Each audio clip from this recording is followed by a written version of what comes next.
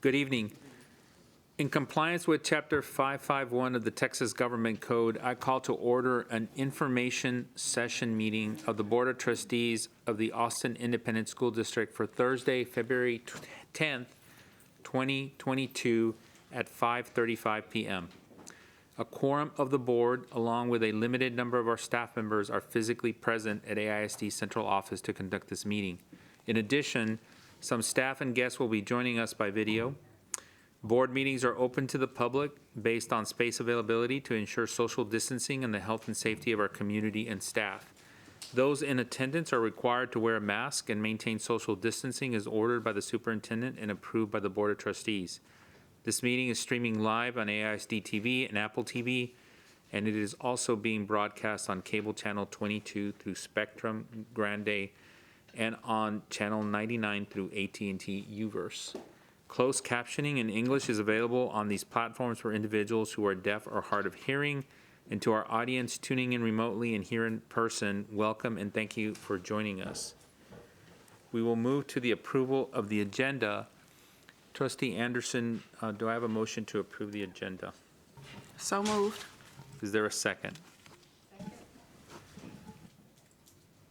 Having a motion by Trustee Anderson and a second by Trustee Zapata to approve the agenda, all those in favor, please raise your right hand.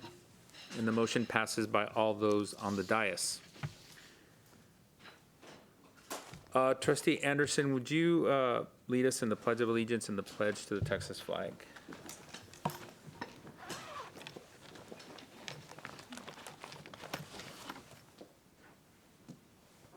Allegiance to the flag of the United States of America and to the republic for which it stands, one nation, under God, indivisible, with liberty and justice for all.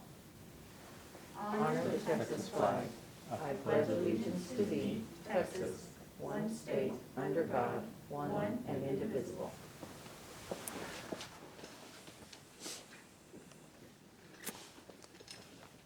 Thank you all.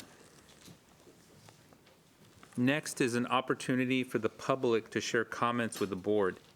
This time allows speakers to comment publicly on any topic of their choosing. We have time for up to 60 speakers, and as a reminder, the district continues to provide time during the regular voting meetings of the board to hear from the public about agenda items for consideration and vote. This is an opportunity for the board to take part in active listening. While we wish we could respond or provide feedback, we are required to limit our questions to requests for clarification or follow-up directly to the administration. Members of the public wishing to participate in the public comment portion of our meeting call the dedicated AISD phone line in advance of the meeting to audio record their remarks. And we will now play the recorded messages for public comment, so please listen carefully. My name is Addison McKenna, and I'm a high school student in the district. For LGBTQIA+ students, using preferred pronouns helps students feel welcomed and included in school. However, I've learned that the district does not have a policy surrounding preferred pronoun usage. As a student who identifies as non-binary, I have been misgendered and even had a staff person chastise me in front of the class because of my gender identity. Currently, after offering corrections and having discussions with the staff over preferred pronouns, the only recourse a student has to make a complaint is filing a formal grievance. It seems extreme to file a grievance that could negatively impact a staff's career when there isn't a policy or training available to them regarding preferred pronouns. I hope you will consider developing a policy surrounding preferred pronoun usage to help prevent students like me from becoming alienated at school. I also wanted to share that all students deserve to have quality teachers who provide thoughtfully planned lessons. I am opposed to reducing secondary teachers' schedule. My teachers are amazing and deserve to have the time to do everything that they need to do. Thank you. My name is Heidi Langen, and I serve as president of the Association of Texas Professional Educators in Austin ISD, and I teach elementary music at Galindo Elementary School. On behalf of the nearly 1,000 ATPE members in our district, I urge trustees and the administration to address budget constraints in ways other than reducing teacher planning time. Given the ongoing challenges of the pandemic, it is critical for students and teachers to have the time they need to effectively do their jobs, which includes time for planning. Taking away planning time would be detrimental to our frontline educators and the work they do. They are already juggling multiple mandates while addressing learning loss. Commissioner Morath recently commented on the importance of planning time for effective teaching. Please keep that in mind. Thank you for your consideration. Hello, my name is Jacqueline Thomas, and I'm an art teacher within AISD. I'm also a member of Austin ATPE. I urge trustees and administration not to reduce planning time for secondary teachers. As reported in the Austin American-Statesman, many area districts provide multiple planning periods, and taking away one would make ISD a less competitive employer. Our teachers are already struggling to keep up with the challenges of the pandemic and new legislative mandates, and less time to complete our work will be demoralizing and cause us to look elsewhere for a more supportive environment. Thank you for your consideration. Good evening, trustees and superintendent and AISD staff. Thank you for your unwavering commitment to and ongoing work to support our students and staff. This is Ann Teich. I'm commenting tonight to express my thanks to Austin Voices for their work in building community at many of our AISD schools. Because of their community school approach, many of our families, especially those families that speak languages other than English, have learned to be better engaged in the learning of their students and the administration of the schools in which they are enrolled. They have learned to speak English through ESL classes. They have received thousands of pounds of food and thousands of books through weekly distributions, and they've been connected to social services available in the Austin area. All of these activities create stability in families, and that stability supports the learning of their students. The community school approach enables and fosters authentic community engagement at our schools and provides training and opportunities for community-based strategic planning to improve instruction and ensure student academic success. I very much appreciate the support that AISD has provided to Austin Voices in its community school work and strongly urge that AISD continue that support. My name is Lorelei Scanlon, and I'm a staff member at Martin Middle School. I am calling in opposition to the removal of sixth grade at Martin Middle School for the 22-23 school year. This entire process has been disrespectful, and there has been a lack of communication and in community engagement until after the decision was finalized. The district has ignored their own equity by design framework while making this decision. We have not been presented any real plan and still have many unanswered questions with only 3 months left in this school year. The district would rather bus kids across town to other middle schools and to do a root cause analysis and provide tangible, necessary supports to Martin rather than just shuffling children around. Martin and the rest of the Eastside Vertical team have been grossly neglected by Austin ISD in previous years, as seen by the arbitrary data points that are used to justify this decision. There are programs in jeopardy such as our dual language program, Innovation Academy, AP Spanish with college credit, our zone championship athletics department, lacrosse, CTE with high school credits, ACE after school, and ACE summer programming, along with Algebra 1. This is also along with the loss of valuable and experienced staff members. I'm calling you to stop and do what's right for our students, co-create with us for meaningful change, and not just shuffle kids to different schools. Hello, my name is Heather Rell. I'm an AISD parent with kids at Summit Elementary and Lively Middle School. I'm calling in reference to the agenda item of the budget. I would like to express my concern of the secondary schools getting budgets with drastic teacher cuts. This will lead to teachers being forced to lose a planning period and diminish the number of unique elective offerings a school can have. I would like to see teachers have more planning time and the schools be able to keep their elective offerings and add more as needed. Our district has a slogan they are pushing to showcase the unique schools that they have in the district. It's called Have It All in AISD. However, we can't have it all without teachers to teach in these unique elective courses. Please fund staff as needed so teachers can have planning time and schools can offer our unique electives. Thanks for your time. Have a great day. Hello, my name is Eric Ramos, and I'm a teacher over at Martin Middle School, and I'd like to discuss the recent changes that are being imposed on us in removing sixth grade from Martin. And I'm wondering why this is rushed. Why does this have to happen by August? Why can we not take a year to plan it out properly? Every other major change that has happened recently in our district, December was typically the cutoff date so parents can plan. Now these fifth graders are being told they cannot attend Martin after the deadline to apply for special programs. How many of them have had that option stripped from them because they were hoping to come to Martin and are being told in February, as opposed to before Christmas break, that sixth grade is no longer happening? Why are stakeholders not being involved in this decision? Please engage with us. Let us at least plan it out. If you are not going to change your mind, let us make sure no one is harmed by this decision. Right now, this rush process will create harm for these fifth graders because they will not get a proper planned out sixth grade year because of this being rushed by being announced in February. Thank you.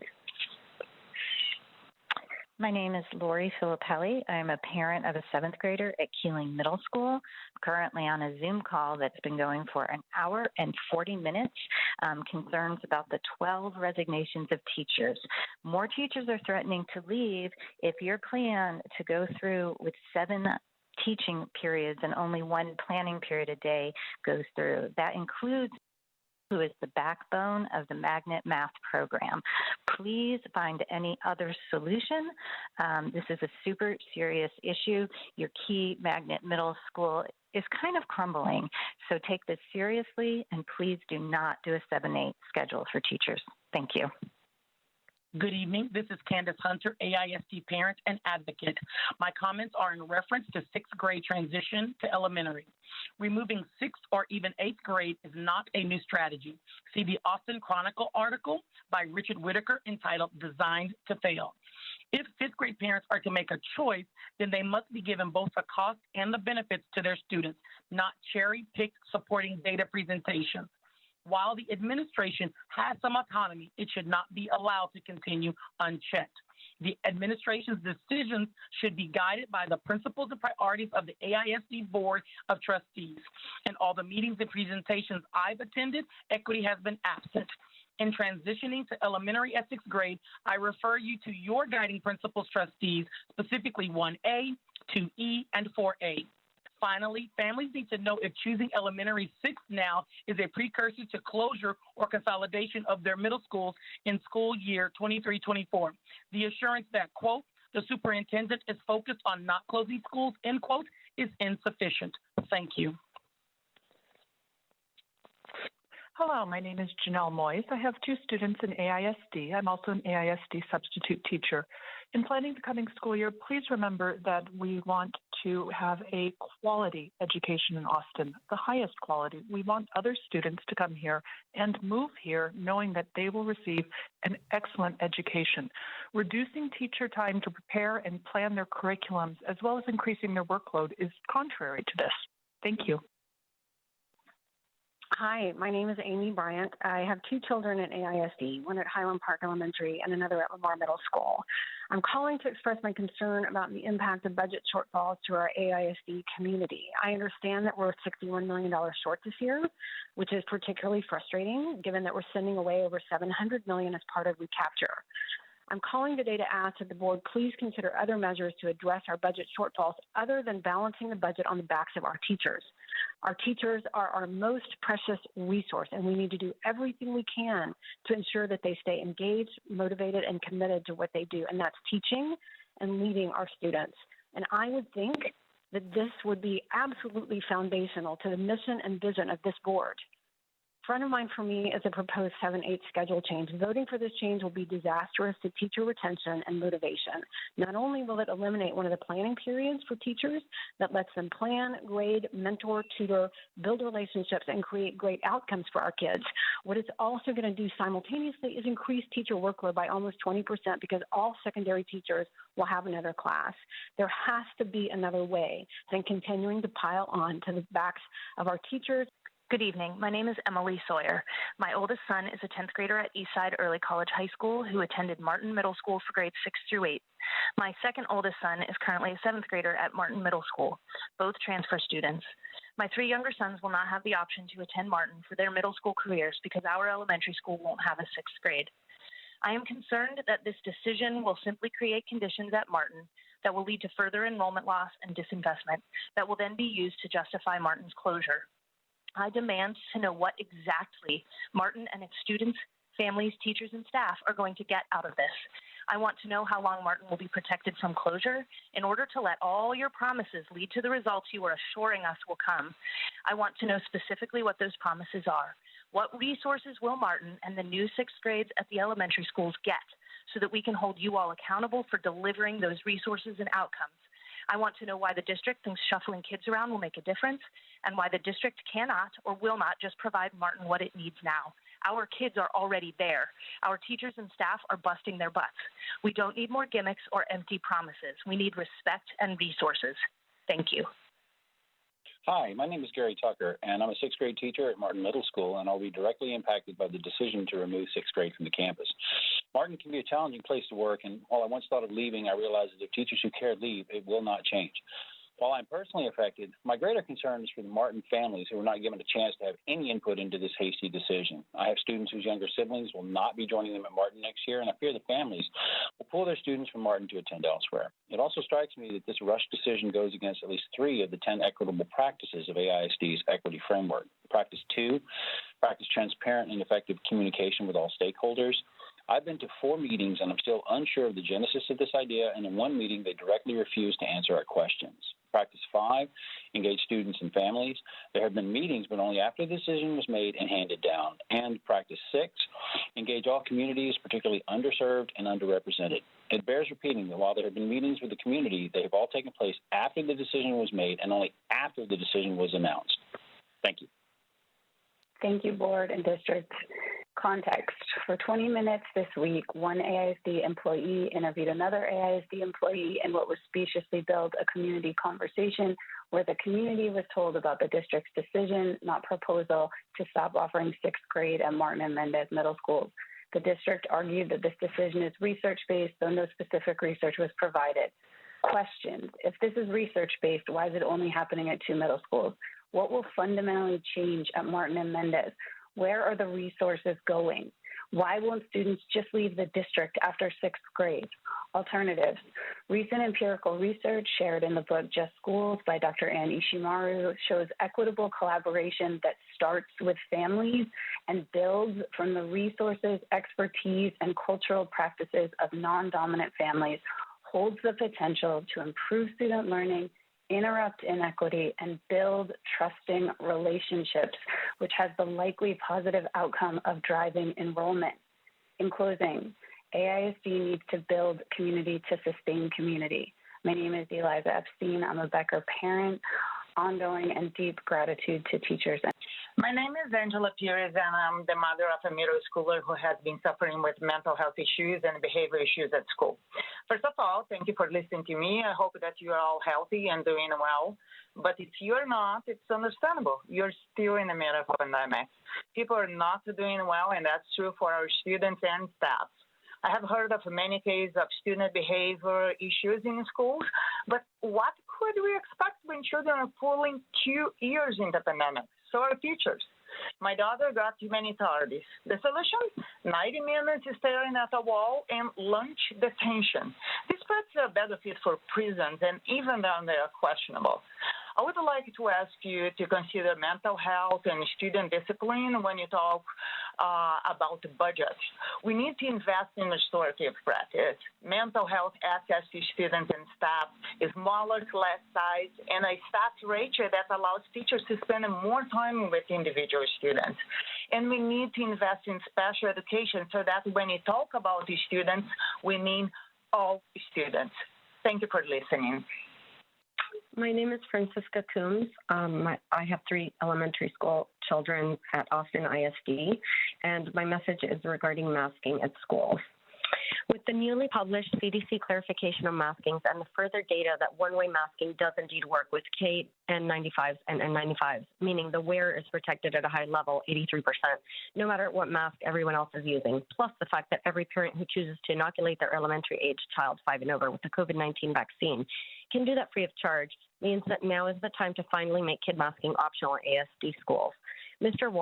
Dr. Walks replied to one of my emails saying some children may not be able to afford a KN95 mask, to which I suggest AASD redirect their COVID PPE financial resources and direct them to providing said masks for kids who need them and cannot purchase them. The time has come for this to change. It's not when we're back in stage 4 or when numbers come down or in 2 weeks when the curve flattens. The time is now. Learning to coexist with this virus that we have had the opportunity to vaccinate against needs to happen, and the children at schools cannot be kept as a last resort of control. We now have everything we need to keep each individual safe and with a personal choice. Parents should now have the right to avoid any and all harmful consequences, educational and social, of mask wearing. Thank you for listening. Hello, I am a student at Anderson High School, and I believe that the 7 out of 8 schedule will be very detrimental to teachers and students. AISD is already drastically understaffed to the point where we have to take classes in the cafeteria because there are not enough subs to take care of the classes. Also, our education will be harmed because the teachers will be too stressed to actually help us, and tutoring will be reduced, and just general anxiety will increase. Teachers are already overworked and underpaid, and this will only exacerbate it and make not only teachers' mental health worse, but also students' education. Thank you. Hello, my name is Holly Rios. I'm an AISD parent. I have 2 children at Anderson High School and 1 student at Doss Elementary. I'm calling to express my extreme opposition to the change that's proposed to have secondary teachers teaching 7 out of 8 periods per day. I do not believe that taking away a period from teachers for planning is the only way to solve the budget deficit. This change will further compromise our student learning and result in more teachers leaving the district. I believe there are better ways that money could be saved, specifically around the district's assets. There are so many spaces that are not being fully utilized, and with the new work-from-home model that we have proven works, district-level employees could begin working remotely, at least on a part-time basis, and allow the district to free up office space. Additionally, I would suggest looking at the organizational structure at a district level. I feel there is some redundancy there, and cost savings could be made possible that way. Teaching is the most important component, obviously, of what the district does, and it should be the last thing that more budget cuts must occur to. Thanks so much. Bye. Hello, my name is Dolly Lambden. I live in Northeast Austin, and I'm a member of the Windsor Park Neighborhood Association Schools Committee and the East Austin Coalition for Quality Education. Appreciate the formation of the Equity Office and the good work leaders did in hosting input sessions on how to improve respect for all in the AIC calendar. We are eagerly awaiting the equity audit and definite actions to improve equity in Austin ISD, such as the development of Northeast tracking patterns and the attendance zone for the new Northeast Middle School. Thank you.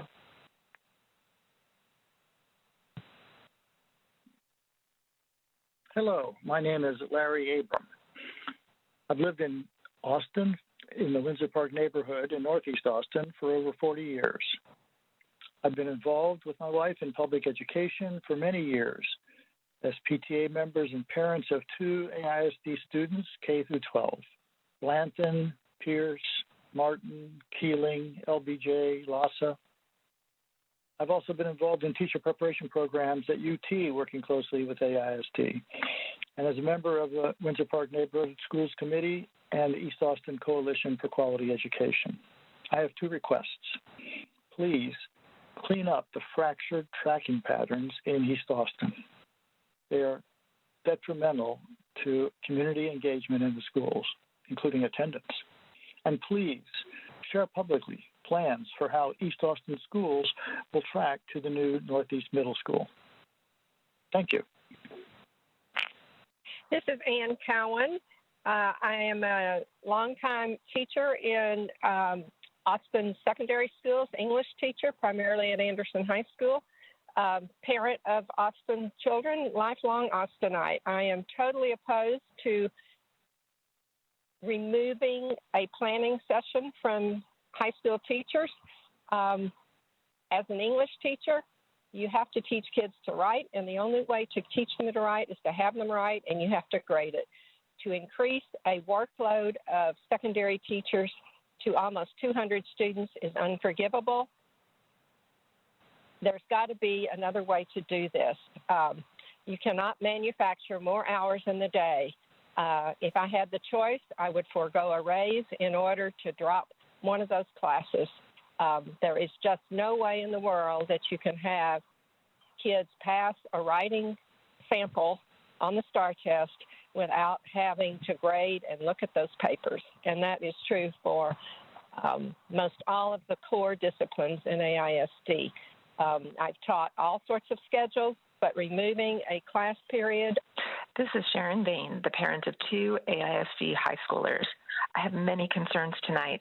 1, the continued forced march towards a secondary teaching schedule at 7 of 8 is distressing. For weeks, if not months, the district has received consistent and specific feedback that this would be a disaster for teachers and students. 2, I would like to hear more about what ESSER money is being used for and if it can help bridge the budget gap to allow our current 6 of 8 schedule to continue. last but certainly not least, the lack of meaningful engagement with affected families on the decision to move sixth grade from Martin and Mendez middle schools to St. Peter elementaries flies in the face of the transparency so often promised over the past year. The ripple effects of all of the above are eroding already shaky trust between families in the district. Please recommit to a process on these decisions that truly includes those affected. Tyler Aaron, parent of 2 students at Highland Park Elementary. With the newly published CDC clarifications on masking and the further data that one-way masking does indeed work with N95, meaning the wearer is protected at a high level, no matter what mask everyone else is using. Plus, the fact that every parent who chooses to inoculate their elementary-age child 5 and up with the vaccine can do that free of charge means that now is the time to make kid masking optional at AISD schools. Dr. Walks replied to one of my emails saying some children may not be able to afford K95 masks, to which I suggest AISD redirect their COVID PP financial resources and direct them to providing said masks for kids who need them and cannot purchase them. The time has come for this to change. It's not when we are back at phase 4, our numbers come down, or in 2 weeks when the curve flattens. The time is now. Learning to coexist with this virus that we have had the opportunity to vaccinate against needs to happen, and children at schools cannot be kept as the last resort of control. We now have everything we need to keep each individual safe and with a personal choice. Parents should now have the right to... Greetings, trustees. My name is Stacy Smith, and I'm a parent of a 5th grader at Go Valley Elementary.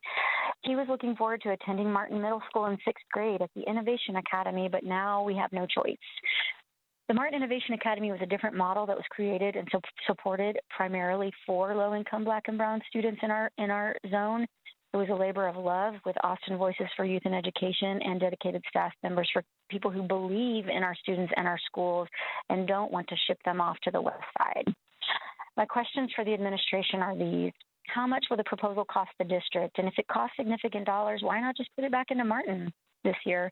Will 6th graders at feeder elementary schools be offered advanced math and advanced Spanish so that they can be on the AP Algebra 1 and AP Spanish exam track for 8th grade? World languages is currently being said that world languages will be offered through the DL program. DL is not world languages. DL is not world languages. Please, trustees, ask about this. And why are other elementary schools not being included in the plan? Martin draws from more than the 5 feeder schools mentioned. I respect every parent's decision on how they feel about this, but I really hope that we put more thought into this plan. Thank you so much.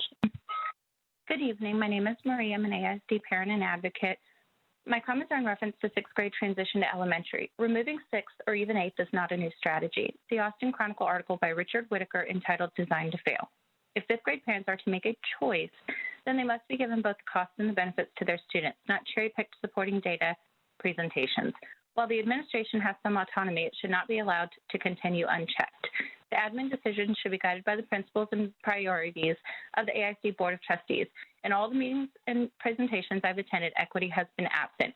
In transitioning at 6th, I refer you to your guiding principles, specifically 1A, 2E, and 4A. Finally, families need to know if choosing elementary 6th now is a precursor to closure or consolidation of their middle schools in 23-24. The assurance that the superintendent is focused on not closing schools is insufficient. Thank you. Hello, my name is Lisa Flores. I'm a parent of 2. One of my students would have been an incoming 6th grader at Martin Middle School. The treatment of the Martin community around the decision to remove 6th grade was wrong. It was not equitable and did not follow equity by design. Please do not claim equity is baked into everything we do after this. Number 2, please give SLPs, LSSPs, and other special education evaluating staff the day off tomorrow. They've had a grueling schedule and a grueling caseload all year and deserve a day off as well. Number 3, special education was recognized during the 2021 Public Input Survey as an area of need for ESSER funds, but it is absent in 5.2's presentation. Thank you. Buenas tardes, mi nombre es Marta Leal, soy madre de familia de la escuela Dobby. Yo tengo una pregunta. Yo quiero saber por qué la superintendente no asiste a ninguna de la junta de la escuela Dobby y a las juntas de nosotros. Las juntas de nosotros también son importantes como las demás escuelas. le hago una breve invitación a que nos acompañe a cualquiera de la junta o cualquier día aquí a la Escuela Dobby. La esperamos. Gracias.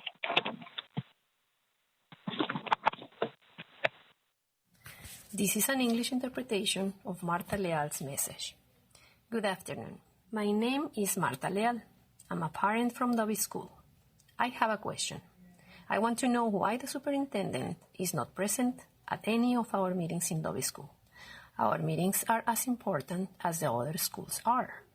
I want to invite her to join us to any of the meetings or to come any other day here to Dobby School. We will be waiting for her. Thank you. Hello, Superintendent and Trustees. My name is Vincent Tovar. I'm a parent of a 5th grader at Go Valley Elementary and a 10th grader at Eastside High School. I'm against AISD's proposal to remove 6th grade from Martin Middle School, and I have questions to ask that still haven't been answered by the district. How is this plan following the Equity by Design framework? Did AISD invite the right stakeholders on day one? How is this decision not incredibly disrespectful to Martin's 6th grade staff who have dedicated themselves to Martin students, family, staff, and the school? The district is telling us that after 6th grade is removed, Martin and its feeder elementary schools will receive the supports they need in order for 6th, 7th, and 8th grade classes to be successful. But why couldn't they get the supports they needed by the district in the first place? With staff time, curriculum development, building changes, and busing, this plan may cost up to $1 million. Why not invest that into Martin now and address the school's current needs, lower class ratios, increase mental health support, building maintenance, instead of forcing its own decision? Though I have many more questions, I'm running out of time, so here's the last one. How could 5th grade parents like me expect quality programming in 6th grade at elementary schools when this decision is scheduled to go into effect in a matter of months? All we need are 5 board members to make this plan a board action item and restart how we're going to work together to support Martin in an equitable way. Thank you. Hola, soy Marcela García y soy un padre de Dobby. Y solo queremos preguntar que todavía queremos saber qué pasó con el señor. Y la respuesta es que son cosas personales, no es suficiente y sabemos que ellos no pueden hablar. Y queremos decirles que nosotros, Dobby, estamos unidos y queremos respuestas. Gracias.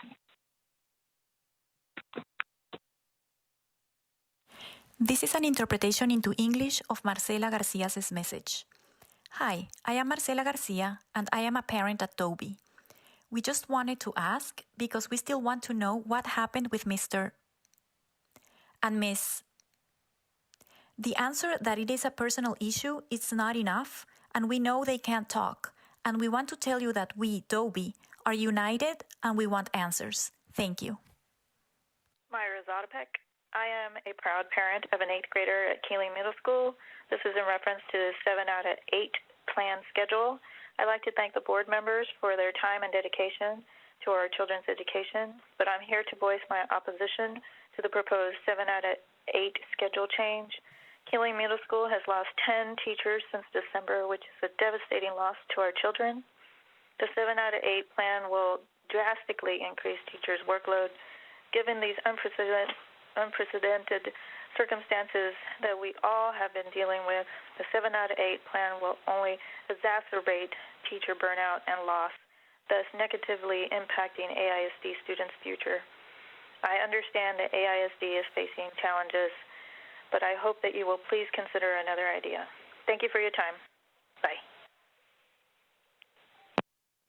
Hi, my name is Ivana Alfaro. I'm an AISD employee. I'm calling to ask that speech-language pathologists, SLPs, be included in the 2 days off that campus staff are being awarded. They are just as deserving of those 2 days off, and I think they should be included in the list of staff given the opportunity to have those 2 days off. Thank you. I'm calling on behalf of the AISD speech-language pathologist. I'm calling about the SLPs having the paid days off, the same as the teachers.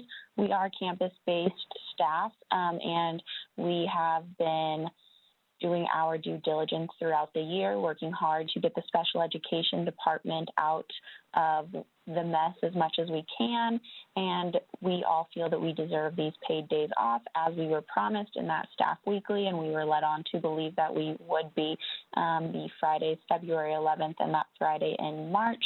Please consider letting the speech language pathologist have these paid days off as well. Hi, my name is Kate Rowe. I'm a speech language pathologist with the Austin Independent School District. I'm calling with regards to the 2 days off, February 11th and March 4th. We were told that teachers as well as campus-based staff would have those 2 days off, and it was pretty disappointing that 2 days before February 11th, the speech language pathologist as well as related service providers and diagnosticians and LSSPs were told that they were expected to work those 2 days, which was not what was explained to us from the very beginning. So I think that we should be included in those 2 days off as well. Thank you for your time. Hi, my name is Maggie T. I'm a parent, AISD parent. I'm from the East Austin community. I have children. I'm just speaking on behalf of myself. I'm probably speaking on behalf of other parents also.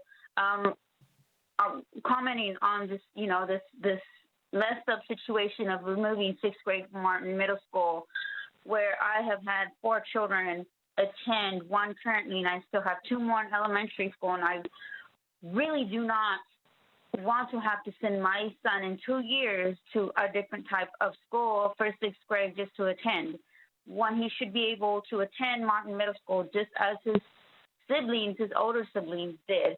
And so I refuse. I mean, this is just uncalled for. Why not just put some funding into our school and help upgrade our school, add classes, add programs that will help our school get where it needs to be, instead of removing things, instead of removing grades, instead of removing programs. Help our school just like you help big, rich neighborhood schools up north or up south. Help our school in East Austin. Hello, my name is Madison Lee, and I'm a speech language pathologist with the district. I'm calling in response to the recent information we were given that we are no longer being given the day off on Friday, and in fact are expected to attend a meeting across town. Originally, we were told that we all had the day off on Friday, the 11th, as well as March 4th. Now, Special Education Department is being told that we are not being given this day less than 48 hours in advance, and in fact, we need to report for duty. Many of us have made plans, not made childcare, because we assumed we had this day off with the rest of campus-based employees. We're being told that we need to work on reports, but all of my reports are complete, and nothing I've done is overdue. Frankly, it's insulting that we are being asked to come and attend nothing all day, to meetings with no one, that no one has said anything about the agenda. Please reconsider and let SLPs, LSSPs, and other special educators have the day off. We are extremely understaffed and need this mental health day. Hi there. My name is Zeb White, and I'm a speech language pathologist working here with Austin ISD. I'm working on 3 campuses at the moment: Pickle Elementary, Padrone Elementary, and Blanton Elementary. And I'd like to make a public comment in reference to the proposed 2 paid days off that are scheduled for February 11th, which is tomorrow, as well as March 4th. Based on my understanding from the campus-wide and staff-wide communication, such as the staff weekly from my understanding was that speech language pathologists would have those days off. It was described that campus staff, including teachers, custodians, food service, front office staff, and more, would have those days off. And yesterday at 1:36 p.m., nearly 2 weeks after this resolution was voted on and less than 48 hours before the paid day off, I was informed from stating that we would have a work day rather than a day off on February 11th and March 4th. And so I'd like to request that speech language pathologists who are campus-based be given that day off based on our current understanding of how that was to proceed. I know it was referenced that this was in part to thank everyone for their hard work during COVID, which the speech pathologists have certainly been. Hola, buenas tardes. Mi nombre es Zaira Castro, soy madre de familia de la escuela Dobby. Mi hija está en el 6º grado. Estoy preocupado por las cosas que están pasando en la escuela y me gustaría que nos dieran respuestas. También me gustaría que haya igualdad para todas las escuelas y pues me gustaría que la superintendente estuviera en una reunión con nosotros para hablar acerca de la escuela. Gracias. This is an English interpretation of Zaira Castro's message. Hello, good afternoon. My name is Zaira Castro. I'm a parent from Dobby School. My daughter is in 6th grade. I am concerned because of the things that are happening at the school, and I would like to get an answer. Also, I would like equality for all the schools, and I would like for the superintendent to be in a meeting with us to talk about the school. Thank you. My name is Cuitlawak Donatiu Guerra Mojarro. I'm the parent of 2 Austin ISD students, soon to be 3. I'm also the co-chair of the Academics and Career Technology Education Subcommittee that is part of the Austin ISD Long Range Planning Committee. I want to talk to you a little bit about my experience.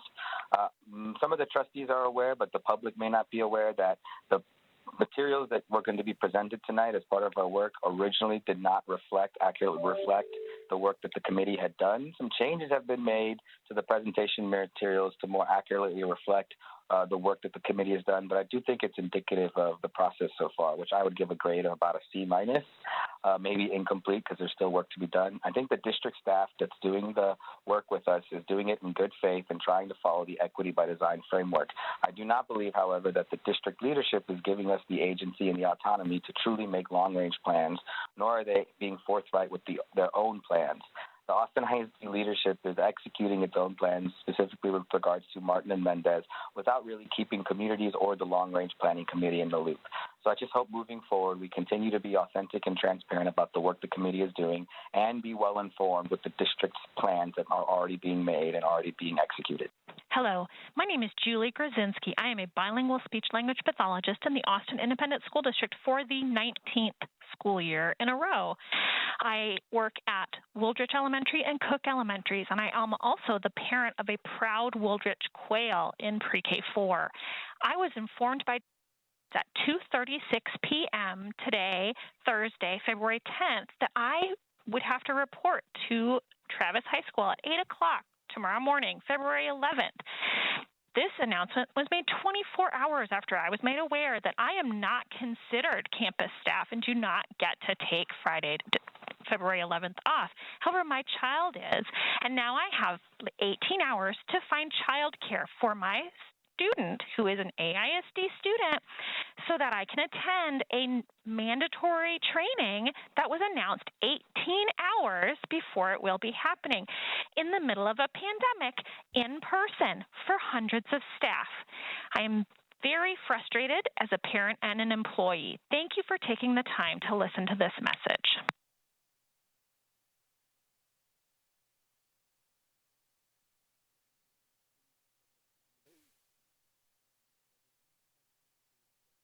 Sorry, I forgot to put the microphone on. Sorry about that. Trustees, this concludes public comments. Are there any questions to request for clarification or follow-up directly to the administration? Trustee Anderson, and then I have to put my glasses on.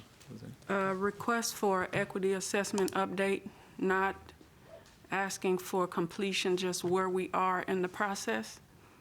And also, Dr. Elizalde, if you would, address the invite to Dobie. We'll provide an equity assessment on where the RFP is in the board update. I know that there was a completion of an RFP that involved community members giving input prior to then the staff doing that. But we'll certainly provide an update with regard to where that process stands. We've already reached out to the parents of Dobie that contacted us through the calls, and I've already suggested some dates and times. So I'll be headed out to Dobie. Thank you. Trustee Luo. Thank you, President. I want to start before my requests and clarifying questions by hopefully reminding all of us, because the work that we do, whether it's paid or unpaid, oftentimes challenges us to hear either hard truths or perceptions from the public. And so there's two quotes that I want us to keep in mind tonight and every day going forward.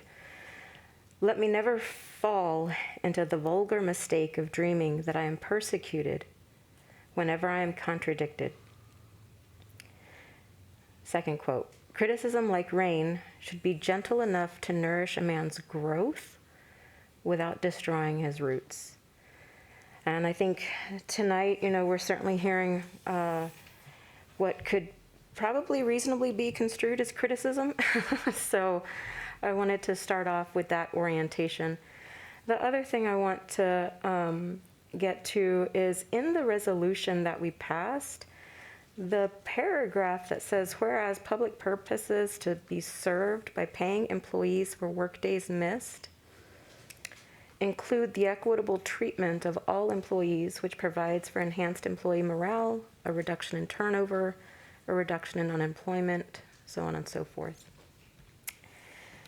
The other thing I want to mention is on the TEA website, so the Texas Education Agency website, there's a framework for school board development. And in that, there's section 2, it talks about systems and processes. The board ensures systems and processes are in place to accomplish the vision and goals. The board, and it has a long list, but I want to call our attention to a couple of things. Ensures the equitable distribution of resources, opportunities, and experiences, and ensures the district's planning and decision-making process enables all segments of the community, families, and staff to meaningfully contribute to achieving the district's vision. And there's lots of others that are really great bullet points. I never thought I'd be saying that about TEA, but I am. So there's that. And so I ask if the administration could address kind of what we're hearing both about staff who were under the impression that they would have a day off, and that's including, of course, the folks who called in, but also transportation, bus drivers, monitors. I know for myself, when I was reading the resolution, now I know I should ask for, where's the fine print? And so I think there's some clarification there that I would like to hear. So the first part of this was to back up just a little bit, and I guess you need to stop me when I'm, since it's not an item for discussion. We got here as a result of feedback that we had received that campus staff that serve students through the majority of the day, that's their primary role. Was there a way in which we could try to provide some relief of some sort because of the challenges minimally with this pandemic, not to mention the associated challenges with that? So knowing that we couldn't write a check for $5,000 to every single one of these individuals or something like that, the discussion we had internally with our leadership staff was, do we have enough instructional minutes? Would it be possible to give individuals some time off that were campus-based? And we were looking at this from an equity lens, not an equality lens. This wasn't everybody has endured the same level. Everyone's endured some level of challenges would be probably the simplest way to put it with regard to the pandemic. But we also wanted to acknowledge that full-time campus-based employees have had to deal with the brunt of the majority of the changes. So it was to differentiate that staff that work in a different capacity, albeit have had challenges. We did want to call out that teachers, teacher assistants, custodians, that those individuals be the ones that we were adding an additional recognition too. So just want to make sure that kind of like the underpinning of where this was coming from originated. So in that process, I certainly don't know where the lack of definition of all of the employees that consider themselves campus-based originated from, because today was the first day that this came to my attention. Prior to this, I was unaware that there was any confusion. So I will ask our staff if there's any clarification with regard to this particular group of individuals or any other staff that, where's the definition of campus-based? And did we provide anything that actually listed each of the positions on the campus? I know we made the adjustment, we made an amendment to the language that evening to include, for instance, the custodians. Was there any other specifications? Let me start with Ms. Stevens. Was there any other definition of which employees would be receiving this particular benefit? No, the one that we amended, it came about in regards to, we had speakers that evening that wanted custodial staff included. And so when we got to the item at the bottom, we did change it to custodial staff, because originally we had it to where hourly employees were going to work the 40 hours this week and have tomorrow off, but work those hours extra throughout this week. And that language was changed that evening at the board table when it was like, no, they don't have to work those hours. We'll just grant them their normal, regular work hours. And the question was asked, who else would fall under the category like custodians? And that's when it was the food service staff on a campus, the clerical staff, and the TAs, because those are your other hourly employees that are on a campus. And that was the discussion and a modification that we made. Okay, thank you. Ms. Casas, can you very, very briefly just what you are aware, and then at that point I think I probably need to. Yes, so at my leadership team meeting, we did visit with all of the leaders of the department to discuss what other positions would qualify. And based on the criteria of serving kids every day, being on the campus, looking at the demands of lesson plans and grading, it was determined that there were only two other categories that fell under that, which were the dyslexia interventionist and the remember what other position, the Gear Up specialist. But in terms of our special ed team, we knew that we're working on our evaluations and getting caught up on paperwork, that they could use that time to get caught up in complete paperwork using that time. Thank you. Trustees, any other questions or clarifications or follow-up on a trustee? Oh, you still have? Yeah. Sorry about that. So I think the next thing I'm going to do is share some information with the board through, I guess, Dr. Reach, as well as you, Dr. Elizalde. I would really like to share it because it talks about rankism. And I'm not sure how many of us are familiar with that, but the impact is seen not only in terms of turnover, but also lower morale. And so I think, especially when we're making distinctions about, when I see the speech pathologist, when I hear, give people time to complete paperwork,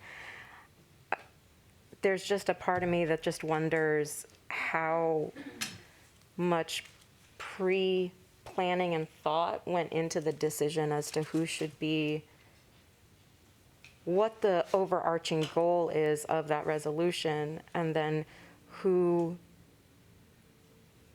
is going to be the beneficiary of having some time off, which is why, it feels like I have to read the fine print. The only other clarifying question is if you could speak about the class ratios at Martin, because I know we had a conversation about that.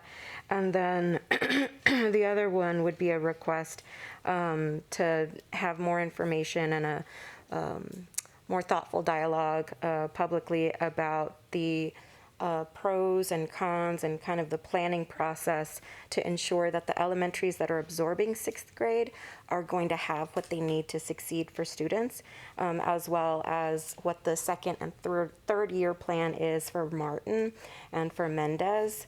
And let's see. Oh, my other request is that we get the mental health, discipline, and restorative practices, get updates on that before your evaluation later this year. Yes, ma'am. Thank you. Trustees, any other questions? I know Trustee Boswell. I just want to second my misunderstanding. I would have expected everyone who encounters students, that was kind of my understanding. And I see that a campus budget is different, but hearing that the dyslexia interventionists do qualify, the special education support doesn't, the experts who are out there doing that don't qualify, and then the bus drivers, who I think have been through a lot, I'm surprised by that as well. And I don't know if there's fuzziness in our action, is what it sounds like, and how we might resolve that and figure that out. But I just want to express my concern about that as well. And then I have a second comment. Thank you. Trustee Foster, did you have a clarification or follow-up? Well, I don't know if there's fuzziness in what we did, if there's any action that could be taken, or different interpretation of what we passed, or if there's, kind of where, it's probably a lawyer question more than anything, just kind of, was what we passed open to interpretation? And I think that, per our counsel, that's a little bit more to deliberation. So I think if you're asking for a follow-up with that, I think we'd probably ask counsel to respond back to that clarification question. Yeah, and I can send to all the trustees both the original and the adopted resolution, if that would help. Oh, sorry, microphone. I would be happy to send to all the trustees both the original and the resolution as adopted, if that would be helpful, just to have it handy. thank you. I see it in board docs. My question is just, is there fuzziness in it that we could perhaps resolve? Is really my question.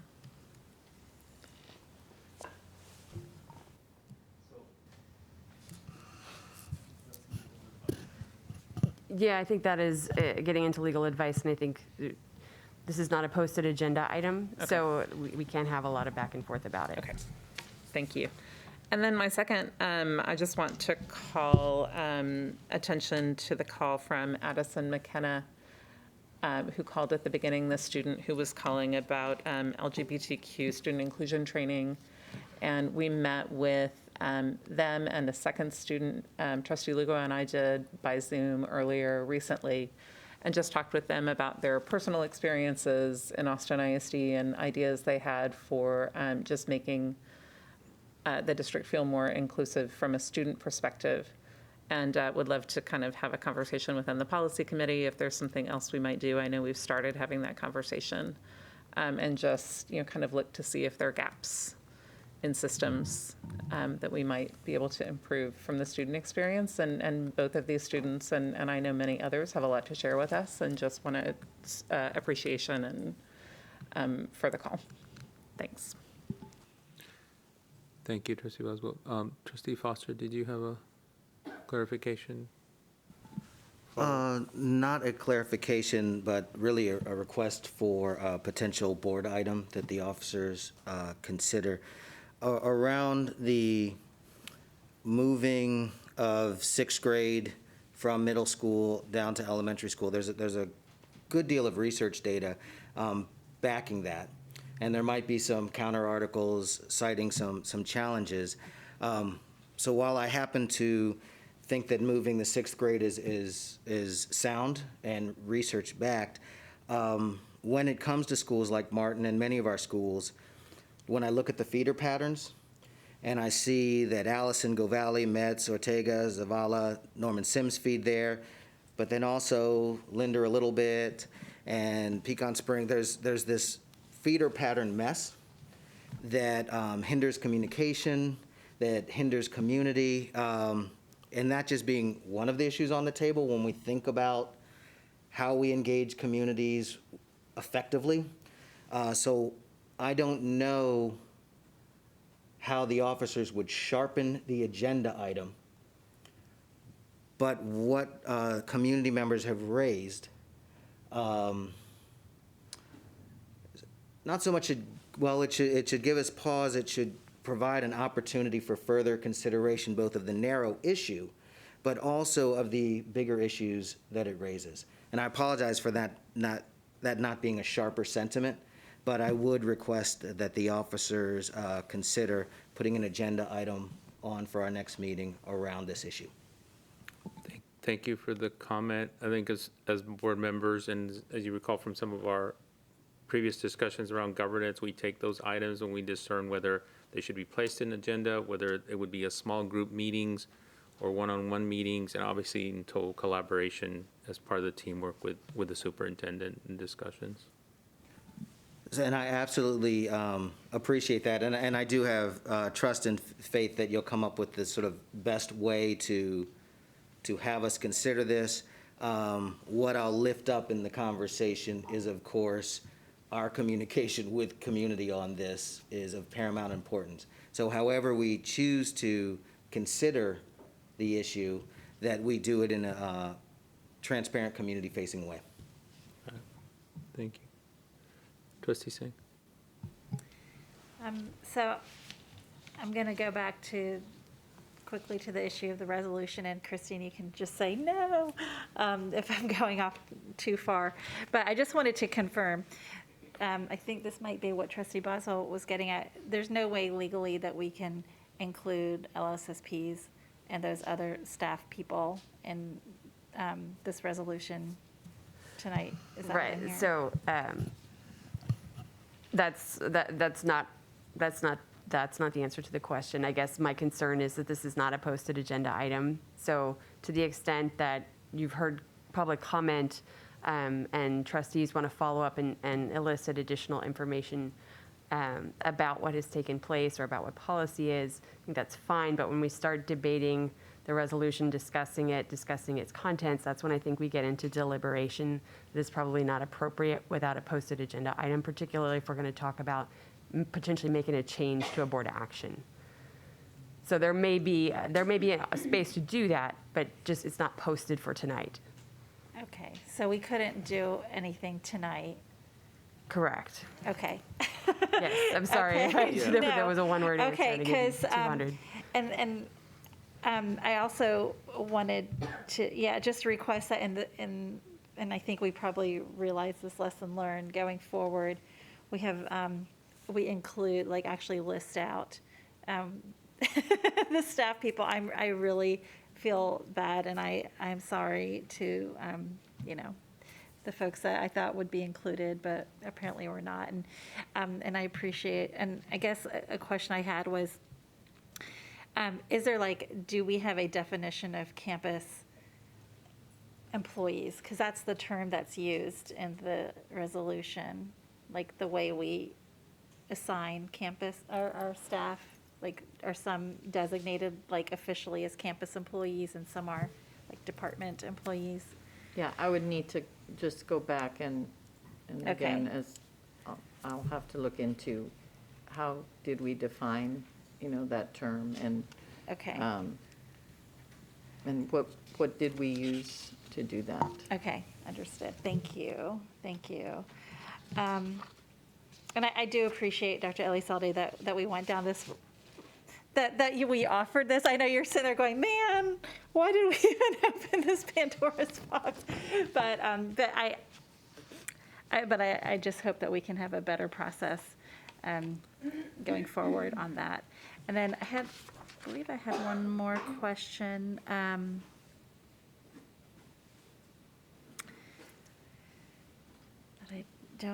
can't recall. Oh, yes. It was to kind of second, I guess, what Trustee Lugo had asked regarding and we've already talked about this once before, which is making sure that all of our scorecard items, we've at least had, some presentation on them for every single scorecard item before the budget approval. And before my evaluation. I heard that very clearly. Yes, ma'am. And the evaluation. Thank you. Thank you, Trustee Singh. Trustees, are there any other questions for clarification or follow-up? Trustee Zapata.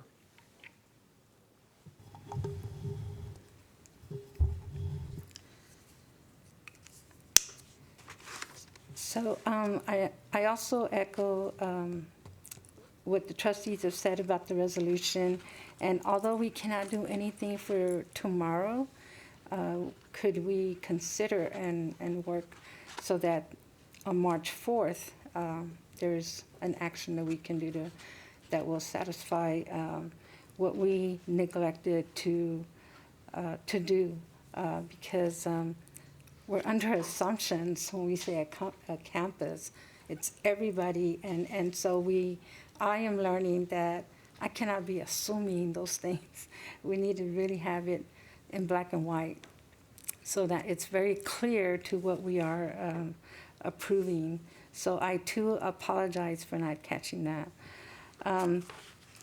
Also on the Martin and Mendez issue with sixth grade, the Mendez community did begin conversations early on, and it is a different situation. So the community engagement, I just applaud the staff, Dr. Lizalde and the leadership, because there was a lot of conversations with all the families and the campuses. And I apologize to Martin because I failed to catch that we did not do it beforehand. I am a community organizer. I know and I value every member in the community and what you have to say and your guidance, because it's until we are working side by side that we are going to be able to successfully move our schools to the highest potential together. And so I also applaud the staff because we have been trying to do catch up, which is not the way to work. And I commit that I will be more attentive to all future decisions, to just step back and ensure that community is at the forefront of issues that are going to impact our families and students. And the last thing I want to say is there was a call about the long-range plan committee who said what is going to be presented was not endorsed by them. They were not allowed. I think that's what I caught on. So I just want to ask Dr. Lizalde if you could respond to that. So I actually think there were some changes to the original verbiage that the committee created, and then in working with the equity department, there were some recommendations, and our staff wanted to try to meet those and made a few changes to that. But I think since that time, we've gone back and made some additional corrections. Dr. Reach, can you give me the clarification? I was in on the last meeting where this was initially discussed. Yeah, so what's uploaded is the current language that came from the group. What was originally shared was the language that came through our partnership. Oh, and I see Mr. Segura is here. But what I was going to state is because we are posted to discuss this item later, and I do know that Dr. Hawley and Mr. Segura was planning on talking to that exact point during their presentation. So I think what was originally put was not their authentic work, correct? But That's what correct. is now is. Correct. Is that correct? Yes. So we did change it. So originally, that is correct. Their original work had been changed, the language had been changed. And since that time, we took that down and put their authentic work, Trustee Zapata. Okay.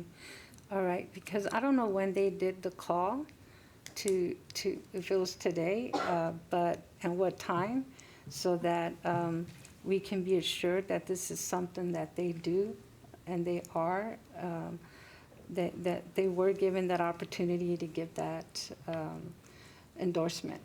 Because, to engage community, to be on these committees that are so important, to have the perspective of community people interested in helping us to really, create the best plans with staff, and not get paid for it, because they just care so much about wanting to help, participate, and share their expertise.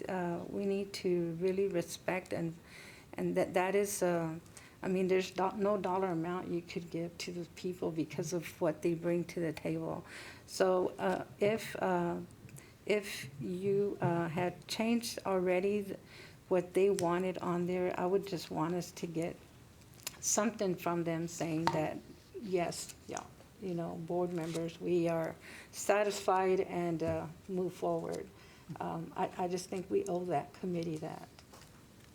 Yes, ma'am, and I do want to reiterate, we did make that, as they brought that to our attention, it was not done by our team with any ill intent. It was being done under part of the equity by design model of how to reframe problems, actually create problem statements as opposed to unmet needs. But it was not done in conjunction with the team that had done the original work, which we should have done it collectively. So that's on me, and I'll work with the team on how we move forward. But we have since then made sure that their authentic work is what is up right now and available. Thank you. Thank you. Trustees, any other questions, clarifications?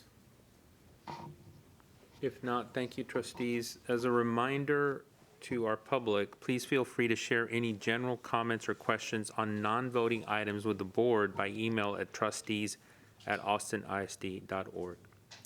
We're going to move on to our next item on the agenda, and that is part of our commitment to discuss student achievement. Dr. Elizalde? Thank you, President Rodriguez.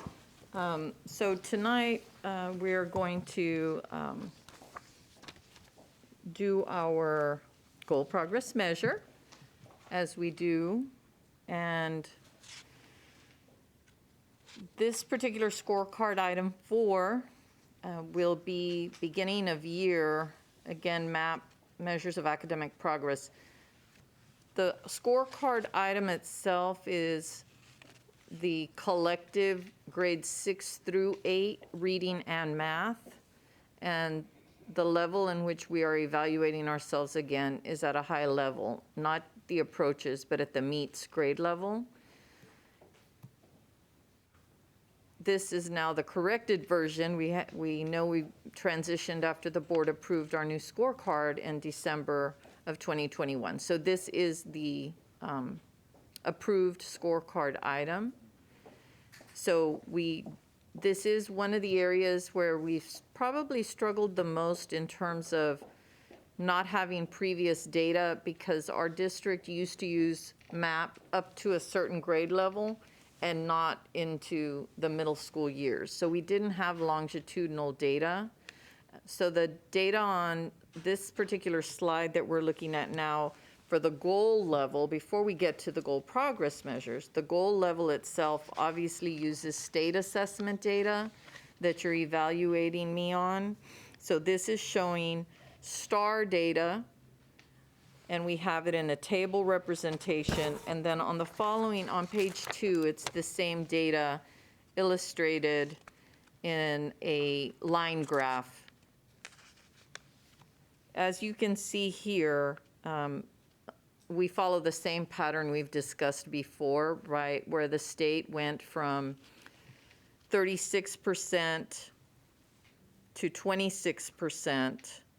So that was a drop of 10 points. And of course, we're discussing the fact that the pandemic occurred during this period of time.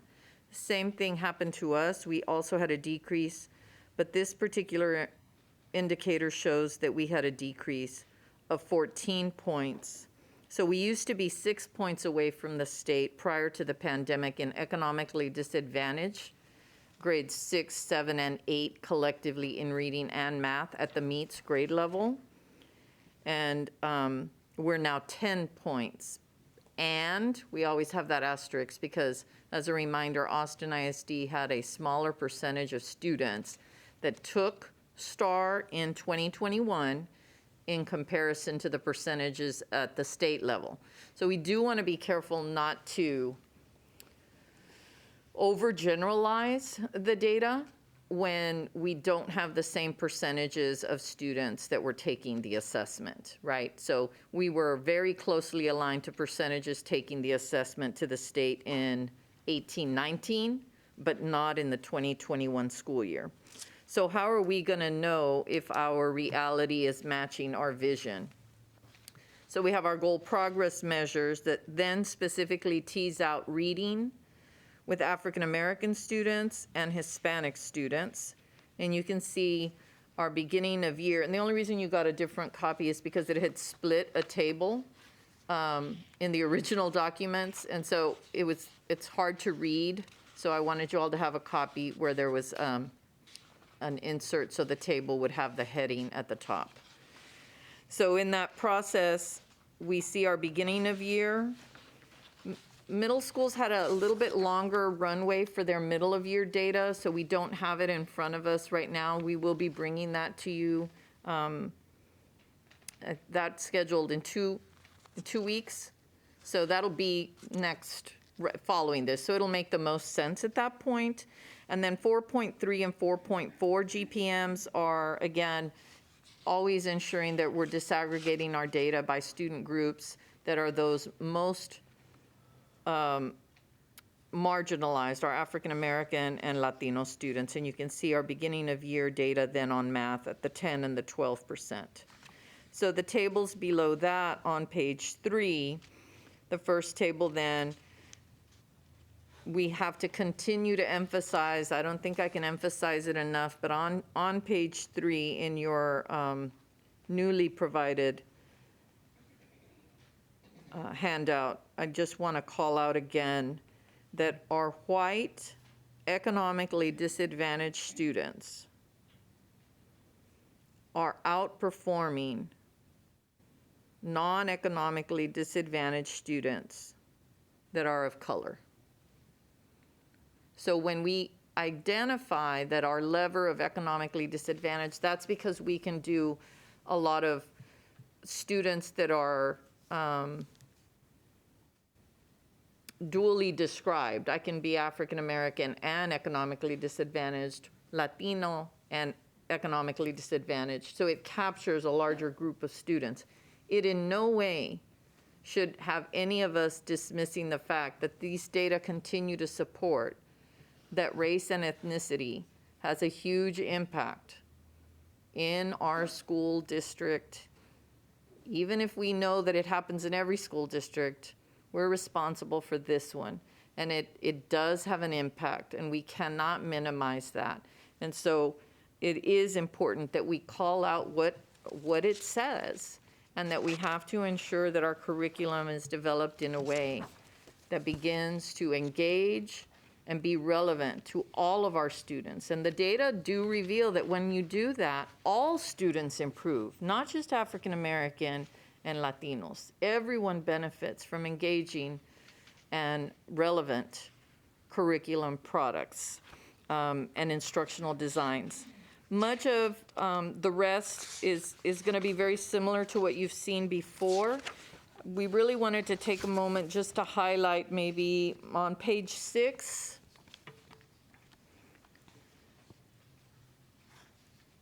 On page 6 of our handout, if we could go, thank you. I would like to just call out one particular bullet right above the dark bullet, that above professional learning, you'll see a section. We really want to ensure that we're focused on increasing the connections, what I've just said, to real life applications, ensuring that we're using manipulatives for the conceptual understanding, moving from concrete to abstract, emphasizing multiple strategies, multiple entry points, and an emphasis on thinking about our thinking, and that reflection. In many instances, asking students what they think about their thinking, and also what they're thinking about the lessons that they're engaging in, what they think about the assessments that they're engaging in. And so we're developing, I believe it was Trustee Lugo who actually used her own child as the example of him saying, well, how did you feel about this? So we're going to continue to include student reflections about lessons and assessments as part of this design. That is part of that engagement process of students being able to feel that they can advocate and that they have socialized intelligence, that they can provide us feedback on many of these areas. So we also thought we'd take an opportunity here to then spend just an overview of, we've talked about MAP a lot, but we haven't spent or given you an opportunity to kind of, what is it about MAP that makes it useful? And how can it be helpful at the district level to make curriculum changes where we see patterns? At the school level, as many times several of you will ask, where are some outliers, right? Where are some schools that are doing really well? And then where are some schools that may need some additional support? So we can do district, school, all the way down to the classroom level, and actually even one level beyond that, and that's all the way down to the student level. So there's at least 4 areas of adjustments that we can make to continue to improve on student outcomes. So I'm actually going to turn it over to Ms. Casas to kind of give us this overview, and I think we even have someone here on Zoom maybe that may be joining us that can help us because they have a lot of expertise with measures of academic progress. Ms. Casas, Chief Casas, I'm going to turn it over to you. Thank you. While Jacob pulls up the PowerPoint, I want to introduce Melissa Stedfeld with NWEA, which is the Northwest Evaluation Association. She's been our partner this year as I have it in front of me. Thank you. Thank you. She's been our partner since this year is our first full year of implementation. Last year, as you remember, during the pandemic, we slowed down at the middle of the year assessment and the end of the year assessment. So this is our first full year that we're going to get baseline data. So Melissa is awesome. She's on the phone with us almost daily as we're working through professional development, learning how to pull all the reports and how to effectively use our MAP assessment. So tonight we wanted to kind of give a big overview of what information MAP gives us so that next month when we look at the MOY data, the middle of the year data, we can start really talking about the difference between achievement and growth and really dig into the growth measure that we're looking at as students are trying to catch up and that we're really trying to accelerate instruction. So with that, I am going to double duty here and try not to mess up Jacob's computer. Let me see. Okay, so just an overview of our MAP system. So you've heard us talk about that it's an adaptive software. So technically, what does that mean? That means that it is artificial intelligence. And as our students answer questions, if they answer it correctly, the question gets a little bit more challenging. And if they answer incorrectly, the next one is a little easier. This type of assessment challenges both our top performers while not overwhelming our students whose skills are below grade level. And through this adaptive process, the MAP growth generates a learning continuum, as you'll see in the middle section, for each student and for the class. And so you see that number in white is a RIT score. And so the benefit of us doing it now K-8 is we will be able to track our students from grade level to grade level to see how they are growing on their achievement level relative to other students in the same grade level. And then the RIT score on the far right is the measure of the performance at that given time. And so underneath it, you see the NWEA is the Northwest Evaluation Association. It is a not-for-profit educational service that is the big umbrella that MAP growth is under. And you see the continuum of this really is to inform our teachers as we work to make progress personal for every student and personalize their learning to help make instructional decisions so that we can impact our student achievement. Okay. And so here's just a visual of the RIT score that we will get over time as we've implemented this starting this year, and then every year after we will be able to get additional information. So what is a RIT score? It is a measurable scale developed to simplify the interpretation of test scores as an estimate of students' instructional level. It is an equal interval scale similar to like feet and inches on a yardstick that measures student progress and academic growth from year to year. A RIT is a level of difficulty in the item. So the harder the question, the higher the RIT. The easier the question, the lower the RIT. Instructional RIT areas, in addition, have an overall score for a subject, so reading and math, and then you also get individualized scores for different areas within reading and math. And so in our first year, these are the big themes that we're focused on. Knowing the impact of the pandemic on students, we really have to be intentional about having this year be a reset and really identify a student's starting point with our BOY data. And underneath there, you see the list of the profiles that teachers are pulling, the class profile, the student profile. But from our BOY, we also have some projected proficiency. So students have a projected growth measure that they were given after the beginning of the year assessment. And when we look at our MAP data, we're going to start looking at how many students, like where they are relative to achievement, but also the percent of students who met their growth targets for each subject. And then using the information to maximize instructional time, using the class breakdown, the learning continuum, that will help refine our expectations and set realistic student and school goals so that we can reinforce and really help our students with this achievement so that we can accelerate instruction and accelerate progress so that our students can get back on grade level where we want them to be. And then with that, Melissa's going to help explain the growth and achievement information that we get from MAP. All right, thanks so much. And what you see on this slide is how achievement and growth are related. And those growth projections are customized for each of your students. And to make that growth projection, we find every student from our norm sample who matches your student in the same grade, taking the same test, math and reading, with the same amount of instruction and with that same starting RIT score. And creating that comparison allows us to make the best prediction about how your student's likely to grow, since we are basing that prediction on actual growth of similar peers. Now, that level of difficulty or challenge that's represented in growth is that at the 50th percentile, and all students' growth projections are set at that 50th percentile for growth.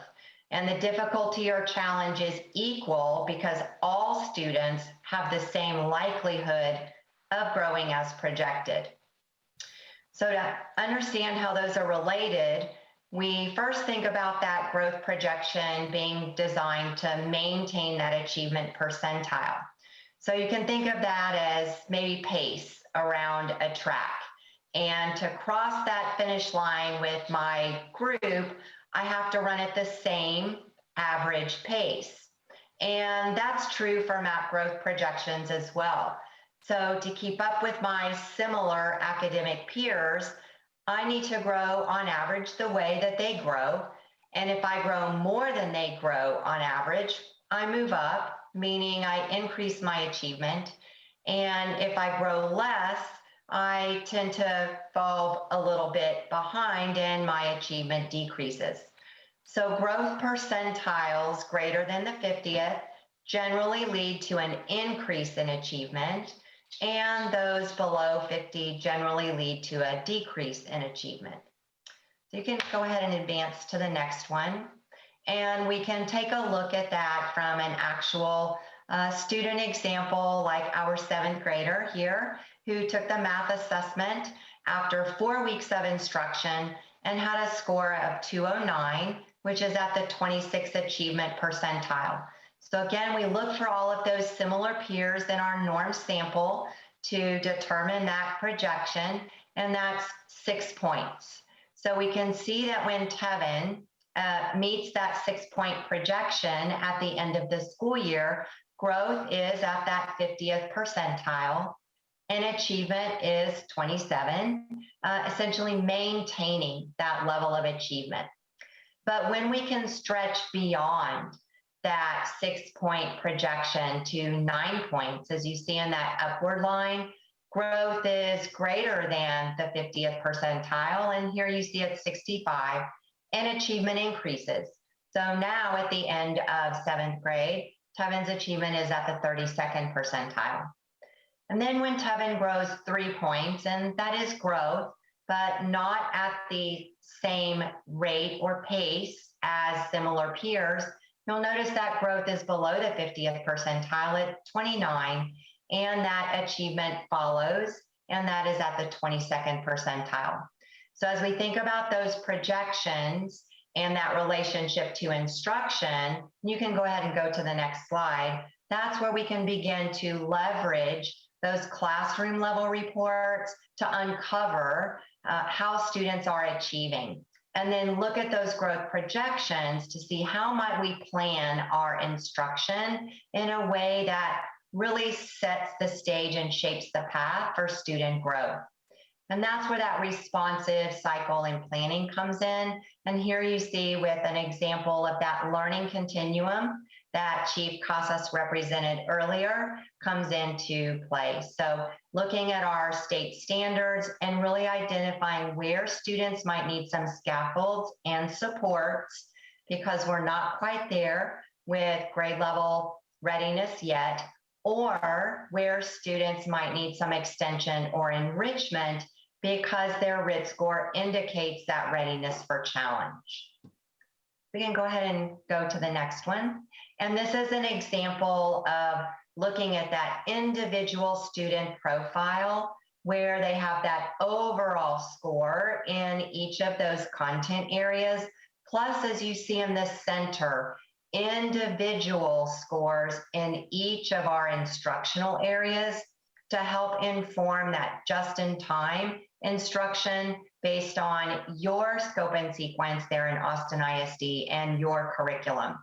Then at the bottom, just noting that we're able to track that longitudinal progress for each child so that year over year, grade over grade in math and reading, we're able to see how are they growing and progressing as we provide that learning experience. So Chief Casas, I'm going to go ahead and pass it back over to you to reference that actionable data in your system.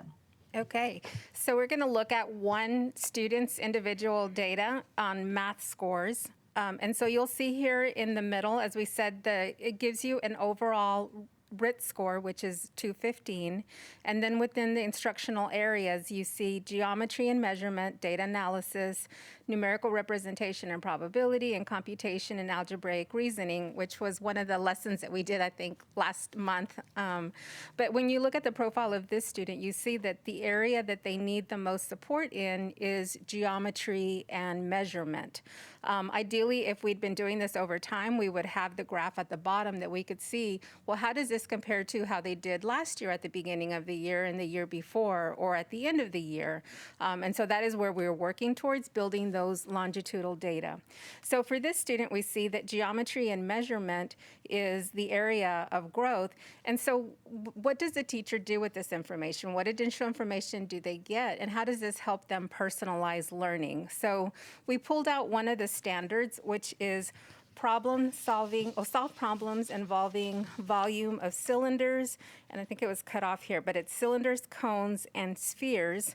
And so you see 3 levels of data that is provided about the information that students are needing to be introduced to, where they're ready to develop, and the areas that need to be reinforced. And I think our math expert, Dr. Elizalde, will go a little bit into explaining.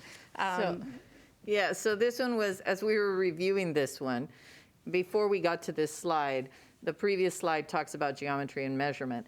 And I said, okay, so this is my area specifically of study. And so I'm like, that isn't actionable data. So geometry and measurement are very large concepts. And so one of the things that MAP does that I didn't have access to as a classroom teacher is the fact that what level of geometry or measurement is the student having difficulty in. And one of the things that I find kind of interesting to this day, as we analyzed our district data, we have a tendency, and maybe you all remember, like you've heard this a lot, like kids have trouble with measurement. Like that was I remember like years and years and years, well, I've been teaching a long time. So long time ago, measurement. And this is one of those where what you find out as you dig in, students actually do very well with 2-dimensional measurement. So length, width, height, 2D images, kids have a really, they pick that up pretty easily. The biggest shift is going from 2-dimensional to 3-dimensional, where you have capacity, volume. So when you have more than 2D, so the containers that you all have in front of you. So it doesn't help us if we say kids need more measurement and all we do is go do more of what they actually already have a foundation of and actually not get to the area. So one of the things that MAP allows us to do is this particular example here. We're able to really tease down specifically what part of geometry and measurement are our students having difficulty with. How do we connect that and introduce them to a prior standard that they can relate to? So you'll see in that introduction, right, classify and sort 2 and 3D solids. You're starting with 2 so that you can see the relationship between the 2 and the 3D. Students do very well when you can offer them opportunities to compare and contrast what's similar and what's different. And so you move into the cones, spheres, etc., developing into now not just classifying them, because first you have to know what the shapes are, to the point where you can now begin to solve problems with them. And then ultimately you can reinforce and you can extend. So teachers would, without this particular tool, they're going to have to go, let me go dig, let me go ask some more questions, let me find out where specifically Stephanie needs some reinforcement. Where does she need some extension? This allows teachers to have that access without having to go do even more work than they're already doing. So that's one of, we just wanted to be able to kind of illustrate, like you hear MAP, well, what does it really do? How does this really help? And then, of course, for parents, because I saw Trustee Lugo looking at the individual student profile data, right? Because then parents also can go and say, hey, you know what? When I have an opportunity and we're at the store, I might ask my son or daughter X question, whether it's in mathematics or whether it's in reading. And so we thought, since we were only going to be able to really show you the beginning of year data until in the next 2 weeks, we'll have the middle of year data. We wanted to spend a little bit of time with MAP. And then we can take some questions that maybe we would be able to answer or have our expert from NWEA, Melissa, with us to answer. Thank you, Dr. Elizalde. Trustees, now is the time for us to ask questions on the current vision. Our goal tonight is monitoring and ensuring our reality matches the vision presented. So when asking questions, we should try to focus on the data presented, asking questions about who, what, why, and how. So trustees, any questions? Trustee Anderson and Trustee Boswell. Dr. Elizalde, if you would, can you speak to how this will work if I am a student who is in the 5th grade, moving to the 6th grade, and for whatever reason, I am not reading on grade level, how would this system work for me? How would this system support me in my effort to, increase my reading?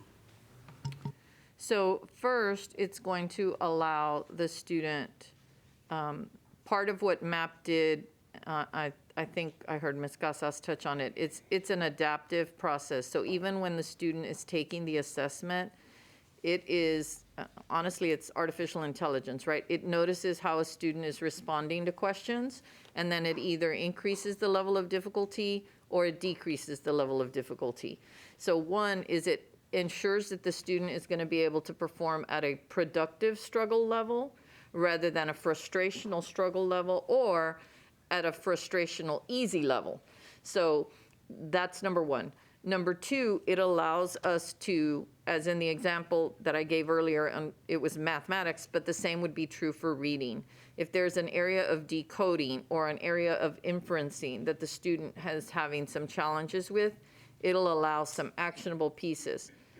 It helps the student all the way down to the student level because we can also aggregate the information we're collecting at a district level. If we see patterns throughout our district, let's say, for instance, that we do see that inferencing on expository type of writing is a challenge for students across the district, then we would want to make changes to the curriculum level at the district level to embed more expository opportunities.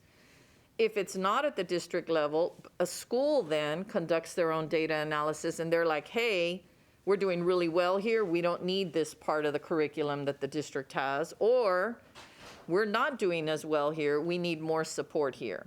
It can also then go down to the classroom level, a grade level, or all the way down to individual students.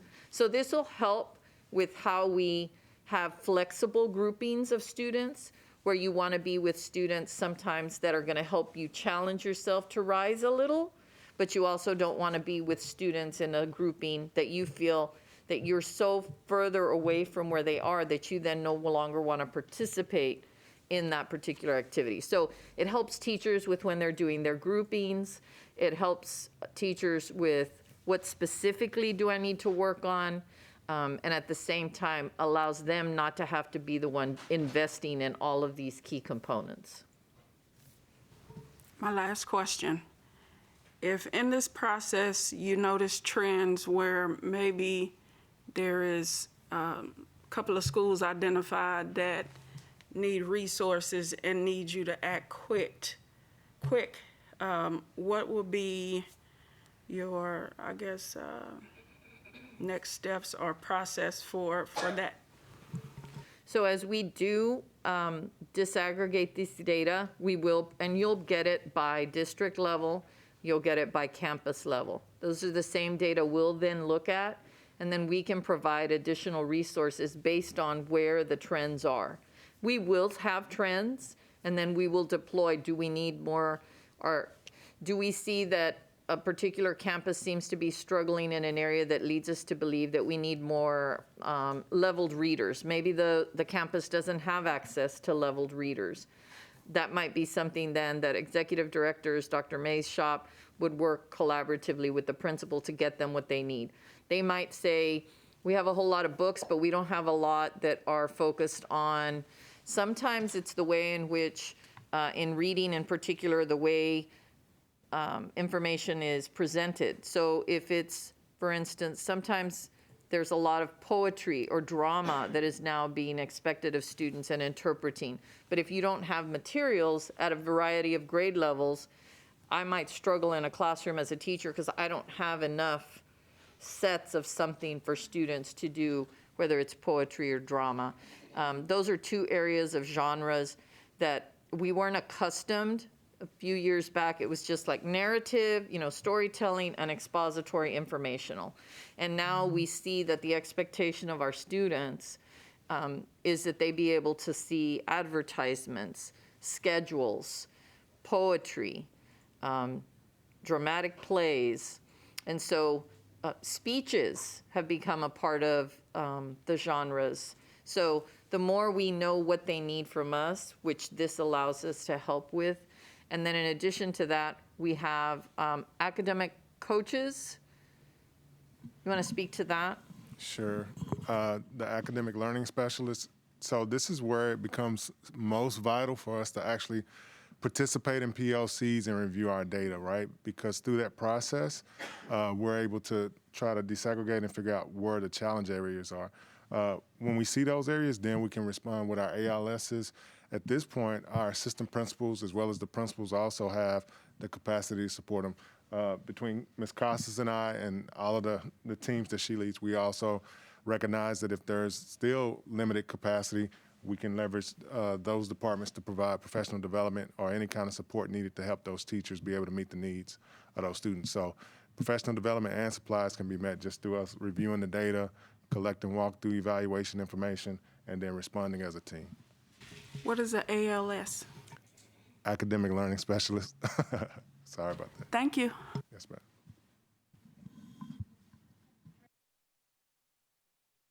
Yes, thank you for this. I want to start just with a few appreciations. Thank you, as always, for really making sure to call out what the data is telling us with real honesty and transparency and not shying away from that.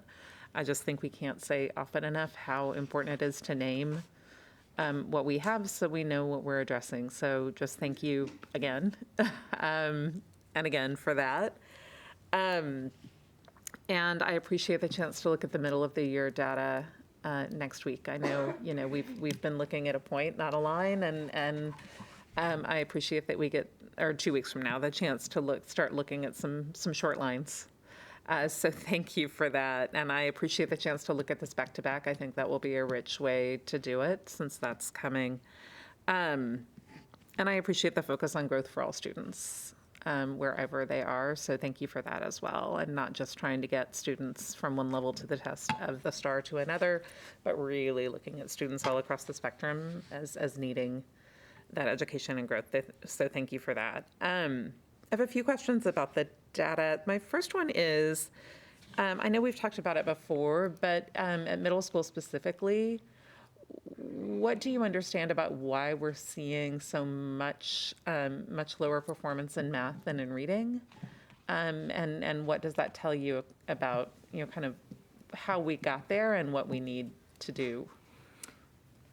So one, I do want to also reiterate the growth because we constantly hear about, like, while we're using the MEET standard, because that's what you're holding me accountable to, we need to make sure that with students, what we're working on is growth. As students are growing, they will ultimately reach those standards. So we want to make sure that we are focused on growth and not absolute performance, but growth. And MAP is one of the best tools that allows us to really focus on growth as opposed to are you, it's how much have you grown? How much has a teacher added? How much value add is there to students? And that is going to take us a little bit of time given the pandemic to get students back and advancing, right? And that's why teachers can easily become disheartened if they're not if we're not able to help them and us reach out to them and celebrate those growths. So just yesterday at our principals meeting, I was there just for a little bit, and Dr. Mays had a bunch of slides up there that were celebrating campuses and their growth, not absolute performance. It was all about growth. And the schools, I was really, really impressed because the variety of schools that were showing growth were not just East Austin. They weren't just West Austin. So it was really nice to see a Mills along with a Barrington. Along with an Allison. I mean, there were so many, and I know now if principals are watching, they're like, you didn't call out my school, sorry. I know, but those are the ones I remember right now. So Becker was on there too. I'm sure they're throwing things at their television or monitor right now. Anyway, so to the question of, I did lose my train of thought. You had the question. Math and reading. Yes, so back in August, I think it was August, it was either August or September. We did do an analysis for you all on 5th to 6th grade instructional standards in reading and in mathematics. So real quick, like overview is, keep in mind that in reading, you are looking at the same skill set, whether you are in 1st grade or whether you are a senior in high school. Someone that's watching this might be saying, what are you talking about? It's still the same skill set. The difference is the complexity of the text that you're reading and the complexity of what you're expecting students to pull out from whatever they're reading. But the skill sets are still the same. You still have to decode, you still have to infer, you still have to use context clues, you still have to comprehend, you still have to summarize and find main idea. Like, that's what reading is. Very complex. I don't want anyone to think that it's simple. It's an extremely complex process, but it's isolated into pretty much those buckets. Math, on the other hand, can be rather concrete sequential. So when you miss a gap, it affects, in many instances, how quickly you can get to the next skill set. So we're going to see those kinds of trends for a little bit. What we are noticing, though, as we just started to look at middle of year data, for instance, at the elementary, and we're starting to see like huge jumps. Well, because if I'm missing a little slice of, if you can imagine a stair step, and there's a missing stair, I can't get to that other one. As soon as that one's there, I'm able to access the rest. And so math is a different process in our brains than reading is in that part. And so it should actually be expected that we would see bigger needs in math. The good news about that is we'll also be able to see bigger gains over a shorter period of time. Our teachers are doing phenomenal work of utilizing the tools, identifying where the gaps for students are, filling those gaps in, and we're seeing students that had been struggling suddenly starting to advance. It is much more difficult at the middle school to see that. Just initially, our elementaries are showing really big gain, but that also goes to the fact that the older we are, the more gaps there may be just because of time, right? So if I'm in 3rd grade, how much processing or skills am I going to need in comparison to I'm in the 6th grade? So COVID has had that impact, not just in the fact that even a 6th grader, the last time they were in a classroom, a full year, they were in 3rd grade. So, or was it 4th grade? March of 2020, right? So that would have been their 4th grade year, 5th grade year, and this is their 6th grade year. That's right. 3rd grade was the last time they were in an entire year. And so that's really, like, we have to recognize how our teachers are lifting students to another level, given all of the constraints and the challenges. So that's how I would respond to what our data are telling us about why we see such differences between reading and mathematics. I appreciate that. Thank you. And wondering too, if going back, I know we have such a focus on early literacies in society. We talk a lot about that for very good reasons. And the data we know about, if you're reading on grade level by 3rd grade, it opens up everything. If you don't, then it's very difficult to kind of stay on track. And looking ahead at our agenda for February, we have an agreement with Literacy First that the city helps us support. We have the United Way's big push for early literacy. And is there an opening to develop those foundational skills for early numeracy? And is there room maybe for an initiative with some partners in our community? Just thinking about that, whether that may be a foundation and something we might explore with all the people who want to partner with us to support our schools. To make sure the kids at home too, you know, what can families do at home? We are so good at telling parents all the things they can do at home to read with their children, and how you're building math skills too when you're playing games, cooking, whatever it is, counting. So just want to put that out there. Second question is I noticed when we pulled the campus by campus data that students who are online in the fall were performing at much higher levels than a lot across many, many categories, enough that it didn't look like a quirk. And do you have an understanding of what is going on there? So MAP was never normed to be given over Zoom. And that's probably my statement right now. Okay, I hear that.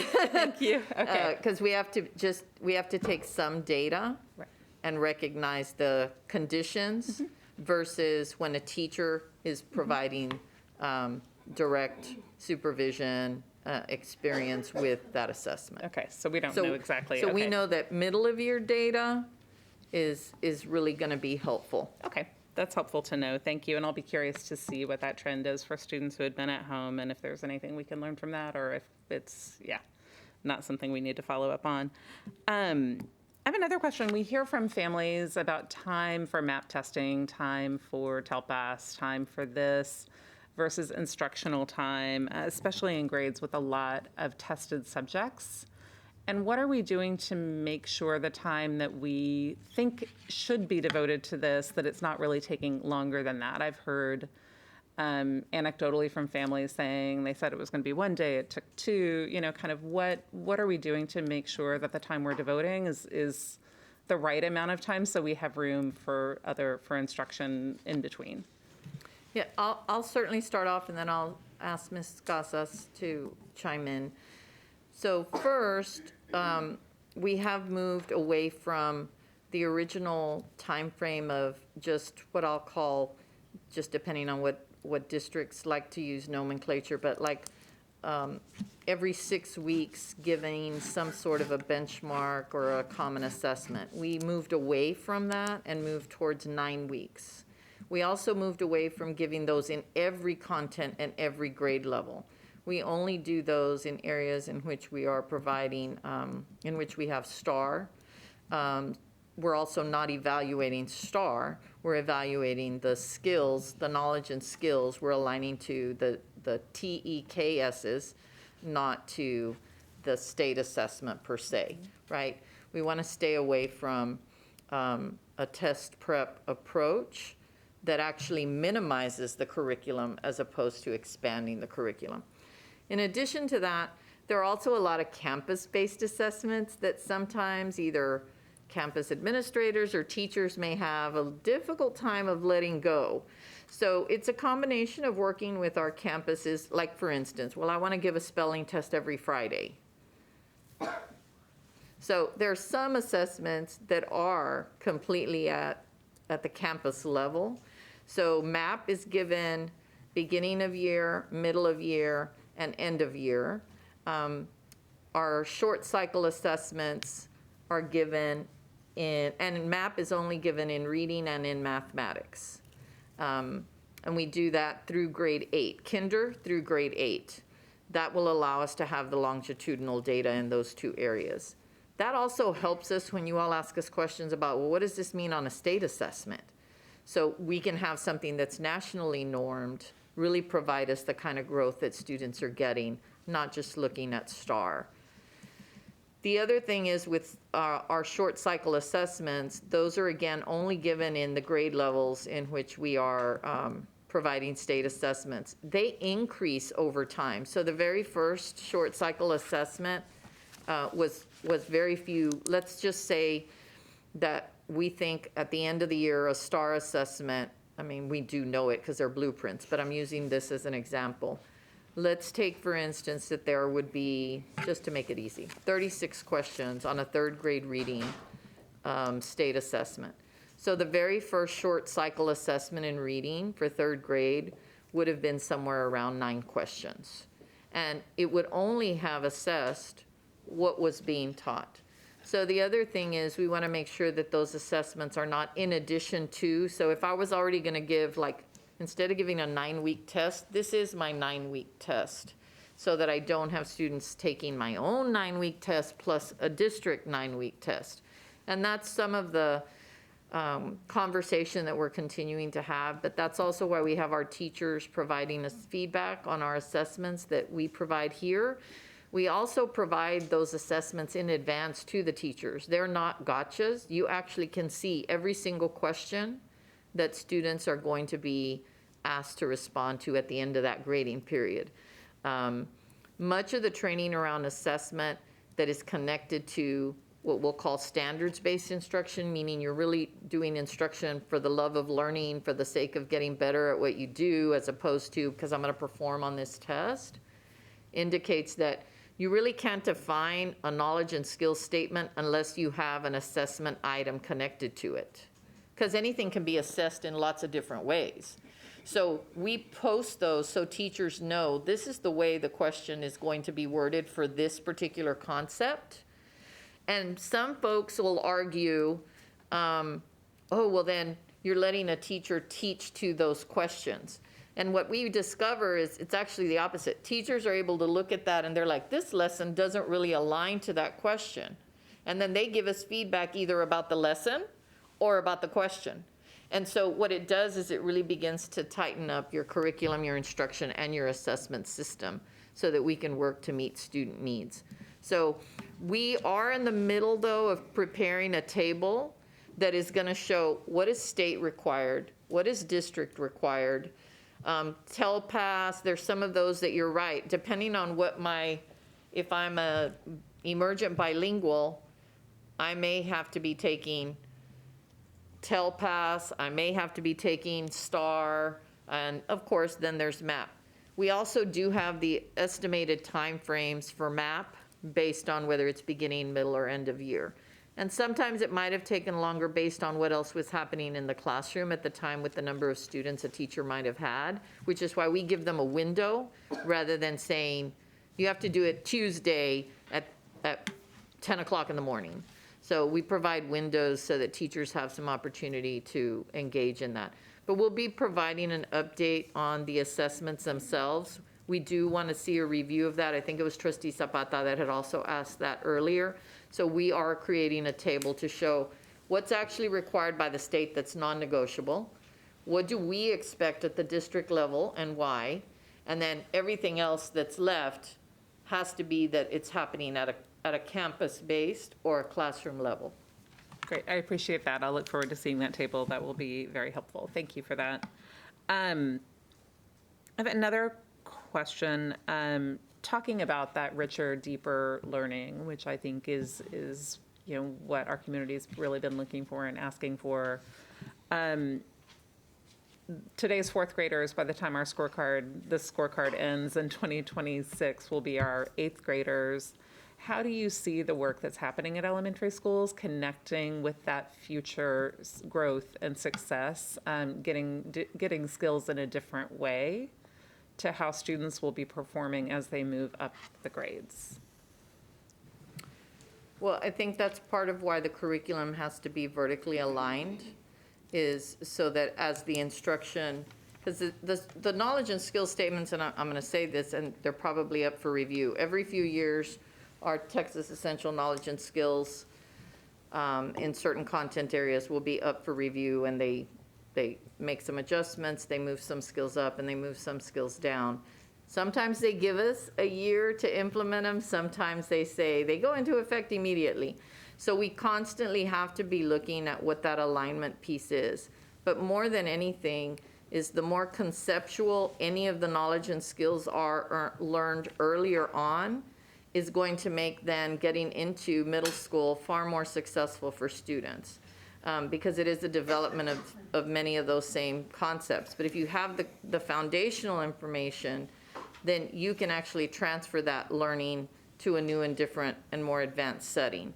And so I think particularly in that area, MAP is helpful because it does show us also a continuum. Like we can start seeing now, are we seeing between 7th and 8th grade, are we seeing some things that we need to make some adjustments to our instructional model earlier on? If you don't have that K-8 continuum on one assessment, you're not able to see where, because the target's moving all the time, so you don't get to see that compare and contrast component. So MAP will give us a lot of support in that arena to be able to see what are we seeing from grade level to grade level before we get to 2026. And I want to clarify one thing about the map too. We had talked about the measuring growth and making sure kids who had the most growth, ahead of them were growing. I assume MAP also challenges kids who are ahead of grade level. Is that correct? Yes, that's the same thing. That's that AI or artificial intelligence component of the assessment. As students are just totally getting, every question correct, it's going to take them to a different level, which will also then, in that individual student profile that you saw, it will have then here are the extensions for that student to advance them. So that is one of many of the benefits of MAP, is the fact that it can help with support. It can also be a great tool for advancement. It's not one where someone might feel like, oh, this isn't for my child because I really want my child challenged, or it's not for my child because my child is having a little bit of difficulty right now. It fits a plethora of different levels of students and then helps teachers with identifying where are those areas that, and which is really good too, because you could have a student that might be struggling in one area, but super gifted in another. And so you don't end up kind of early on, in teacher preparation programs and things of that nature, there's a whole series of professional learning to ensure that you don't fall into the halo or the pitchfork effect. And so as a professional educator, you have to be wary of, you suddenly think this child is just going to be challenging, and then you reflect that in all of the work that the student does. The same thing happens with the halo effect. You think this child is doing great work, and you see it through a lens that makes you believe the work that you're seeing is of a level that sometimes it is and sometimes it isn't. So again, when you use more objective instruments like MAP, it helps our teachers not have to deal with some of those things that are just, human nature. And it allows them to go, well, I think this is an area the student is really doing well in, and then they have evidence, yeah, they are doing well, so then they can challenge them. But yes, this absolutely can be used to advance student performance. And I appreciate that it helps flag students at both ends of the spectrum and identify what they need across subjects, so thank you for that. And then my last question is back to parents and families of middle schoolers. I know as students move into middle school, the stakes get higher, the worries get bigger sometimes, and it's a place where we feel like sometimes students can feel like they're not good at math, or kind of find those places, this isn't for me, whatever it is, that it's a real, to parents feels like a real tipping point sometimes. What should parents and families be looking for, and how can they best support schools as partners at the middle school level in all of this? Yeah, I think the first thing is communicating with our teacher. Thank you. I think the first thing is communicating with their teacher. Our teachers always want to hear from parents in things that they see happening at home, because sometimes a teacher may, I'll speak from my own experience. Sometimes I might think that a student is doing great, and I don't know that maybe when they go home, they're like, I didn't feel like I was successful, or I didn't feel like I fit in, or whether it's social or academic. When parents, were able to reach out to me, if I hadn't already reached out to them, it was very helpful. So I want to emphasize our teachers, they want to hear from our parents, and many of them I know initiate those conversations. But if any parent feels a concern, I would reach out to the teacher. Parent support specialists can help communicate as well. If they're having trouble, if they think the teacher doesn't speak a language, we can get someone to help if language is an issue. I know they can send emails to our teachers as well. Ms. Casas? Yes, and there's a one-page family report that teachers can print for the families that gives an overview of how the student is doing in reading and how they're doing in math. And on the back, it has some guiding questions that the parents can talk to the teachers and ask them specific questions to know how they can better support their student at home. And are those used in a consistent way, or are those sent home to every student? Ideally, they would be sent home to every student, but this first year, we're in our growing phase and, making sure that everybody understands what's available and how to do it and how to best support not only the instruction in the classroom, but also support the students with the parents and understanding where they are. So ideally, yes, they would print them out for our families so that they can have conversations during parent conferences so they can help parents understand better where their students are. Mm-hmm. Okay, I'd love to see one. I assume it's probably on the website of the NWEA. Mm-hmm. I will post one when we post these documents. Awesome, thank you. Mm-hmm. We could also add it to our board update. Mm-hmm. Mm-hmm. Okay, thank you very much. Thank you, Trustee Boswell. Trustees, other questions? Trustee Ashe? Thank you. I will keep it short. I had other trustees asking excellent questions. Makes it easy. Dr. Elizalde, I wanted to see if I'm looking at this correctly.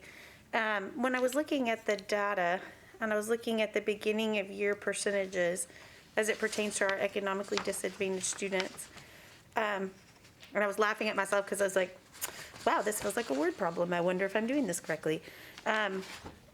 Are we starting at or above where we ended last year? Meaning that 16% where we were, did those beginning of year scores take us above or below that 16% that existed last year? Does that make sense?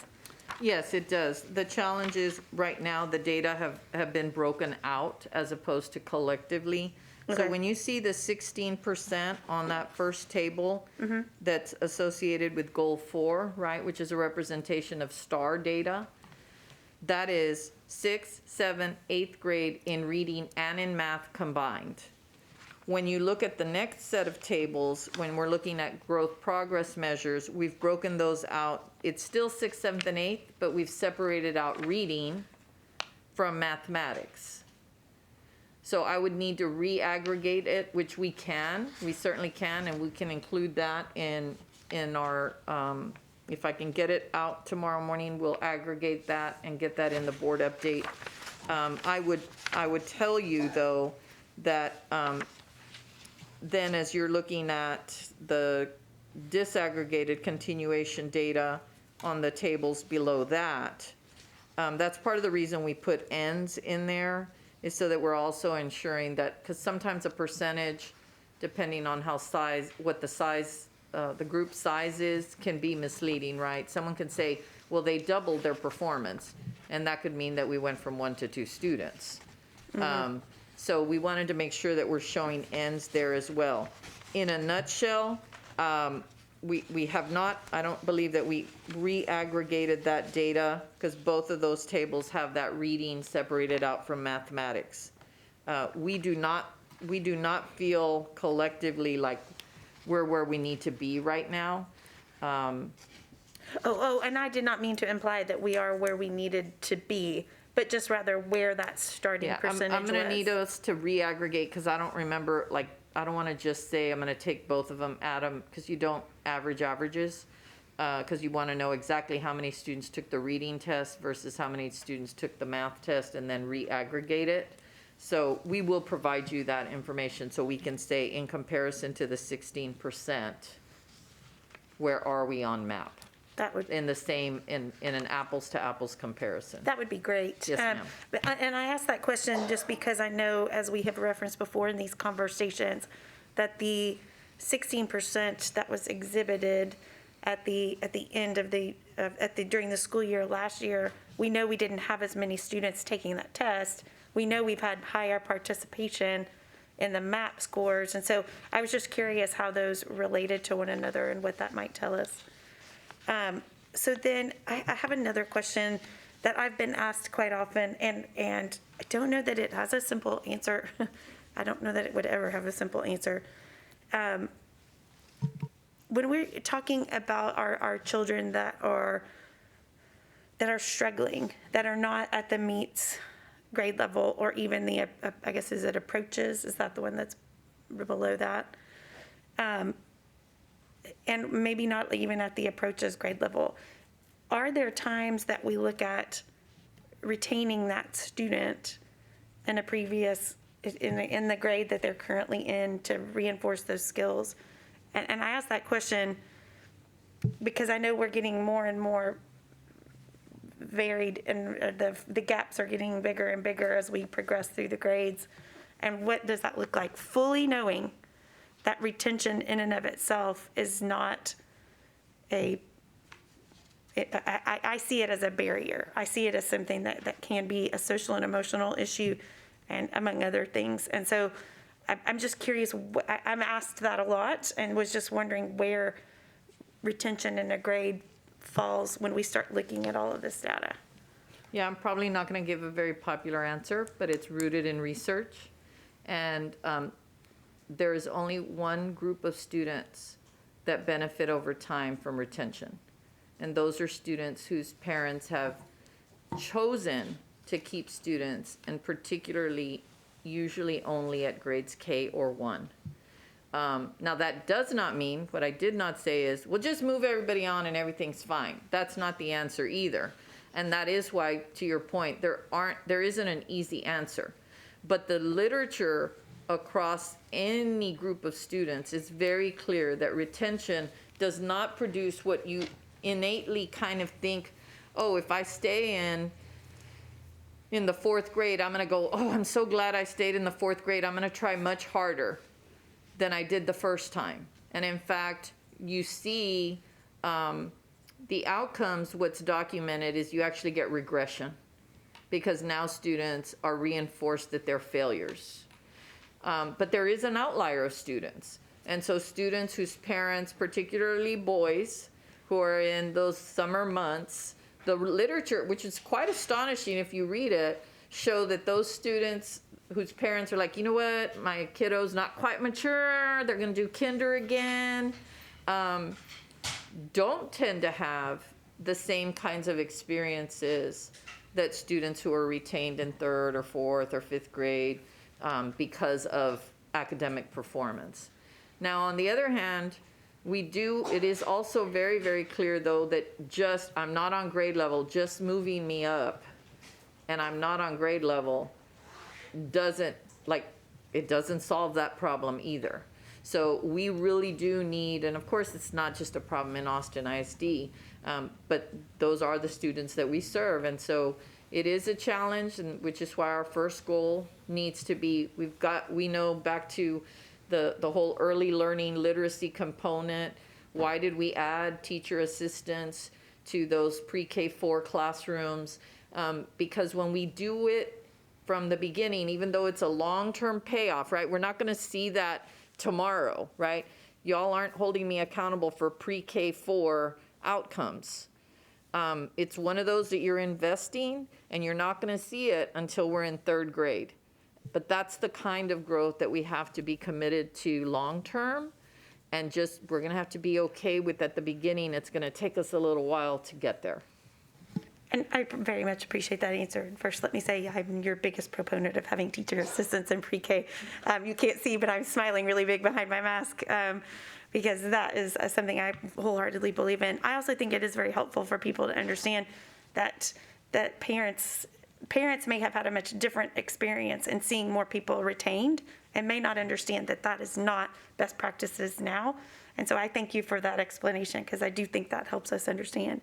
I think that it does lead to the next question, which is how do you address those needs when you, like I said, because there's also all of the graphs that show as children age, the gaps become larger. Sometimes if you have somebody struggling, they can grow, and so you can end up with a wide variance in one class where maybe there's students in 5th grade that are still struggling with multiplication, but we have other kids that have moved on beyond that skill. And so I'm thinking that this is when we jump back into the blueprints that we have available to our teachers to be able to access those.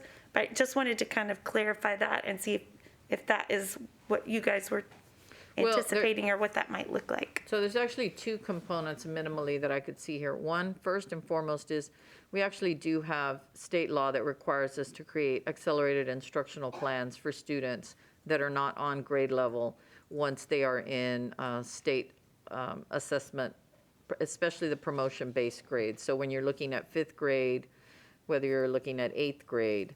And so if they are moving on, but the law went further, because initially we were only required to do that for those 5th and 8th grade based promotion grades. The law then they made changes to it, and it now requires any student that is not successful on the state assessment must have an AIP, or an accelerated instructional plan. Those plans need to be rooted in not they're behind a grade level. They have to be rooted in what are the areas that are the biggest levers so that the student can ultimately, the goal is simple. The way to get there is very complex, but the goal is, if I'm in 3rd grade and I've now moved to 4th grade and I'm not completely on grade level, the quicker you can get me back on grade level, obviously, the better off it's going to be, as opposed to waiting and waiting and waiting. So identifying those levers, which is what part of these tools are for, is to help us identify that. The second area is, of course, to utilize our blueprints that will connect you with what's the standard of the grade level below the grade level that the student is in and the grade level above, so that you can challenge students to a next grade level if they need some extension, if they're bored in their grade level, as well as support. And the last piece that I just want to make sure we're clear on is we also have to make sure we don't do blanket assessments of kids. So I can actually be very bright and be below grade level. And so actually being placed with students that where it may seem like, oh my gosh, there's this wide variation, may actually be what this student needs based on what are the areas that the student, what are the reasons why this student has not been able to be on grade level. And so identifying those are again some of those previous like learning things that we used to think we should have homogeneous class groupings, and everything that you now read is that's not a best practice. The only group of students that benefit from homogeneity are the truly, truly gifted and talented, 2 to 5% of the population that do benefit. The other 98%, we really should be in more heterogeneous groupings. But again, that all sounds great, but like what tools are we giving to support folks to be able to do that? And we can't have everybody focused on everything. We need to be able to start with what are the things that will make the biggest impact so we don't continue to overwhelm classroom teachers. And speaking of classroom teachers, I was wondering what feedback you had gotten on MAP from teachers. So there was a focus group held with over 100 teachers that we had. I did not sit in on that particular one. I did visit with NWEA last week, as a matter of fact, with regard to, there were over 100 teachers from Austin ISD, but I haven't seen the report of what the teacher feedback was. I know that the amount of time was something that was presented. That happened to have been one of the conversations I had. Chief Casas? Yeah, the anecdotal information is that they really appreciate the reports. They didn't realize how robust and the type of information they got. So we are providing more ongoing training so that teachers can sign on and incremental, right, little bite-sized pieces that they can learn how to use it. But they were very appreciative from the last one.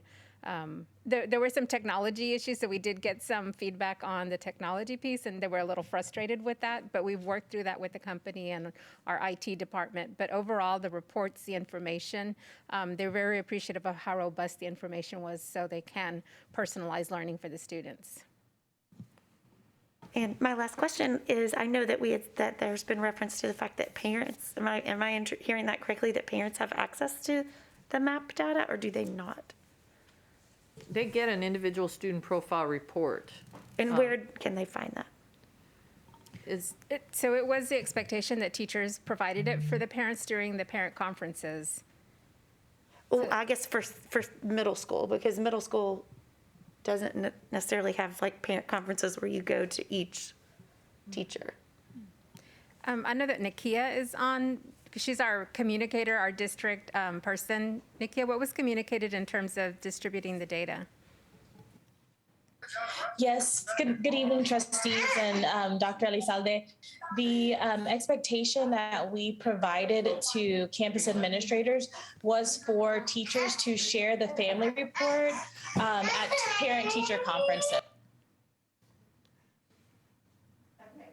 And bless you for being part of the Zoom meeting with your little one in the background. We've all been there. I think pretty much everybody who sits here has been a mother. But I guess the question is, so unless you did parent-teacher conferences, you didn't, as a junior high parent, you didn't necessarily receive the report? No, I'm sure that any parent. Yeah, so Go ahead. I was just going to say, for middle school administrators, they receive the same communication to send those reports home with the students. Okay, so all middle school parents should have expected to have received a report, even if they didn't go to parent-teacher conferences. Yeah, I would say that probably not 100% did, though, given that it's our first year. But I do think that for us, the challenge is how do we make it accessible during the parent portal so that they can access the reports? Because the other good thing about MAP is that it connects to all of our other digital resources. So then depending on how a student did, then it can connect it to the resource so that it can apply specific lessons to support the students. And so there should be a way that through our portal that our parents should be able to access information. So we'll make sure that that is one of the priorities. That would be wonderful. And maybe I'm speaking a little bit because I have a 7th grade son and I'm dying to see his map. I'm not going to lie, that's part of it too. So thank you so much for all of this. I really appreciate it. I know it's a lot for y'all to put together these every single time. Cannot wait until we have the middle of year data. I'm really, really looking forward to being able to see where we're going. Thank you, Trustee Ashe. Trustees, any other questions? Trustee Singh and then Trustee Lugo. Once again, I feel like I'm getting smarter just by listening to you talk, Dr. Elizalde. It's like, oh my gosh, I learned so much from you, so thank you. I wanted to, as I was listening to you, I was just kind of struck. It's really just more of an observation of like, as much as testing is not fun, it does operationalize the high expectations that we have for all students. It does provide a standard. Because I do remember one of the early conversations you and I had was that we were teaching 2 different curricula in the school district. And so I just so appreciate your work and your team's work in trying to correct that. So thank you. My question is, and you don't have to answer it now, but it's just a request, I guess.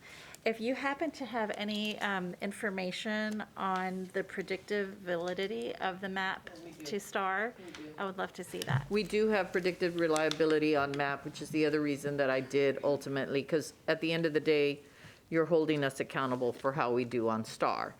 But how we get there is more important than even whether we get there, right? But we do want to have indicators where I can be confident that MAP is telling us we're this far, or we're this close, or we're this above, where are we? So MAP invested quite a bit of research, and they actually have developed a direct correlation. If you get MAP score this, that equates to the probability of getting a STAR score of this. And so I know that's available as well. We could make that part of the packet. If I can't get it in this Friday, we'll definitely get it in next Friday so that you can see when I say that, what does that table look like? Because they have it for every grade level in each of those 2 content areas of reading and math. Yeah, and I will add that the family report for each content gives you a predictor of student is predicted to be at the approaches, meets, or master's level on STAR. So the family does get the information on the family report. And Dr. Mays is just telling me that he did get his MAP report for his children. So we're making progress. So.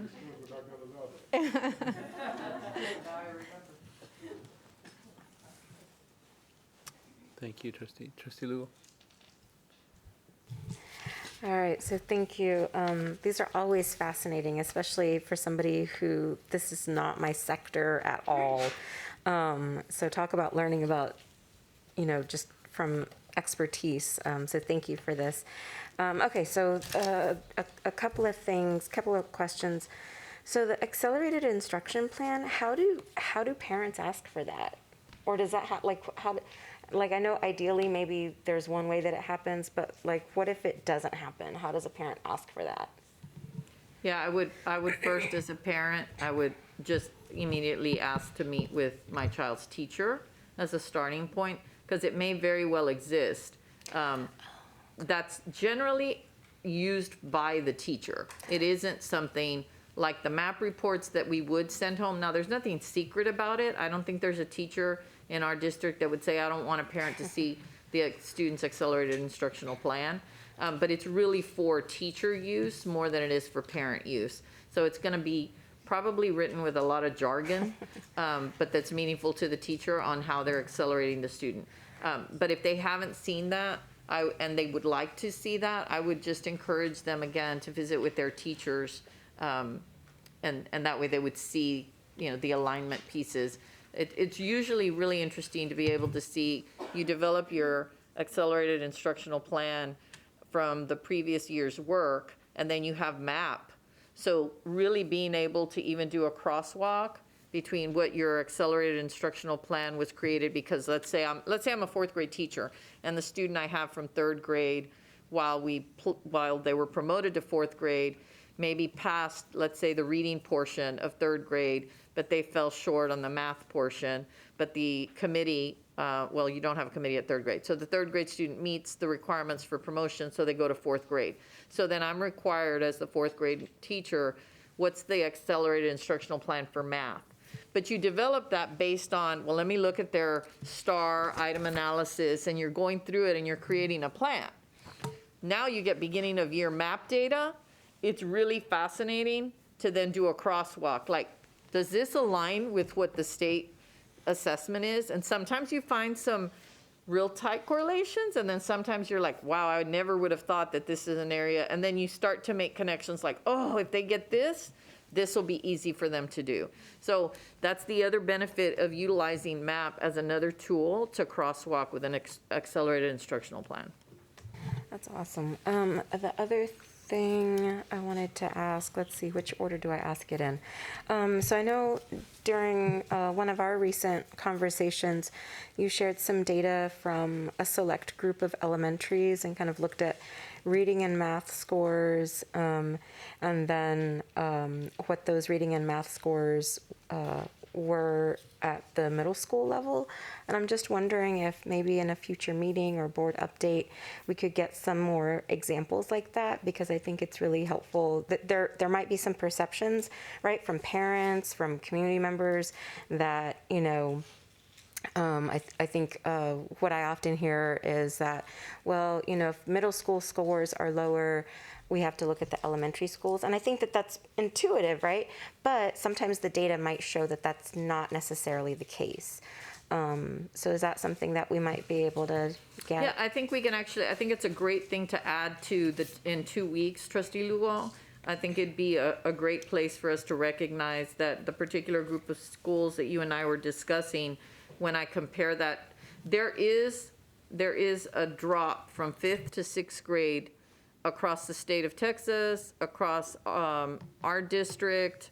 I haven't found a district that doesn't have the drop from 5th to 6th grade, much more pronouncedly in mathematics than in reading, which goes back to the question Trustee Boswell asked. And back to that August meeting, we demonstrated that there were some real differences in the curriculum expectations, particularly in math. It's the one area from 5th to 6th grade that has new concepts, as opposed to developing the same concepts from 3rd to 4th to 5th. And so you can see some of those changes. Now, what typically has happened, though, is by the time they're in 8th grade, our teachers close those gaps. But when the gaps in particular areas are double that what you're seeing across our entire district, that's when it's like, and so you're right, sometimes, it is intuitive that you would think, well, if 6th grade performance is low, let me go look at 5th grade performance. And so we do want to do that. We also want to look at only the first administration, not both administrations, because when you look at both administrations, 6th graders aren't able to take the test twice. They're only able to take it once. 5th grade, they get to take it a total of 3 times because it's promotion-based grade, but 2 times, the first 2 times count for the district's accountability. So when you compare apples to apples and you see that like district-wide there might be a drop of, say, 16 points in reading from 5th grade to 6th grade, but a particular feeder pattern has 30 points. So meaning at 5th grade, our students were pretty much on grade level, but in 6th grade, that is cut in half. Then we have to wonder, what is it within that transition? It doesn't mean there's like the school, it's let's blame. It's not about the blame. It's about what have we not done well with that transition, because it is the transition that's causing this, right? Because our kids were smart. They didn't get dumb in 6th grade. It's what happened during that transition and how do we address that? Yeah, I'm so excited to We'll add that for sure. And also selfishly, because I have a rising 6th grader, I'm like, boy, this boy better not come with those low scores. Sorry. It's true though. So I think the other questions are around score, kind of building upon what we just talked about, scores and evaluations, right? Because I know there's even myself as a parent who was very driven by grades. I don't necessarily want my kids to feel that same level of pressure. I'd much rather them focus on, are you getting better? Are you learning, right? And then connecting that to the workforce, we all get evaluated. I mean, as far as I'm aware, most industries have some sort of evaluation to either keep you on board or not. And so I think even with the, I guess, problems that exist with certain standardized tests, it still is really helpful to have students just become aware that that is part of the world we navigate. And so when I was looking at some of the data and the map and the tools, I'm wondering, like, how do the tools and how do the teachers use those tools to really look at not just scores, but also like evaluative feedback? Or are they doing more of the evaluative stuff offline? Like, how does that sync up, you know? Like, somebody could score a 70, but I'm looking at the work and I'm like, well, actually, you know, they get the concept, they missed these pieces, right? Like so the student artifacts, so when you're doing, which is why, so in general, and then I'll turn it back over to Chief Casas, but so when you have what we'll call these, and MAP kind of falls into two different categories because it does both. It can correlate to a criterion reference test like STAR, but it can also norm against just skill sets that students should have that are expected across the nation. So you can do what would be called, you know, basically criterion reference or norm reference. And MAP essentially kind of does both, which is really hard for an assessment to do. So in some ways, it also provides feedback, right? Beginning of year, middle of year, it allows entry points for you to build upon students' strengths to actually make up for areas that they need to improve in. So we mostly consider that summative, summary at the end of, if you will. So your evaluation of me at the end of the school year is summative. You're going to sum up everything that you have observed of the feedback you gave me, whether I did it or I didn't do it, and so on. That's summative. But then we have formative assessments. Formative assessments, because they should inform what I continue to do with students. And so, you know, educators, like most other professions, lawyers included, we like to create our own, we have to have words that make us sound, you know, really important. So formative and summative, fancy way for saying stuff that's happening in my classroom. So to your point, Trustee Lugo, I can have student artifacts or work, and I'm like, no, they did know this. I wonder how come it's not showing up over here. So then, truthfully, what do? It's very important sometimes to have release test items if it's a particular area. Like, I'm like, okay, Stephanie, can you show me what would you do in this particular question? Because then I get to see where, so what you end up with is not, Stephanie doesn't know this because I'm looking at her other, I'm like, she knew how to solve this problem, so what was the transfer issue? which is why using formative and summative together, they dovetail and they provide you avenues for accelerated instructional plans. And so that's a great point that you raise with regard to being able to use actual student artifacts work in their classroom, and then you correlate that and compare it to summative performances. Thank y'all. And then the other thing is, I really appreciate, so this is more commentary.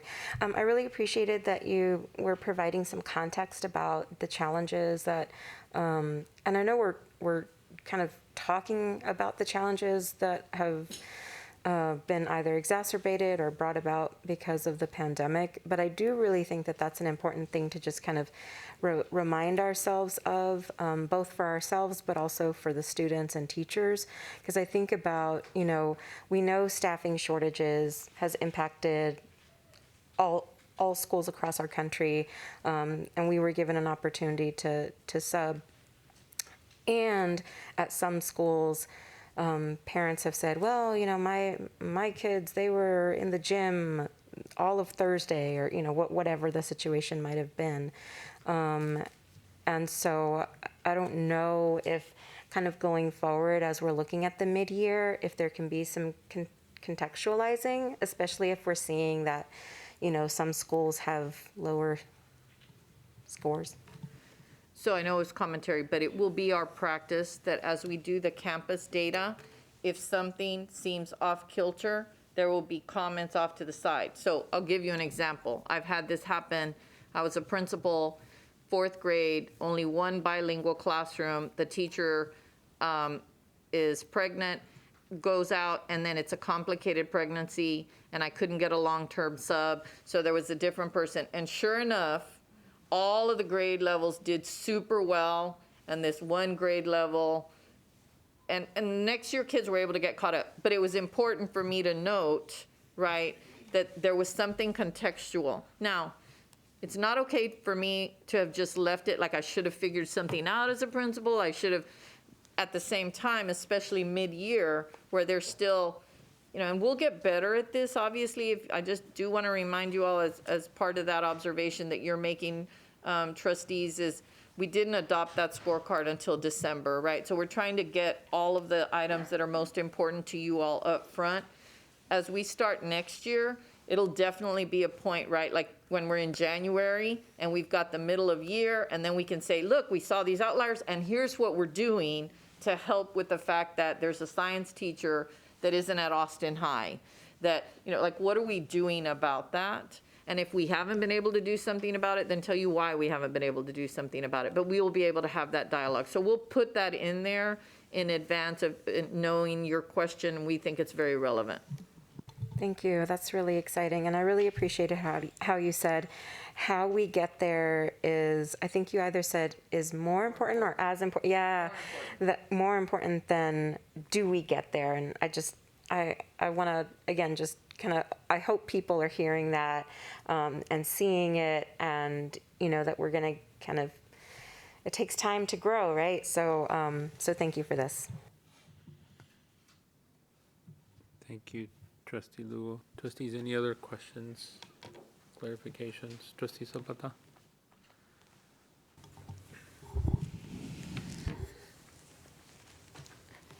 So I just want to comment on what Trustee Boswell had brought up about how parents will be able to play a role to support their students' growth. And you mentioned parent support specialists could probably help them, which I think is great, where they could do little work sessions with groups of parents. But have they been trained about the map and how to understand it and explain it? I don't think we've trained parent support specialists. I think I was utilizing that. Right now, we're training our teachers because many of them have not utilized this before. I was thinking more along the lines of if they were having difficulty with the language, with a teacher, that the parent support specialist could help with some of that. I think it's you're mentioning a very important point. What are the support staff and how do we get them trained? Because in many instances, parents may feel more comfortable with certain staff members like a parent support specialist. So I really had not put that into the thinking or the plan, but we're making notes right now as you've asked that question. Trustee Zapata? Okay, all right. Thank you, that's all I have. Thank you, Trustee Zapata. Trustees, any other questions? So trustees, please raise your right hand if you are ready to accept tonight's report. So everyone on the dais has raised their hand, so thank you, trustees, for taking part in the shared commitment to students and student outcomes.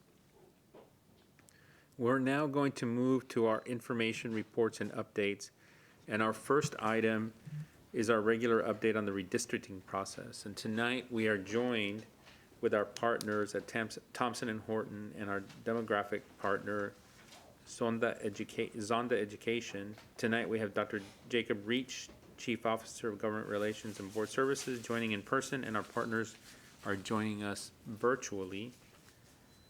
And Dr. Elizalde? Yes, before we get started on that, if I may ask our counsel if I can respond to a clarification of a public comment before we get to this item. Got it. So, and I'm wanting to do this because while we've been doing this, I've also been trying to define campus-based employees. So while we can't take action, I can interpret the resolution as advised by legal counsel. So what I don't want to overpromise and underdeliver, but I know I have some moms and dads and aunts and uncles that are trying to find childcare, thinking that they were going to be off tomorrow and now found out that they're not. And I know it's still late, but my other option is to do nothing, and I choose not to do nothing, even though this was intended to be something really positive, and I'm certainly feeling a little bit beat up, but that's okay. We'll dust ourselves off. It's important that we focus on our employees. So what I want everyone that's listening, not just our public comment, I'm asking our team to redefine and to be very clear on what campus-based employee is, and I am trying to find a way to be inclusive of individuals who have been assigned to a campus to do their work. And if I can get there, then I will make an interpretation of the resolution, we'll send out communication. But again, at least I wanted people to know that we're trying to do that as quickly as possible, but I need to ensure that I'm doing that correctly and legally and consistently. So to everybody that is concerned about that, I just wanted to get that out of the way before you move on. Thank you so much. And thank you, Dr. Elizalde, for that clarification. Dr. Reach, would you like to introduce our partners for the Austin ISD redistricting discussion? Thank you, President Rodriguez, Superintendent Elizalde, and Board of Trustees. We are proud to be back again this month along with our partner Zonda, who's joining us for the first time and going to be sharing a demographic report. But first, we'd like to welcome our partners with Thompson and Horton, who are going to go through a presentation they have prepared tonight on redistricting. And we also wanted to let the board know that we are planning on releasing a survey to the community tomorrow to gather feedback on redistricting criteria. And we were able to work with our partners at Thompson and Horton and our outreach team in development of that. So I will turn it over to Holly McIntosh and Thompson and Horton. And I'm not Holly, but I'll go ahead and get us started if that's okay. I'm going to share my screen real quickly, Andrew. Hold on one second. Okay, sure. Would you mind introducing yourself? Sorry. Perfect. There we go. So yeah, good evening, trustees. Andrew, would you mind introducing yourself and your team? Sure. So my name is Andrew Tatkenhorst, and I'm with Thompson and Horton, and I'm joined by my colleagues Holly McIntosh, Ashley White, Patrick Grubel, and Philip Frassonet. And yeah, we're glad to join you all this evening and give you sort of an update on our redistricting plan. So tonight we're going to give you some details about the AISD redistricting, the redistricting process, the law governing redistricting, and how to chart a legally compliant path forward towards the November 8 election. And so we're going to go over the basics of the redistricting process generally, the public input process, and the proposed redistricting timeline. for AISD. You can go ahead and advance a few slides there. So what is redistricting? And so redistricting is basically the process by which we sort of hit the reset button on our single member districts and our boundaries to account for population changes in the Austin ISD community. This is done to avoid some stark imbalances that may sort of evolve over time as the community grows and changes. And so we want to account for changes in the population density of each of our single member districts. This is going to allow for more electoral fairness, right? Ensuring that each community member has the same amount of say in the political process. We don't want one district to get too swelled with too many people and sort of result in an over-representation of that particular district. And this is sort of a way to hit that reset button and make sure that each district is as close as possible to one another in size while still accounting for numerous other factors. And we'll talk a little bit more about that tonight. So when is district done? When is the redistricting done? And I've got the on the slide there, you'll see the direct language from the law. And it basically says that not later than the 90th day before the first trustee election after a census, the board shall redivide the district into the appropriate number of trustee districts. If the census data indicates the population of the most populous district exceeds the population of the least populous by more than 10%. And again, the law is focused here on sifting out those imbalances in the single member districts and requiring they be redrawn when there's that imbalance that I mentioned. And so what does this mean for AISD? Since AISD must hold November elections, that makes November 8th the next Austin ISD election, which is set by policy. And so we need to get the process moving. The timeline is really sort of set by statute. It must be complete by a hard deadline of August 10, 2022, but logistics are going to require that we actually complete the process much sooner. The candidacy filing period opens on July 23rd, 2022, and we must post notice of the filing period by June 23rd. And so this means we need to have the process complete well before June 23rd so that candidates will know what district they live in and which district they're qualified to represent in the trustee election in November. And the key to this is all the census data. And you'll hear a little bit about that later on, about how the census data drives the redistricting plan. But that's the sort of foundation of the redistricting process, is to look at that census data and redraw the boundaries based on that input. This was planned to be to the district by April 1, but some delays in the census process meant we didn't get the data until August or September, but now we have it and we're ready to get rolling. And so what's on our to-do list?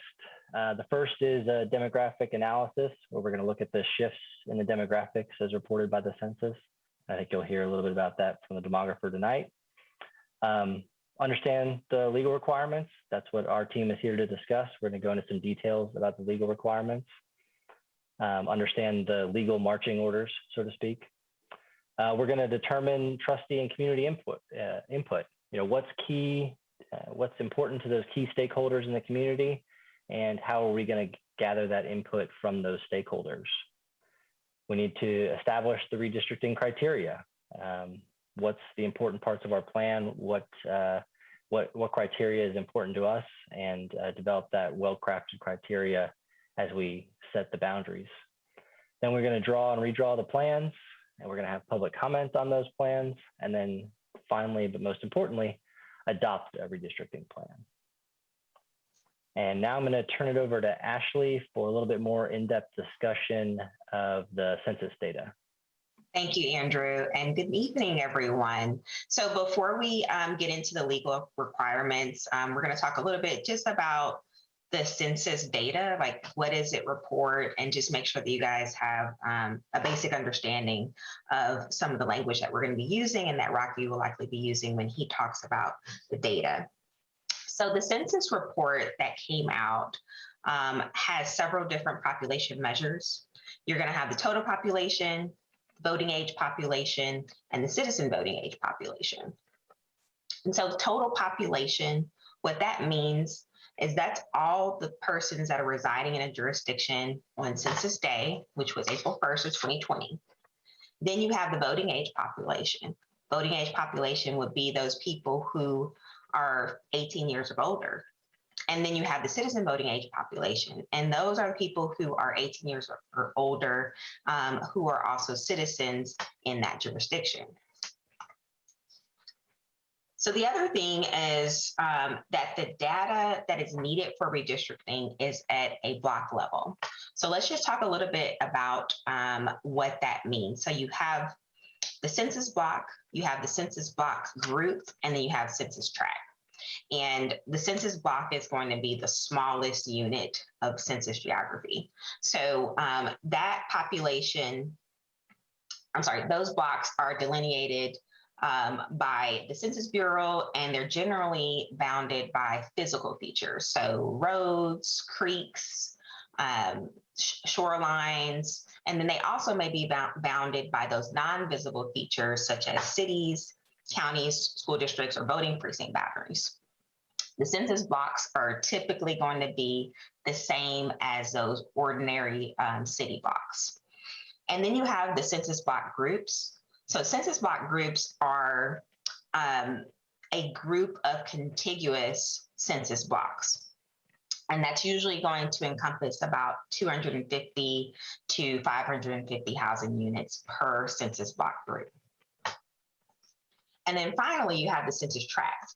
So the census tract is the unit of geography that's going to be delineated in accordance with the Census Bureau guidelines for the purpose of collecting and presenting that decennial census data. So in other words, that data that it comes out every 10 years. And the census tracts are made up of block groups.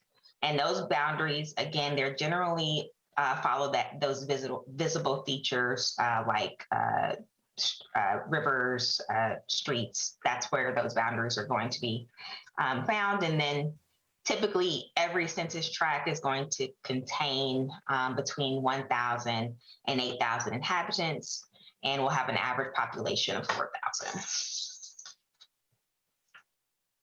And so the questions that the board should be thinking about when it comes to what questions should the census data be answering is, one, are my single member districts well balanced?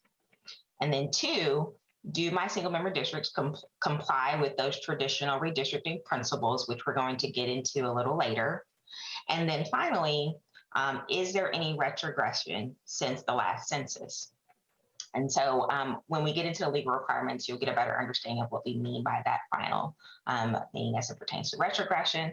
And I'm going to turn it over to Holly now. Good evening.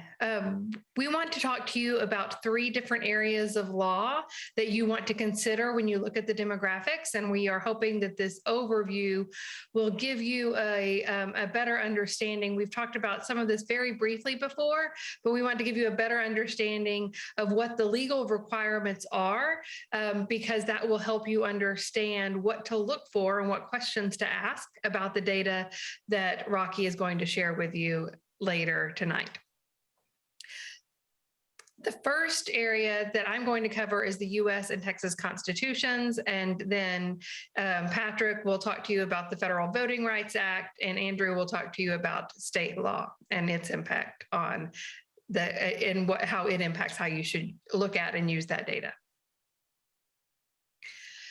So the law of redistricting from the federal government comes in. We're going to talk to you about 2 main things that I'm going to cover, and that is one person, one vote. And so that's the idea that everybody's vote should have about equal weight.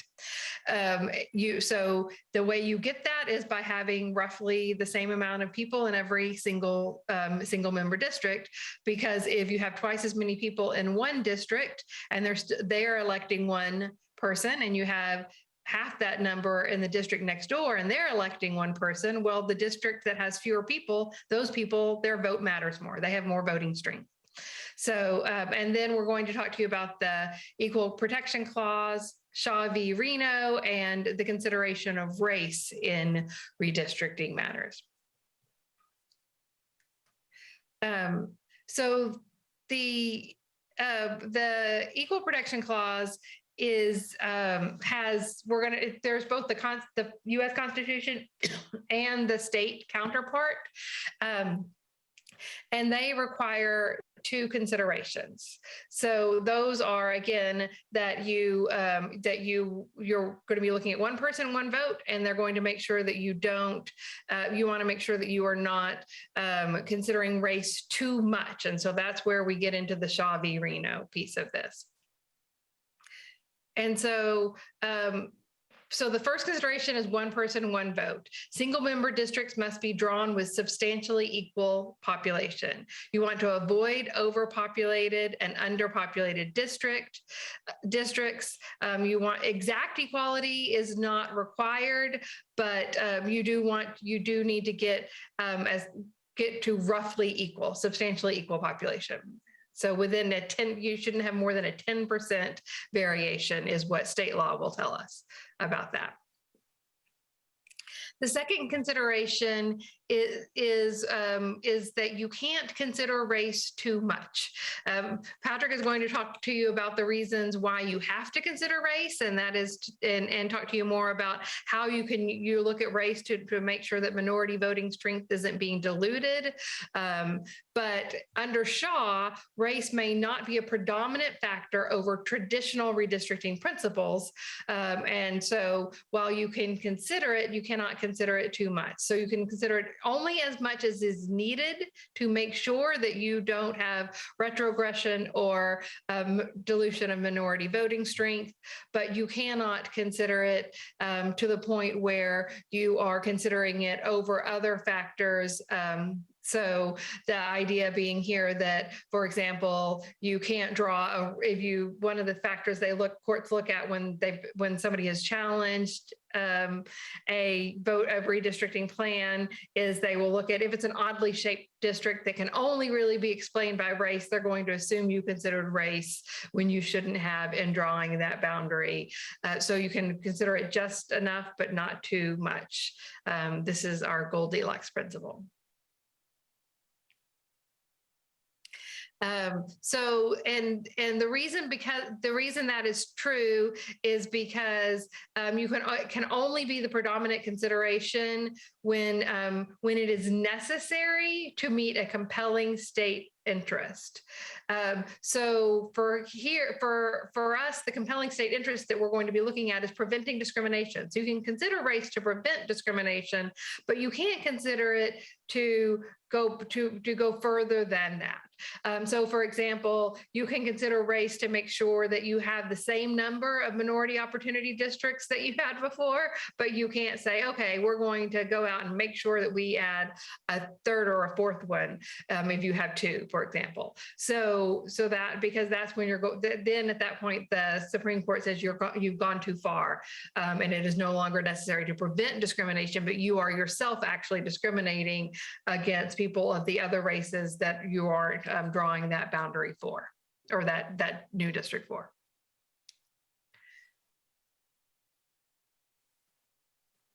And now I'm going to turn it over to Patrick. Thank you. Yes. So one of the instances where you can consider race, and you actually have to consider race, is in the Federal Voting Rights Act. And that has its own requirements that you have to comply with. And so under Section 2, which is on the next slide,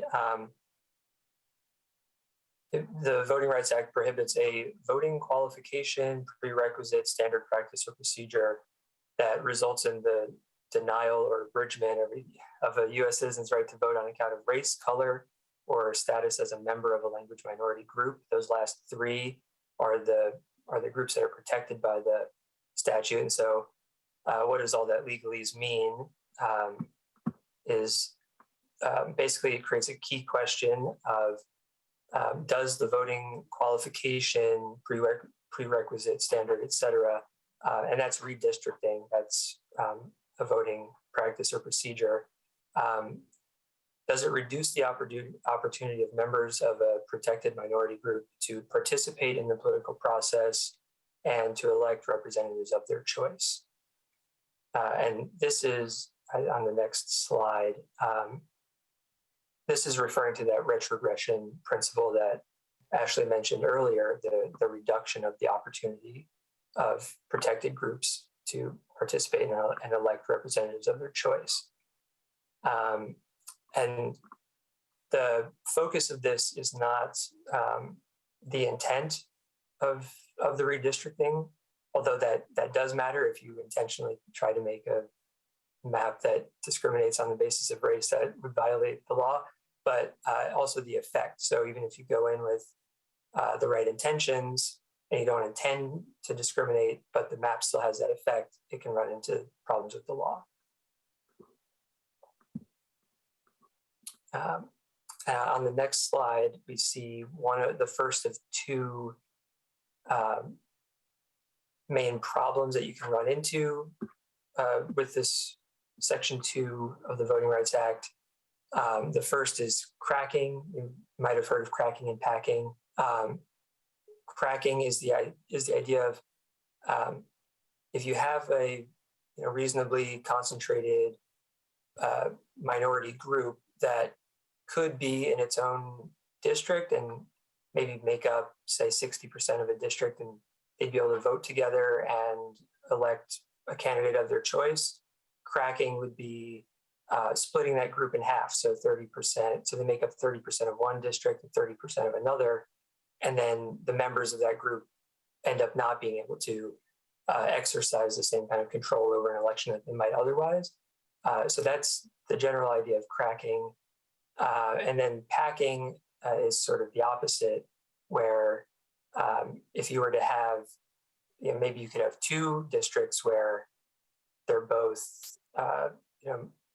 majority minority group members, or where minority group members could exercise considerable power in two different districts, but then instead you pack them all together so that they have way more than a majority of the voting power, and thereby depriving them of that second district. That's packing, and both of them are ways of reducing the electoral power of minority groups.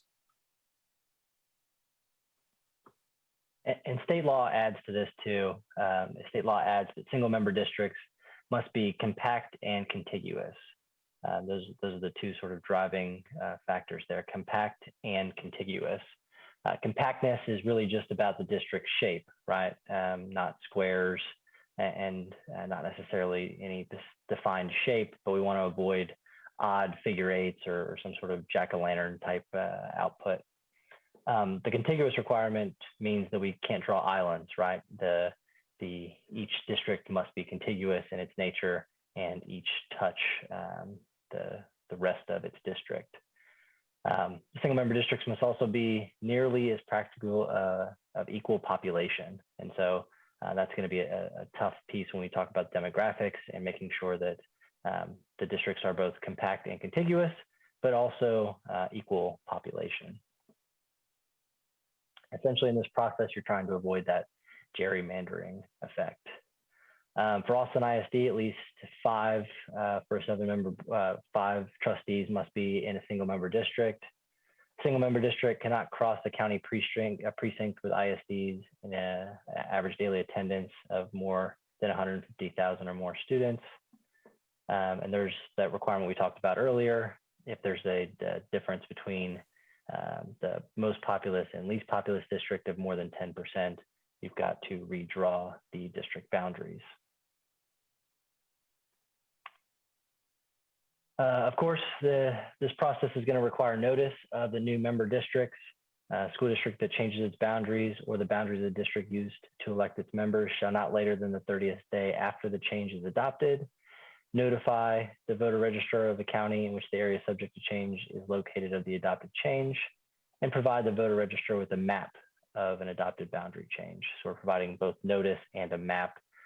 It's really sort of a practical requirement, right? The notice does little without an actual map to show the boundary itself. All positions are going to be up for election after the redistricting process. This makes sense if you just think about trustee qualifications and so forth, but it's also a function of state law. Alternatively, incumbent trustees may serve the remainder of their terms and based on a new phased-in plan that the board can determine.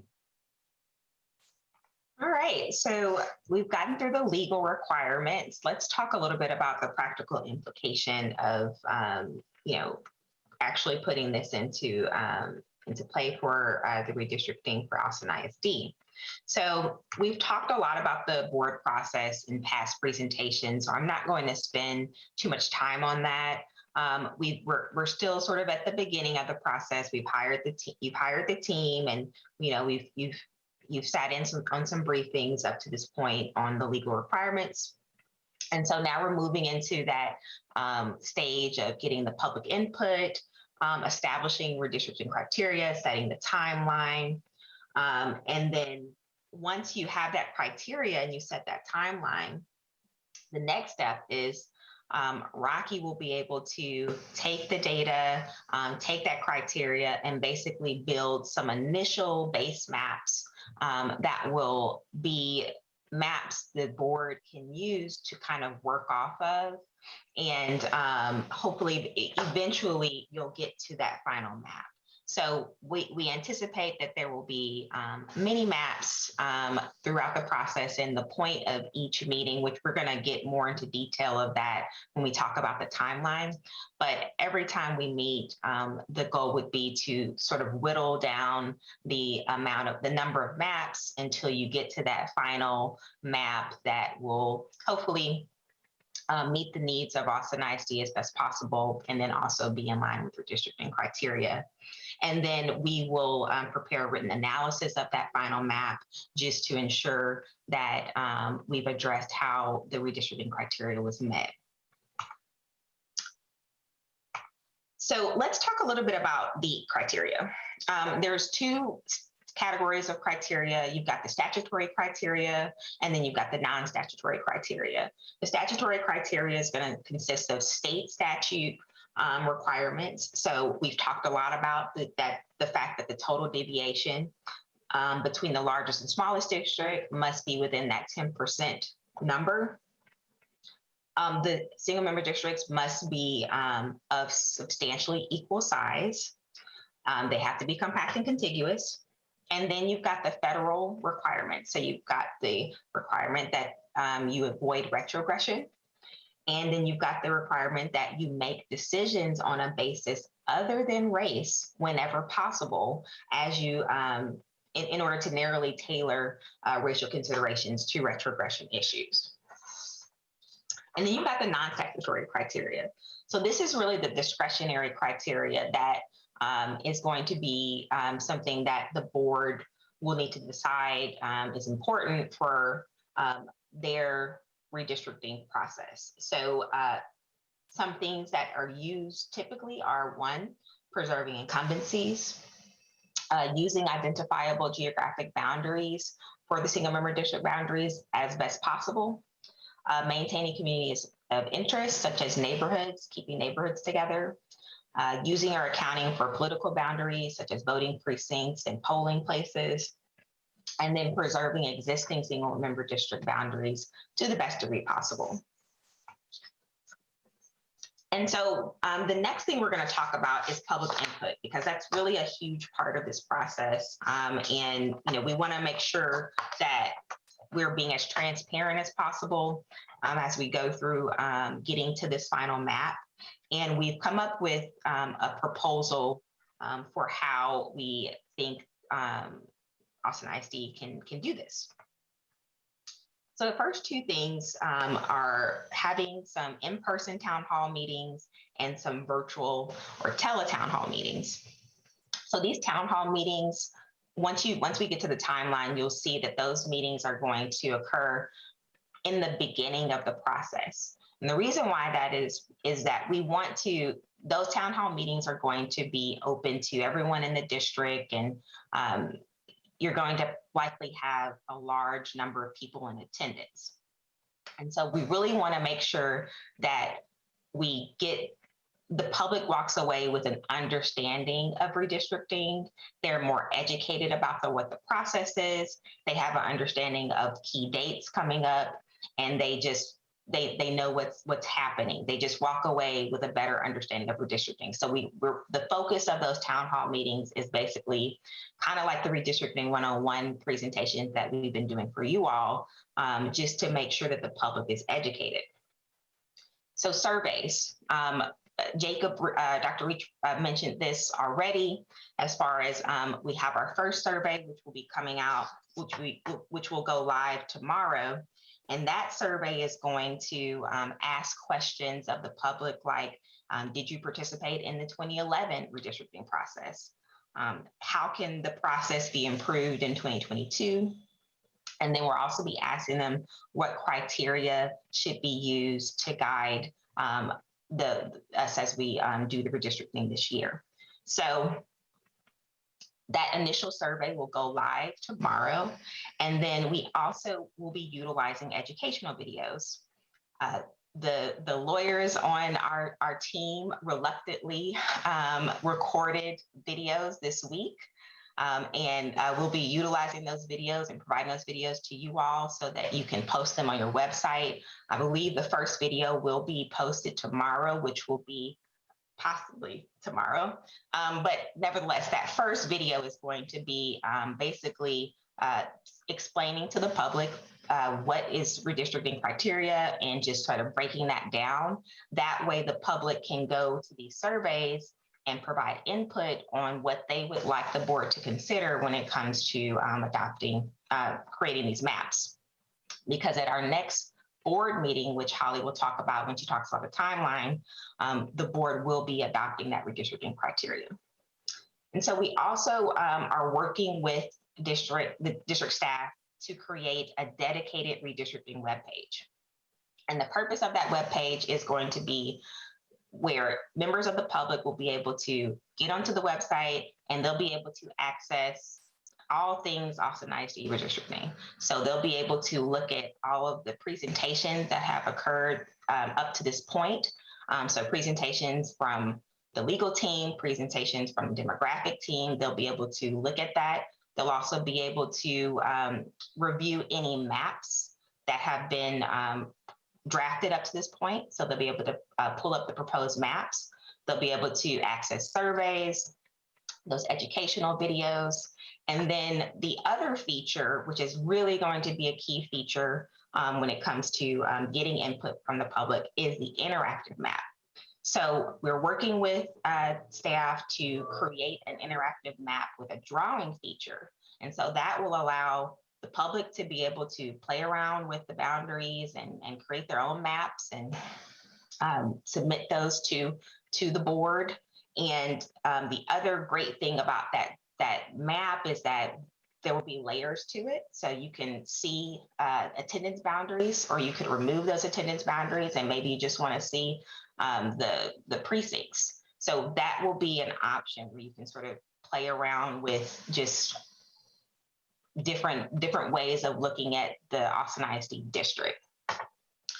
And then the other thing that's going to be key is trustee-led community meetings. And so those are the meetings that the trustees will be holding in their respective districts. That will be the trustees' opportunity to talk to their constituents about this redistricting process. It will be extremely important because what will likely occur is a lot of the key stakeholders in that community will be in attendance, and they'll let the trustees sort of know, hey, we want to make sure that, this neighborhood stays together. It looks like this, map 3, it looks like they're breaking up that neighborhood. And so the demographer, Rocky, he's not going to know that type of information. And so that's why those, those community meetings are really important, because that's how you get that local input that is really going to be important when it comes to getting to a map that is going to be amenable to the Austin ISD community. And then finally, engagement with special interest groups.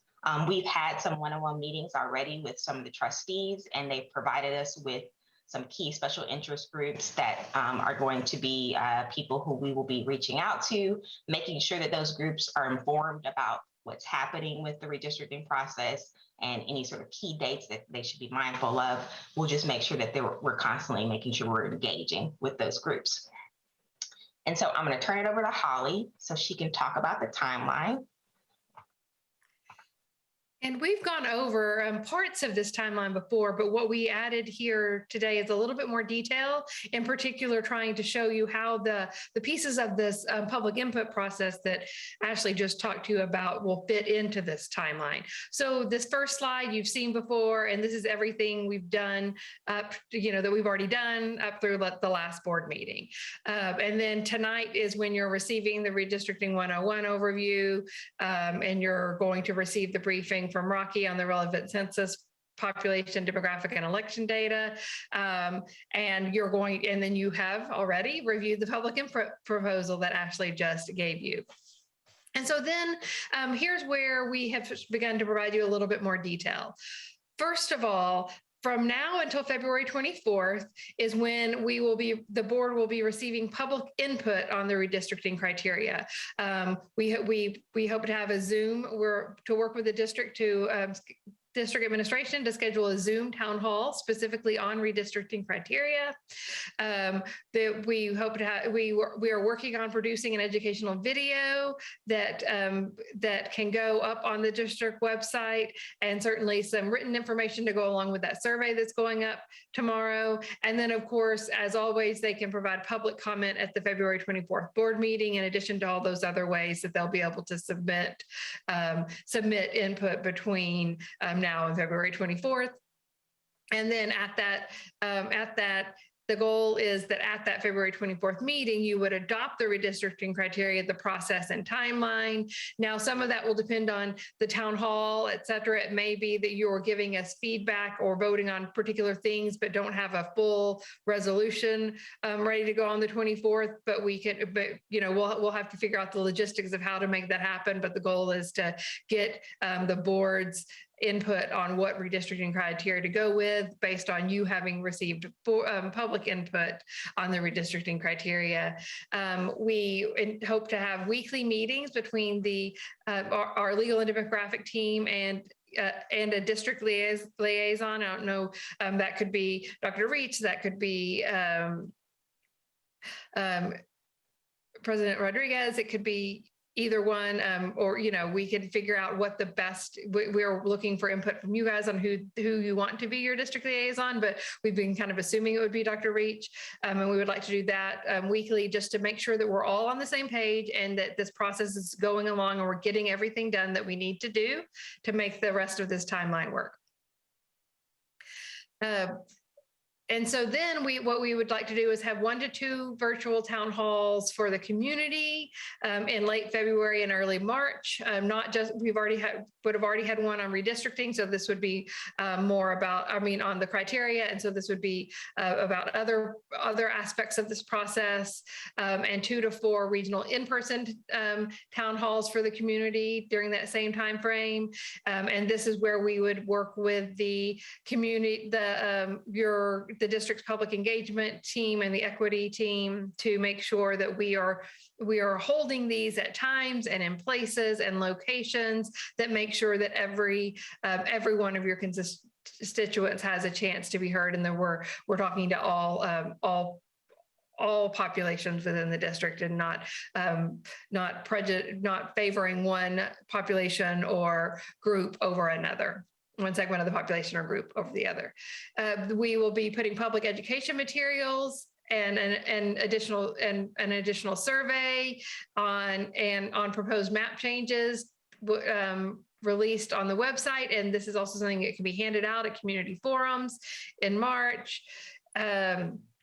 And then Rocky will be working, and his team will be working to draft and present initial proposed maps to the board. And our proposal would be that begin to happen on March 10th, and then we will get board and public input on those initial proposed maps at that meeting. At the next meeting on March 24th, we would also continue to get basically every meeting from now until you adopt a plan. We expect to be getting board and public input on the maps.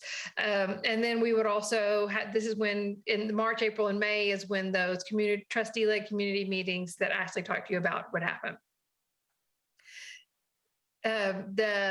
We would also, again, hold one-on-one meetings with the trustees in April and May. And the goal of this is to find out what you are finding out at your trustee-led meetings. What are you hearing back from your constituents?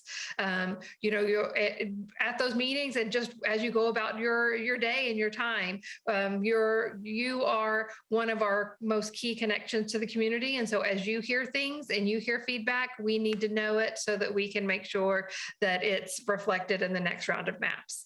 The goal would be to present 3 map options based on all this community and trustee input at the April 14th board meeting. And again, the board and public would provide input on those 3 map options on April 14th. And then, as Ashley said, each time after that, the goal is to reduce the number of maps. And so we would present 2. Hopefully, the goal would be to then narrow that down to 2 map options by April 28th, and get input on 2 map options, those 2 map options, and then present a final map option on the 12th. And at that point, you'll also get a chance to review the written analysis of this proposed final plan that addresses how the criteria are met, and give us yet more feedback.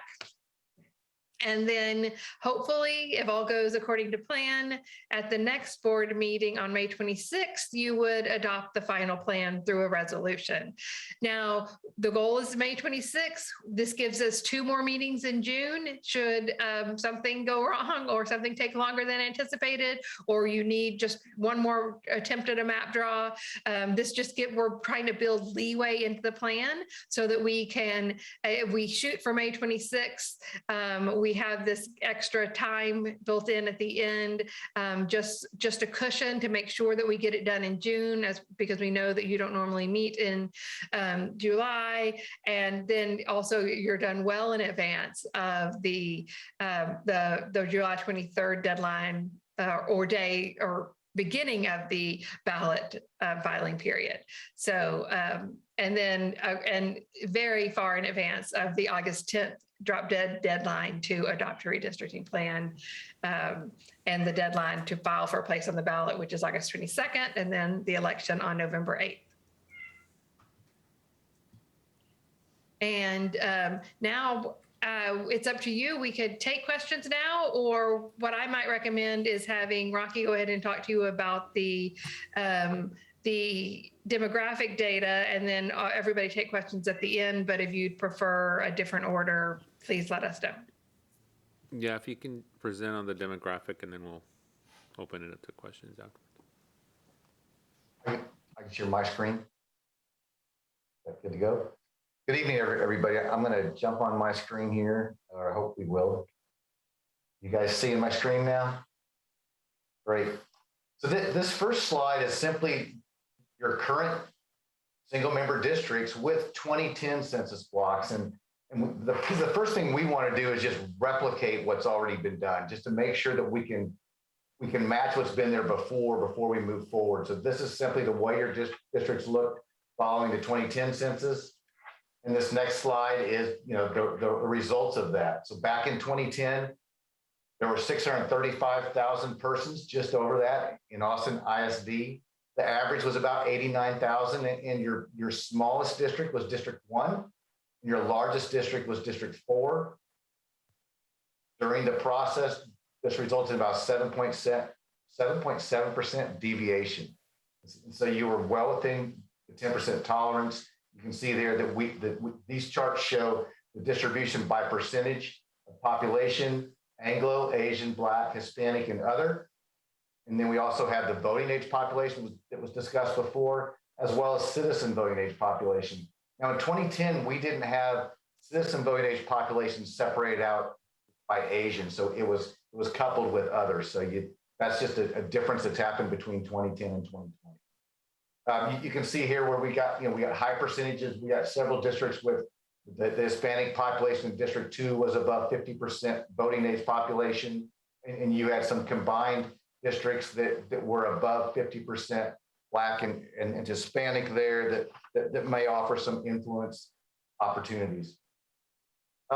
Moving to 2020, now this looks like exactly the same map, and I'm stopping here for just a second because between 2010 and 2020, the Census Bureau reduced the number of census blocks in Texas from 900,000 down to about 600,000. They combined a lot of census blocks. So although it's hard to tell at this scale, when we start moving things around, it's not always as easy as it used to be. We couldn't exactly replicate some of the boundaries. You have to really zoom in to see it, but you'll see it in more detail eventually. Hopefully this won't be a problem. It hasn't been yet, but there is a significantly fewer census blocks, but there's still a lot of very, very small census blocks. So it does get kind of messy. But in 2020, we added population. You can see there our population is now 736. This is an additional 100,000 persons in Austin ISD proper, an average of 105,000 now. And now your smallest district is now District 2. Remember, it was District 1 before. Your largest district is District 6, when previously it was District 4. But you begin to see there, our average is 105. So you see the disparity there between District 6 and District 2. In a perfect world, we would just take a few out of District 6, put them in District 2, and we'd be done. But as you can see, that if District 2 wasn't outside of 10%, then District 1 was outside of 10%. If it wasn't, then Districts 3 and 4 were. So we definitely have some work to do. Again, 33% differential. What was interesting is as Austin grew, really your percentages stayed relatively static. We didn't see a significant amount of movement. There were some subtle shifts. If we look at the change here, again, growth of 100,000. The majority of that growth there was 50,000 persons in Anglo, 17,000 Asian population growth. African American population declined by about 1,400 persons. Hispanic population grew by almost 14,000. The other category grew significantly, but keep in mind with the changes in some of the census questionnaires, a lot of people chose other. And let's just say it's a combination of several reasons. But anyway, that happened with 101,000 growth. Again, you saw your Anglo population decline by share just a little bit, just because of some of the growth in the Asian population. And you saw a little bit of decline at the African American and Hispanics. But again, this is mostly because of the other population that they saw a little bit of an increase as well.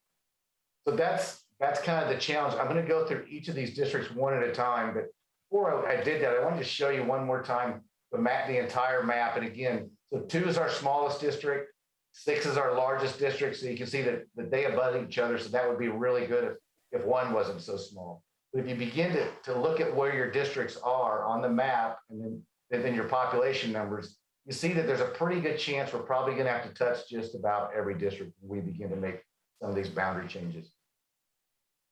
So I've got an individual map for each district, and I'll run through these pretty quick, and we can always, during questions, we can go back and look at some of these if we need to, if you have big questions. But I wanted to show you what this looked like. This is just a comparison of 2010 to 2020. And you can see the change here. So District 1 had growth from 87,000 to 94,000. So, about 8,000 person growth here. You can see the changes here. It stayed relatively. We saw an increase in Anglo voting age population in this district. So 2, we go to District 2, the shape here, it runs out there by the airport. District 2, again, it grew. It grew the least amount, and again, it's the smallest district with 93,000 persons. But again, they saw an increase in Anglo population, pretty good increase there. The Hispanic percentages dropped a little bit there in 2, was 62.8%, now it's 50.7. It was over 50%, it's just barely over 50% now. And the CVAP is stayed relatively the same, which is indicative of the population aging as well. The District 3 changed there from 88 to 101. So we're talking about almost 13,000 persons growth in District 3. District 4 it grew 12,000. You can see here the changes. I'm not going to detail all of them for you right now. We can always go back. District 5, you can see there on the west side with District 5 grew from 90,000 to 109,000. So almost 20,000 persons growth there in District 5. So we're going to have to bring it down a little bit, likely. And then we get District 6, and we're all aware of the growth in District 6.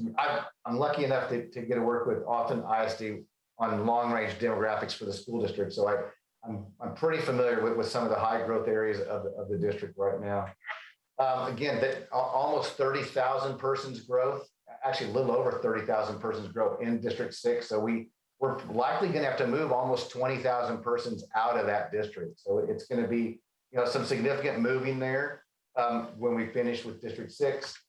And there's District 7 on the border there, and District 7 also grew a little bit. They're sitting right around 107. That's not a bad number, but it'll likely get touched as well. And what our team will do is we do the best we can to go in, and the first thing we'll do is we'll try to hit the 10%, to be honest with you. We don't get carried away. We try to make a map that works, and then we'll dig into the numbers and see what we can do from that perspective. As we add plans, you'll see these slides get a little bit wider because we'll probably show 1 or 2 plans so we can see the comparisons while we're in this process. So I'm not sure who I'm throwing it back to, but I'm throwing it back to someone on our legal team, I'm sure. So thank you for the presentations. Trustees, are there any questions? Trustee Anderson.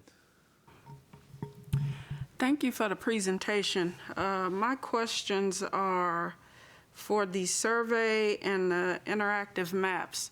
How will we ensure that those who have connectivity challenges get access?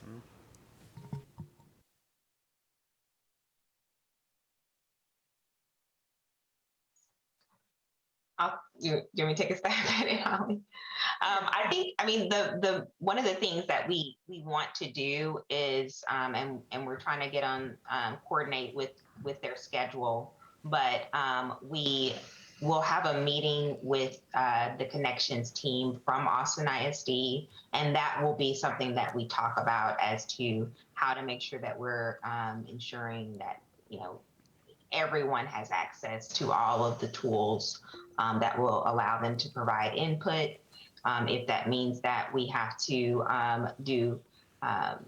provide paper copies of the surveys. I do think that what we will absolutely have is paper copies of those surveys at town hall meetings, community meetings, and that way they are able to fill that out.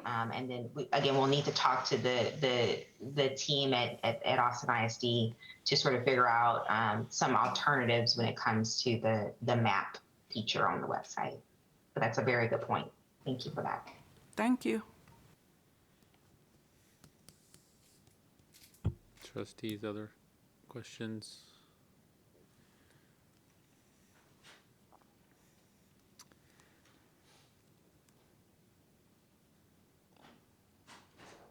So I think the question I have for the trustees is the fact that I think there was one question that Holly mentioned about the district liaison and how you all want that to be, whether it's administration or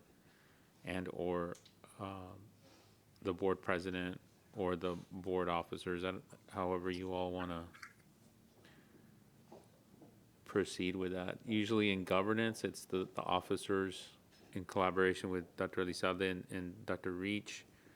For representation when we're not on the board, it's usually the board president, but I usually consult with the other officers.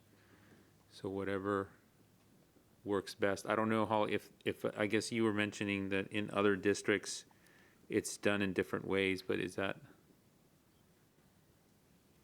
It is done in different ways. I think that one or more people from the board and Dr. Reach would be, I think, ideal if that's possible. But we can make it work either way. So I open it up to input from the board, or if not, we can take it to the governance discussion. But I got Trustee Anderson and Trustee Boswell. I'm okay with it being board officers and Dr. Reach. Got it. Trustee Boswell? Yeah, and I'm fine with any combination of the officers. I do think we should have some board representation, who is less important to me than that it's someone. Yeah. Thank you. Thank you. Trustee Singh? Which trustee district did we say was probably going to be the most impacted? Is it? That would be District 6. Okay. Well, who's? That would be me. Oh, that's okay. I'm like, wait. I looked at everyone else. It is you. Okay. Well, that's good. I just wanted to make sure that trustee was part of the group, so we're good.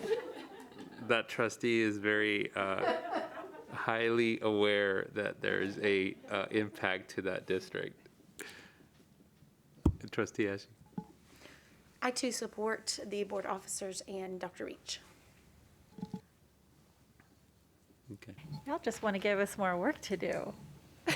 Just kidding. If anybody wants to be on it and would like to take my place, I'm happy with. I was going to say, welcome to the world of the policy I committee, know, Arthie. I know. Everybody So likes you to throw can't pick stuff and that choose, way. right? Great. And I think just in recognizing that all of the trustees are non-paid and have other responsibilities as well, I think probably on a practical level, I mean, I think that's right. We're going to go in the direction of the board officers, Holly and Dr. Reach, but I think on a practical level, I think we have a trust level within the trustees that if you have at least one of the three of us who can meet on those weekly meetings, it can either be interchangeable or there's somebody there plus the others. But I think at the very least, I think we can commit to saying that at least one of us will be there side by side with Dr. Reach. And at the very best, there'll be three of us there all the time. But given schedules and everything else, I think that's probably a good direction. And we can always catch each other up around these things. So, Trustee Foster? Yeah, I think it's worth noting that the other dramatically, well, I don't know if this is dramatic, but the other greatly impacted district would be District 2. Yeah. And that is Trustee Zapata.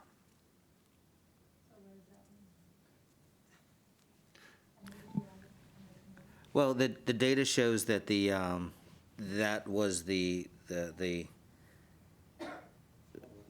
smallest, now the smallest district. So the one most, overwhelmingly likely to have a big impact in terms of what 2's new boundaries will be. So I think in terms of meetings, it'd be important for the current 2 to be well represented. Mm-hmm. Yeah, I'd be I just want to be careful. We're not calling it a committee. It's just a liaison role. But you're welcome to join us, especially we're going to be under, as long as we're under 4, and like even Arthi had offered, like if 5 of us want to go to it, we can always, some of us can pull back. But it's probably important, and I would say this of all the trustees, if y'all want to join on one of those meetings, I think Arthi, Yasmin, and I would be happy to pull back and have you all join that, because I think this is definitely a once every 10-year activity that I think it's important for all of y'all, if y'all want to have an opportunity to go to these weekly meetings, that you have an opportunity to catch up and learn about this whole process, because it is a lot to catch up in 10 years, where other issues we're actually getting them on an annual basis and building our knowledge. This is every 10 years. And I'm trying to remember if any one of us that were here the last time the redistricting happened, and I think the answer is no. So there's no institutional knowledge about that. Unless Dr. Reed, were you here? I was here, but not in a role supporting the board. Got it. Thank you. Trustees, any other questions?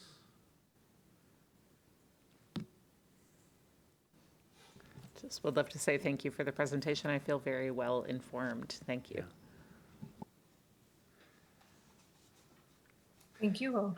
Thank you. I know I'm going to probably use the word cracking, packing, retrogression somewhere in my vocabulary in the next week. I want to thank all of y'all for being here tonight and educating us and the public on this, and appreciate, and I think you all have set out the work plan for all of us, and appreciate all of y'all's time tonight. Was this presentation on board docs? Yes.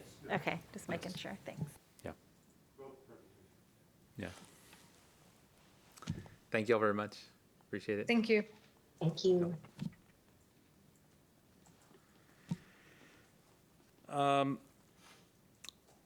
Dr. Elizalde, could you introduce our other information item meetings? I think we're starting with the fiscal forecast budget in this, sir.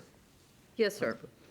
And before I hand it off to our Chief Financial Officer, Ed Ramos, I do have a few opening. I want to lay some foundational pieces as we continue to move through this process.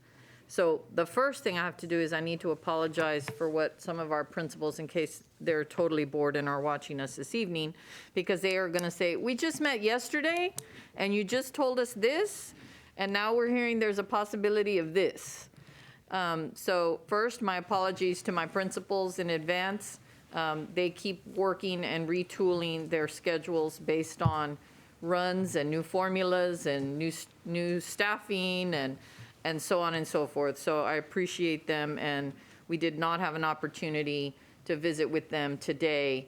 And that's partly because this entire budget development calendar, I just want to remind everyone, this has been agendized. This is a scheduled February meeting for us to have this discussion.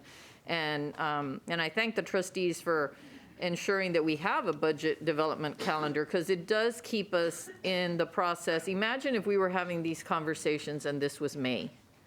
And so it is a fluid, very messy, very uncomfortable situation. And I want to acknowledge that, and I also want to acknowledge that we are in a tough spot. We're in a very tough spot. And I want to take every opportunity to try to set us on some parameters. And the reason it's fluid is every day the group comes together. Today I had the whole team. I think it was 2 o'clock. I don't even remember what time it was. But and in running new numbers and take this out and add this in, what would happen? How do we do this? So I would like to just lay out a few parameters. One is, it really is a priority that we have a balanced budget.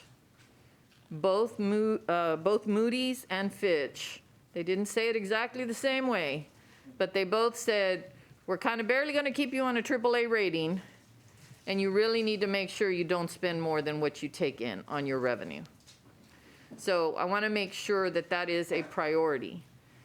We also know we do need to keep campuses as far away from the cuts as possible. It is absolutely true. It is also very clear to me, given our feedback that we've received, that 7 out of 8 is not palatable. It's not something that can be sustained even for just a year. The reason we started in that direction was, one of the premises that I utilize is, how few people can I tell due to programmatic changes that they won't have a job in 22, 23? That's a premise I start with. Whether that's right or whether that's wrong, I do want to share that initially it's always about, how can we say goodbye to the fewest number of people in our organization? We are not in a financial exigency. We don't meet the criteria for that, and yet we are in a very challenging budget cycle. So we then created another parameter of, okay, how do we also we can no longer continue to ignore our elementary teachers and recognize they don't have additional planning time. So how do we work to ensure they have that planning time? How do we still make sure that we provide some increases in compensation? How do we still ensure that our lowest paid get a significant market increase?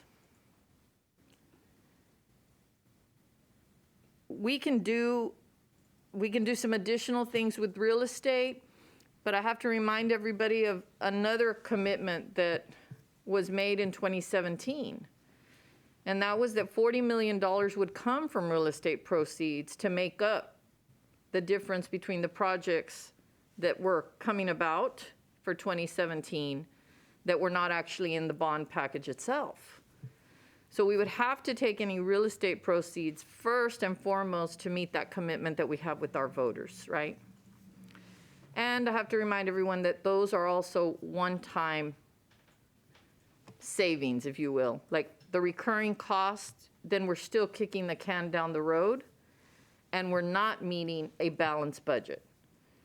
The balanced budget means the revenue that is generated by our enrollment, our ADA, we need to not spend more than what we make. So given those constraints and that we would reduce our expenditures, we've gone back, and I don't think we're done yet. I'm sure that there's still some things we can look at. But we ended up at 6.5, which is what the presentation you're about to see that I've then asked Ed, you're gonna have to start tweaking it while you're presenting it because we made some changes again today. We think we can get to a 6 out of 8, which we have originally. And we think we can find a way to give elementary teachers 3 additional hours a week, which would give them a total of 405 minutes of planning as opposed to 225 minutes. And our elementary teachers deserve that planning time. And no, I don't want to sacrifice one for the other, and that was never the intent. What we will have to wrestle with is we are probably programmatically looking at having to phase out approximately 250 central staff. Now, it sounds fine as long as you're not one of the 250. But everyone in this room is going to know someone that's one of the 250. Now, well, why didn't we start with that? Because I was reducing our central staff through attrition. As people leave, so that you do that over time, probably looking at more like 2 to 3 years to get to right sizing as opposed to programmatically saying, well, we do have some redundancy in some services, so let's collapse this department with this department and so on and so forth. But of all of the pros and cons, we really do think I have definitely heard from our community internally and externally. And 7 out of 8 is not something, that is really going to be something we can do. So we have to listen to all of the quantifiable and qualitative data that we get. So Chief Ramos is going to be kind of making some tweaks as he starts to do this because the original run was 6.5, meaning that what we had worked with our principals on was that core teachers, principals, we're going to identify those by category, would receive the 6 out of 8, and some positions that receive additional stipends in elective categories above their salary would have 7 out of 8. So some would have 6, some would have 7, depending upon the accountability that was connected to each of those. But since that time, again, the situation being fluid and us rerunning numbers, we've actually moved away from that and are now looking at going to keep what we have now, which is 6 out of 8. But it will require some additional central cuts. We'll work collectively to make those programmatic changes. How would we get the elementary teachers that time? We would actually, and that's why there's some pluses and minuses, because we would need to add a few more art and music teachers, because what we would need to do is extend art and music. Currently it's 45 minutes at the elementary level. We would be making some adjustments to 60 minutes so that teachers would be able to have at least 3 days out of the week an additional hour. They wouldn't get it every single day, but that's still, to me, significant. Secondary teachers get 450 minutes. Currently, elementary teachers receive 225 minutes. This would give elementary teachers 405 minutes. So we could allow them to do some of their grade level planning during the day, just like secondary teachers do. It is the most instructionally sound practice. There is absolutely no doubt. One of our callers said, you know, Commissioner Morath had alluded to that. It's more than alluding. It is absolutely a best instructional practice, is to have that collaborative time for instruction. So we are moving towards that as part of our proposal. We also want to create minimal. This whole process illuminates many things. We have elementary teachers that are teaching music and art that are moving to multiple campuses multiple days of the week. This would allow us to say, for instance, a teacher would be music. I might have to split 2 small campuses, but I could be at campus A Monday, Tuesday, and half a day Wednesday. We could build in travel time, and I would go to campus B half of the day Wednesday, Thursday, and Friday. Right now, we have some teachers that are going Monday here and Monday there, Tuesday here and Tuesday there. So this would also be a way for us to try to minimize the stress upon many of our teachers that are moving multiple times within multiple days of the week. I do want to remind everybody that we do have a cost that very few other large districts have. We are the largest ISD that pays into employee Social Security. Now that's a plus, and it's also a minus. But I want everyone to know, when people are saying, well, how come the district doesn't have money in comparison to some of the other districts? Dallas doesn't pay it, Houston doesn't pay it, Round Rock doesn't pay it, Pflugerville doesn't pay it. It's $33 million a year goes to Social Security. Now, under the teacher retirement system, so those folks that are watching us, you want to retire from us, come to us, stay with us, retire with us after at least 5 years, because then you get to get both. You get your teacher retirement plus Social Security. For those that are new in our profession, you may not know this. As a matter of fact, Matias didn't know this. We've convinced him he needs to stay in education. He's like, what? So for those that are new to the profession, and for teachers who may be thinking, should I join Austin ISD? Yes, you should join us, because you will be able to retire. If you're not in a Social Security ISD, you can only get TRS. You can't get both. Only if you retire with a minimum of 5 consecutive years in a school district that is Social Security can you, once you meet those ages, you can pull both. We've not done a really good job of marketing that. Our marketing team is on it. We're going to start putting that out there. But I also just want to remind everybody, so when people are like, well, how come they don't have, that's $33 million that we as an organization have to put in to support the employer contribution. So it's a benefit. It's an employee benefit.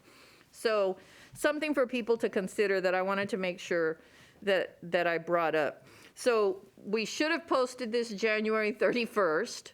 Thank you to Secretary Singh, gave us some feedback after having this, a meeting with our Chief Financial Officer, so we made some changes. And so we didn't post it until February 7th.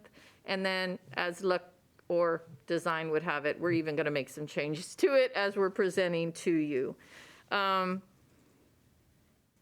We really do know this is difficult for everyone. We also know we cannot not have a balanced budget. We do think we can do all of these things, and the hardest thing we're going to have to do is programmatically. We'll have to look at what services at central office are being redundant and where we can make some cuts. We'll have to make some adjustments on some of the campus allocation funds in terms of non-staffing dollars. Those dollars need to stay non-staffing. They're designated as such. They need to stay as such, because otherwise you end up getting recurring costs. Anytime you take non-staffing dollars and turn them into staff, right, instead of resources like books or software packages that teachers may want, you end up with recurring costs and the added benefits that go along with that. So we need to truly adhere to some, what I would call, and our chief financial officer would call, sound financial practices. There's a reason why things are designated as staffing versus non-staffing dollars. We will have to really make sure we've identified our students that are at risk, that qualify for state compensatory ed, so that instead of utilizing general operating dollars for some of the economically disadvantaged students that aren't enough as a percentage to receive title dollars, that we ensure that they're state compensatory ed. So there are some drawbacks to some of the proposals, but in listening to our community, we think the one area that we heard loud and clear that's not negotiable is the 6 out of 8. And I want to make sure, it's my personal commitment, that I also think it's not negotiable that elementary teachers not have the planning time that they also need. And so in order to do that, we are going to have to make some tough decisions. And I want to thank everybody that's given us feedback, from our trustees to our community to our staff members. That is why the process starts early, is for us to continue to just go back. We got to think again. And sometimes we get tired, and then we have to step away from it, and we come back with a renewed creativity, and we came up with what I think is a much better approach that gives us more checks and less minuses, while still giving us the increases in the hourly rate that we had proposed, the increases for teacher salaries that we've proposed. So with that, I will go ahead and turn it over to Chief Ramos. President Rodriguez, Dr. Elizalde, members of the board, this tonight will be the first presentation that we give regarding the budget, where we're at with our assumptions and data, some of the decisions that we're looking at, not only for the current year budget, but the 22-23 fiscal year budget as well. Keeping in mind that as we make decisions throughout this process, we will every month come back to the board with updated data, updated numbers. And so this is an ongoing process. As Dr. Elizalde said, it's a fluid process. We make decisions, calculations change, and so the goal is to have the best information that I can give the board by the time we present a budget, a final budget in June. There are no surprises. We've had the discussions, the conversations. We know what we're looking at as a district, and we know the ultimate decisions that we need to make as a district and a school board. So that is the goal. Again, this would be the first presentation for that. And so in looking at our current fiscal year budget, we have updated our projections based on the most recent data that we have. And that data comes both from our PEIM snapshot counts, which occurred at the end of October, and also in looking at our tax rate, recalculated tax rate. So one of the things with our tax rate is when we pass our budget, the board adopts our budget in June of every year. The tax rate is not set till September, so that does make a difference. So when you look at some of these projections, for example, in this slide, tax collections were reduced 1.5 million. It's because at the end of the day, the final tax rate that we adopted as a district was 4 cents less than what we had projected back in June. And so that does affect our overall tax collections. Those calculations, of course, are mandated by House Bill 3 and TEA, and so that is where some of that difference comes from. The biggest impact to our projections is with recapture. And so one of the things that I want to point out is when you look at recapture, anytime a district has strong property value growth, which we do have in Austin, and then if you have declining student enrollment, that is going to cause your recapture payment to increase. And so that's one of the areas that we are experiencing here in Austin. We did have our property value growth come in strong, as historically it has been. You look around, you see that the growth coming in here economically, the construction that's happening not only in downtown, but in housing, commercial development. So that increases our wealth at the end of the day. And then when you look at our student projections, when they come in below what we projected, that is going to affect our recapture estimate. And so originally we had estimated $709 million that we would send back to the state. We are now projecting that recapture payment to be a little over $761 million. So that's a almost $52 million increase. And we know that data is much more accurate than what we had projected back in June. Then we also take into account our ESSER dollars. And so as part of the ESSER planning process this past summer, we did include ESSER dollars to be used to supplant our budget, to assist us with our budget deficit. And so as a district, we planned to use $58 million of ESSER 2 and ESSER 3 funds to assist us with our budget. So when you net that $58 million against our revised deficit of 86.6, we are now looking at a deficit budget of 28.6 million. And so one of the things that we do know is that with some of the decisions that we are making as a district through vacancies, not hiring certain positions, and eventually looking at the 250 positions in operations and central office, we are very confident that in 21-22, at the end of this fiscal year, we will end the year with a balanced budget. So that's huge for the district. It's huge for our bond rating. And so we are moving in the right direction. Next slide. This basically gives a little bit more detail of our current budget.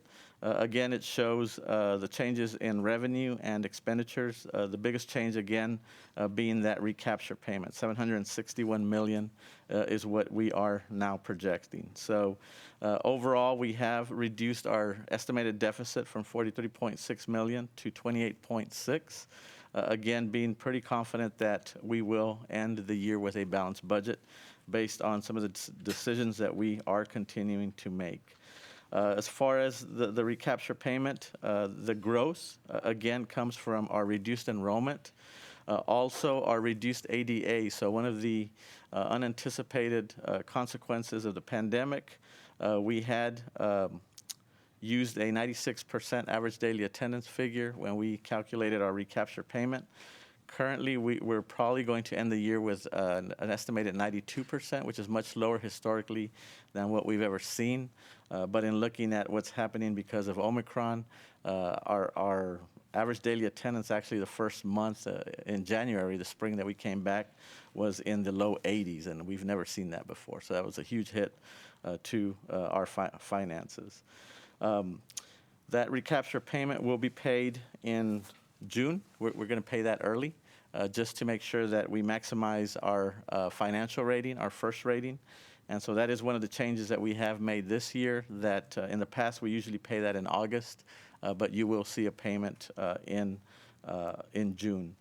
When you look at the financial statements, however, you see a monthly amount. And so when you see every month that we show you our monthly financial reports, we take the entire recapture payment divided by 12 and reflect that every month. So we're not paying our recapture payment monthly, we're just accruing it so that we can pay that in June so that we can maximize our interest rate earnings.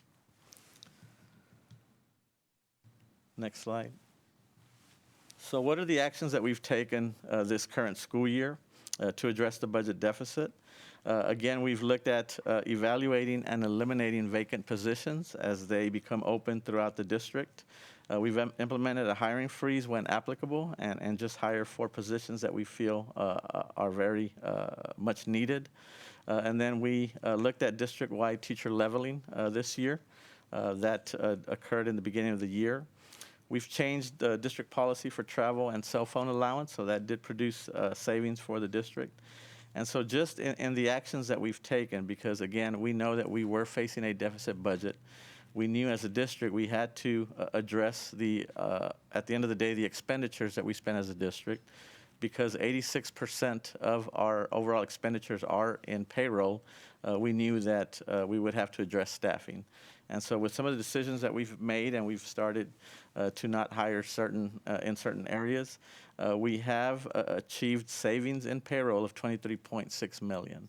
So when you look at the 28.6 shortfall that we are projecting, You add the 23.6 million in savings, that just shows you how close we are to getting to a balanced budget. So we are continuing that process. We have a few more months left in our fiscal year, and so we will continue to look for those budget savings. Next slide. So in looking at next year's budget, what are the priorities that we are looking at? Again, the non-negotiable is that we must adopt a balanced budget for next year. As Dr. Elizalde stated, we do know that our bond rating agencies are already looking at our finances. Fitch has already told us that they would leave our AAA rating, but they have given us a negative outlook because they are concerned about the use of our reserves. Moody's has again maintained our AAA bond rating as well.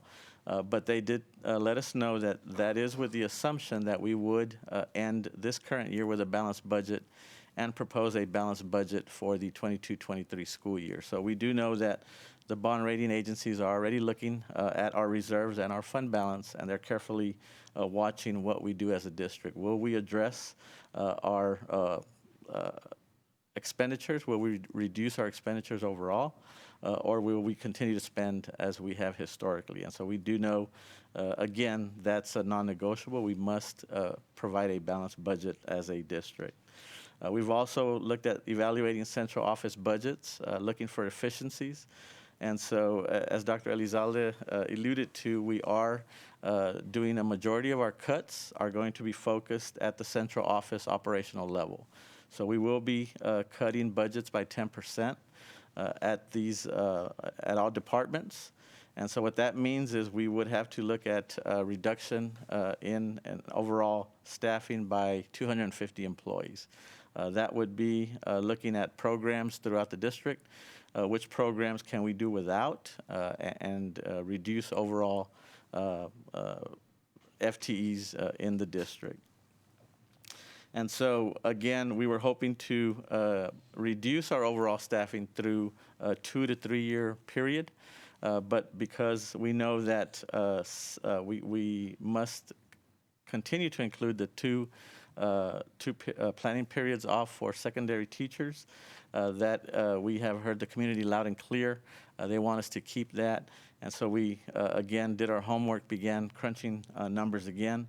Where could we come up with budget reductions? And so the other option that we looked at was, again, central office and operations, but bringing that into a 1 year process versus a 3 year cycle. And so in looking at the estimates and taking that approach, we feel that, one, we can leave the 6 of 8 planning periods, and at the same time also providing planning time for elementary teachers, as Dr. Elizalde stated. Next slide.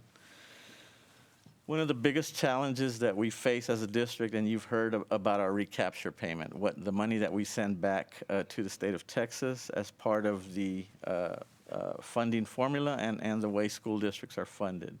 And so what this graph really shows is that anytime our enrollment declines and our property value increases, then we're going to have a much larger increase in our recapture payment.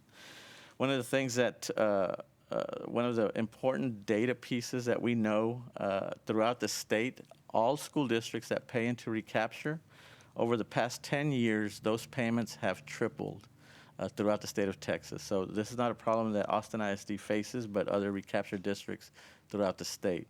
However, when you look at specifically Austin ISD, over the past 7 years, our recapture payment has quadrupled. So our payment is growing much faster than other recapture districts throughout the state.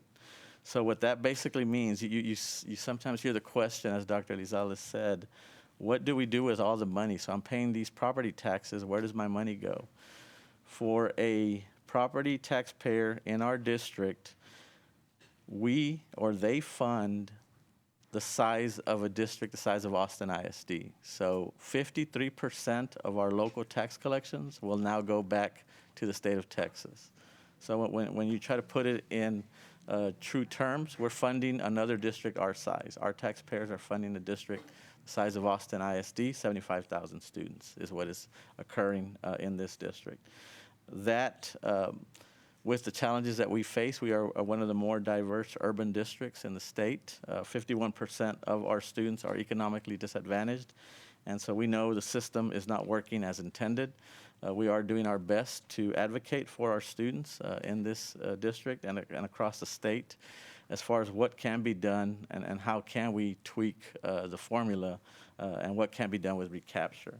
There's a great website that just went up last week. Texas School Coalition has created this website called recapturetexas.org, and that gives some great information on what recapture districts are facing throughout the state of Texas. So that's a great tool for you to use as we continue to try to advocate and really inform our community on what is happening with our recapture payment. One of the other things that we're looking at as far as recapture is why do we as a school district not receive a discount for being fiscally responsible? And so what I mean by that is when you look at the governor, he just released a taxpayer bill of rights. And so one of the criteria that he stated was that if a property owner pays their taxes on time or early, they do receive a discount. Cities, when they pay their sales tax collections early to the state comptroller, they receive a discount. So the question that I'm going to ask and we're going to be advocating for is why do we as a district that pay our recapture payment on time and early, why don't we get a discount? And just to see what that discount, how that impacts Austin ISD, if we were to get a 4% discount, and at one time we used to, as recapture districts, receive a discount for our payments, but that went away about 2 years ago. If we received a 4% discount for paying earlier and on time, that translates to $30 million in savings for the district. And to us, when we're facing huge budget situations and really just what that basically means is $30 million would come back to the district that we can use for our students and our staff. So that's going to be something that we are going to be advocating for. And so we continue to try to get the word out and make sure that our legislators know what we are asking. Next slide. Before you go, can you go back to that other slide? I just want to emphasize it because I think it's just so important. I have to call it out that in 2015, our district was paying, so please just indulge me, I'm sorry, $181 million, right? 2016, 17, 18, 19, 20, 21, 22, 7 years later, and I know Chief Ramos said it, but I just want to emphasize, 7 years, we went from 181 million to 761. That's in 7 years. So I'm going to restate, Chief Ramos said 53 cents out of the dollar is going, which is another district. I'm going to restate it. We're keeping only 47 cents out of that dollar. Sorry, I just had to emphasize it.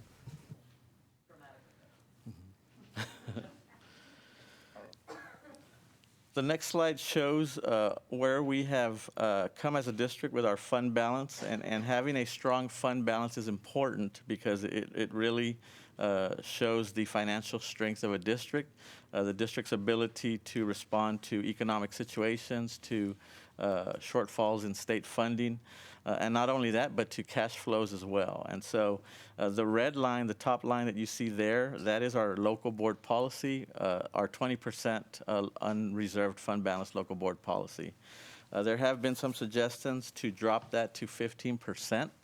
That following orange line is what you see would happen if we drop that to 15%. In other words, the graph is basically showing that it won't solve our problem. What would happen is we would spend our reserves faster. We would not address how we should reduce expenditures as a district. And basically by the 24-25 school year, we are projecting we would be bankrupt as a school district, which is not where we want to be. It's not what's best for students. Also, with a reduction in reserves, what that would mean is that we would need to obtain a loan to make payroll. And so the reason I say that is if your an average citizen, you have a job, you receive a biweekly or monthly paycheck, so you receive the revenue consistently. For school districts, we receive our paycheck for the most part in December and January. So by the end of our fiscal year, which is October, November, we are running low on cash flows. And so if we don't have our strong reserves, our strong fund balance, we would have to borrow money to make sure that we make payroll and are able to pay our employees in October and November. And what that translates to is additional interest costs for our district. So not only must we maintain a strong fund balance for our bond rating, but also to make sure that we are able to pay our employees on a monthly basis. Next slide.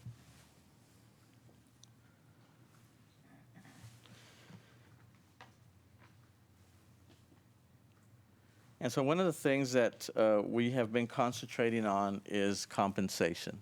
And so we know that as a district, we must maintain that competitive advantage when it comes to hiring not only teachers, but hourly employees, professionals throughout the district.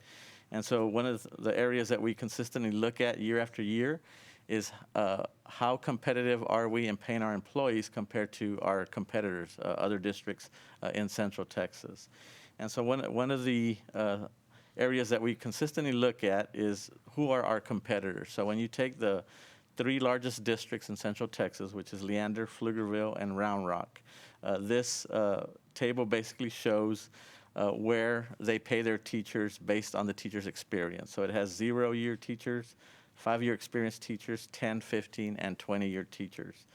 The first line shows Austin ISD's base pay. So this is what we pay at a base level our teachers based on their experience. One of the pluses and advantages that we have in this district is we have what is called our PPFT program. And so that allows teachers to earn points after being hired and receive additional payment based on the number of points that they receive as a teacher. And those points are earned through appraisals, through professional learning, through teacher leadership activities that they can do. And based on the number of points they earn, they receive an additional compensation above the base salary that you see on line 1. And so historically, our teachers have received between $500 to $3,000 above the base pay based on the number of points that they are able to earn. And that covers 100% of our teachers have the ability to access the PPFT program. And the reason for that is back in 2021, we rolled in and we enrolled all Austin ISD teachers in this program.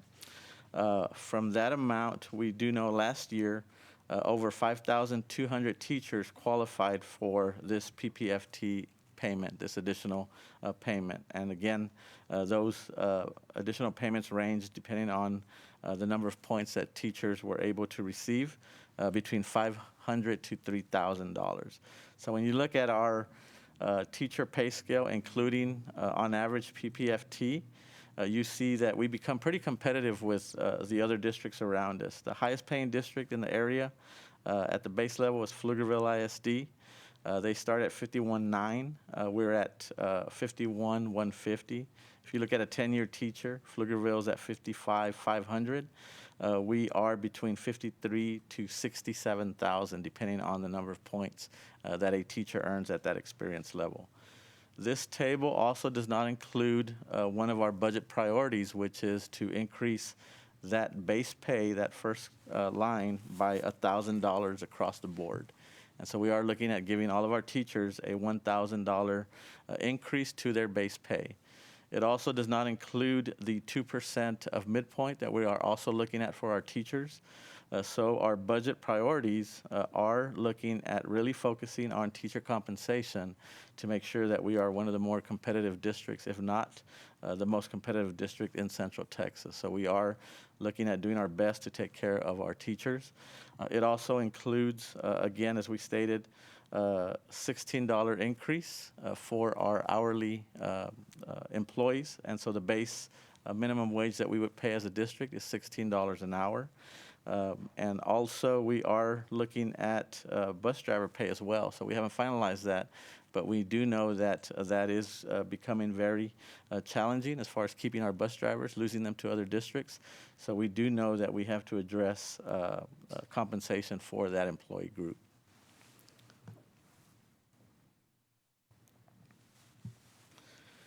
We also talk about ESSER funds, and one of the opportunities that we have is as a district and throughout the state, districts have received ESSER funding, ESSER 2 and ESSER 3 funding.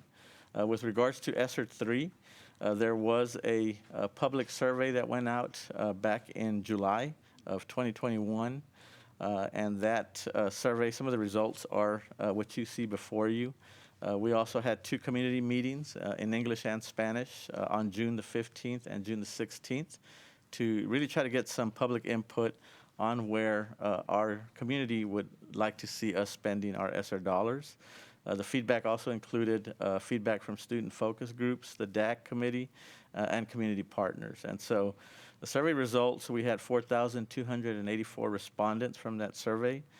Parents made up the majority of the respondents, 67.5%. Students, 1.5%. Teachers, 13.5%. And then other staff, 10%. Community, 7%. And civil rights, 0.5%. And so some of the top issues that we did receive from these responses were mental health, safety, learning, teacher support, and access to technology.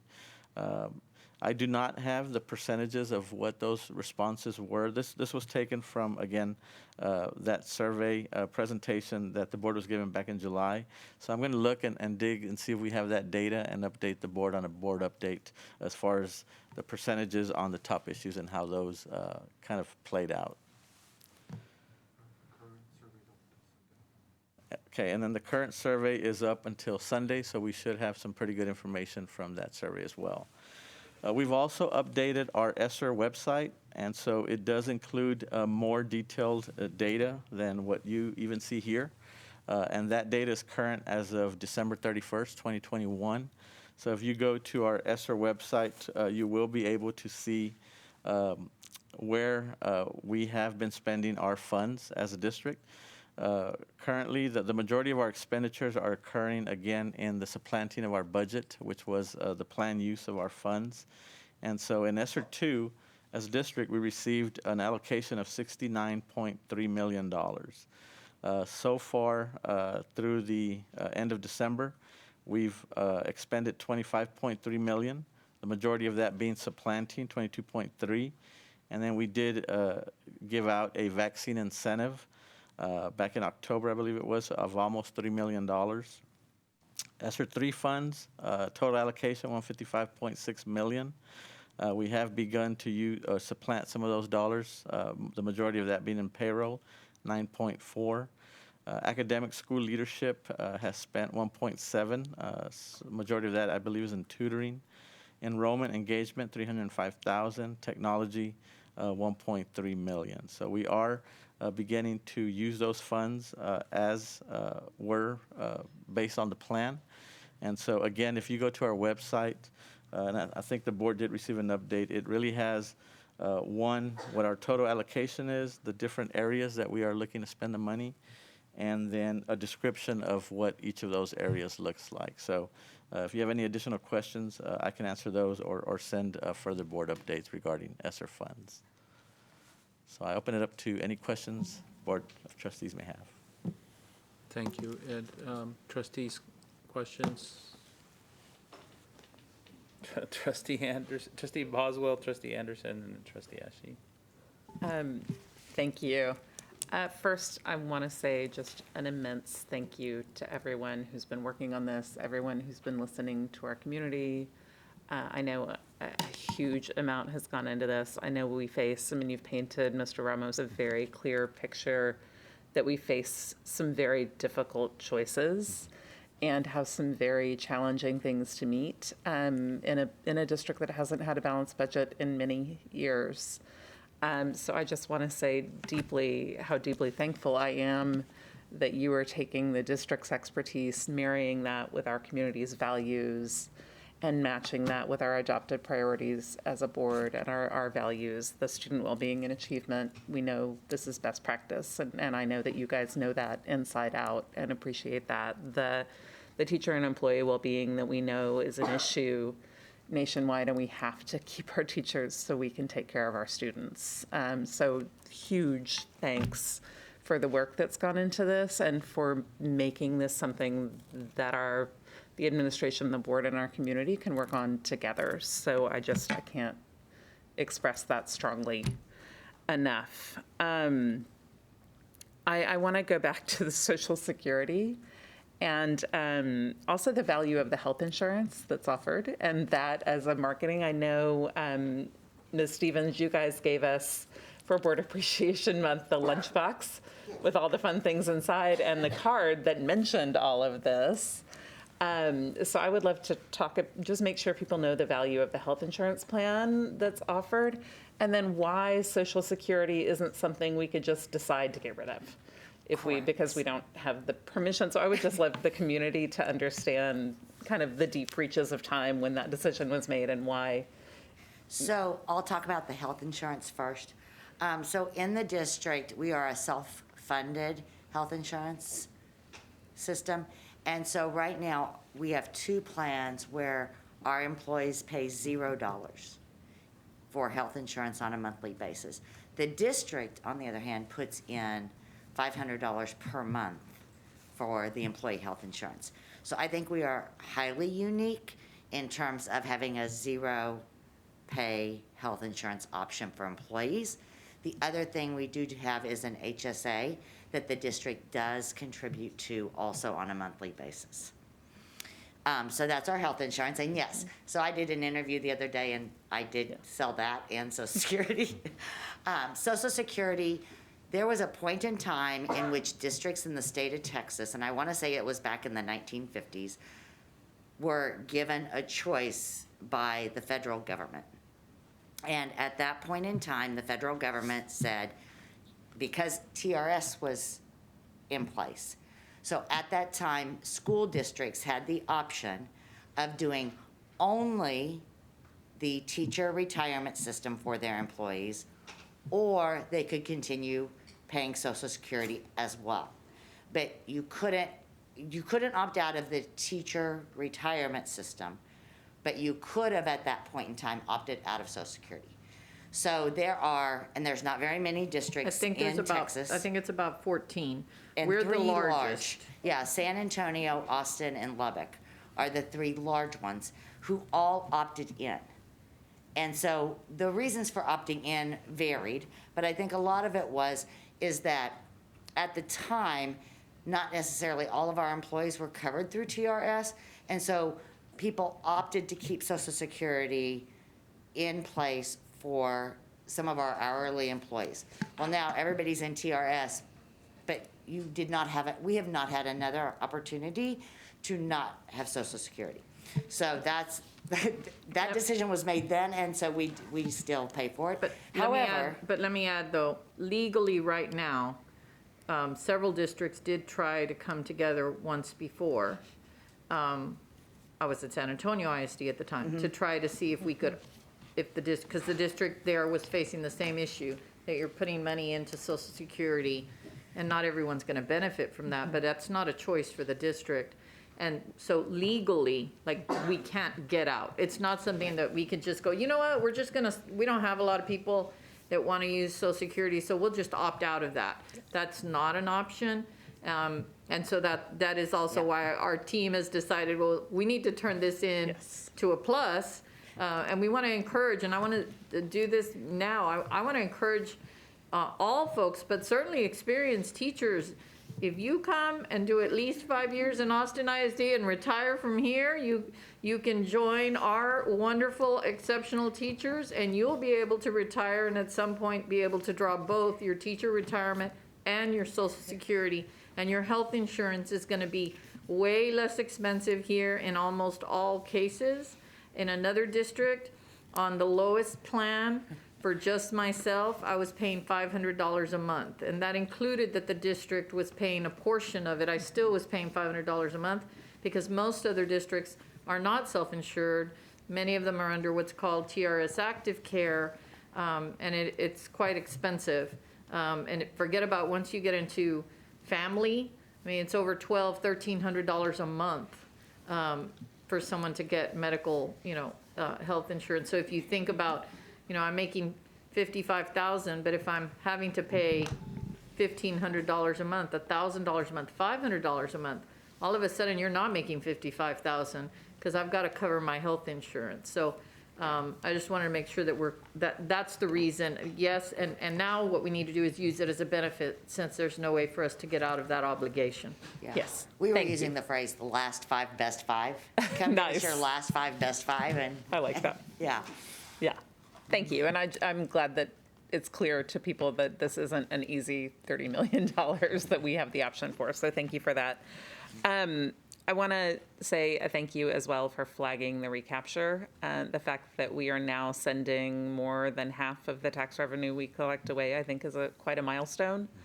So I appreciate you flagging that and finding such a clear way to explain a really complicated situation. And I've spent a lot of time talking with recapture with a lot of people, and no one had ever described it as we're paying for a district the equivalent of a district the size of Austin ISD. So thank you for a new way to talk about recapture. And Dr. Elizalde, I know you have a lot of expertise in recapture because of your dissertation, and I know we've had conversations I have with you, with several people on the board that, I really want to be sure this conversation, from my perspective, doesn't turn into recapture is evil, we need to get rid of it, but recapture is broken. I mean, that is how I see it, because we do need to fund schools across our state. And I grew up in San Antonio during the Edgewood lawsuits in a district that was property rich, competing in extracurriculars in a district that was property poor, including Edgewood, and saw it firsthand how different it was. So I think it's not that it's bad, that it's broken from my perspective.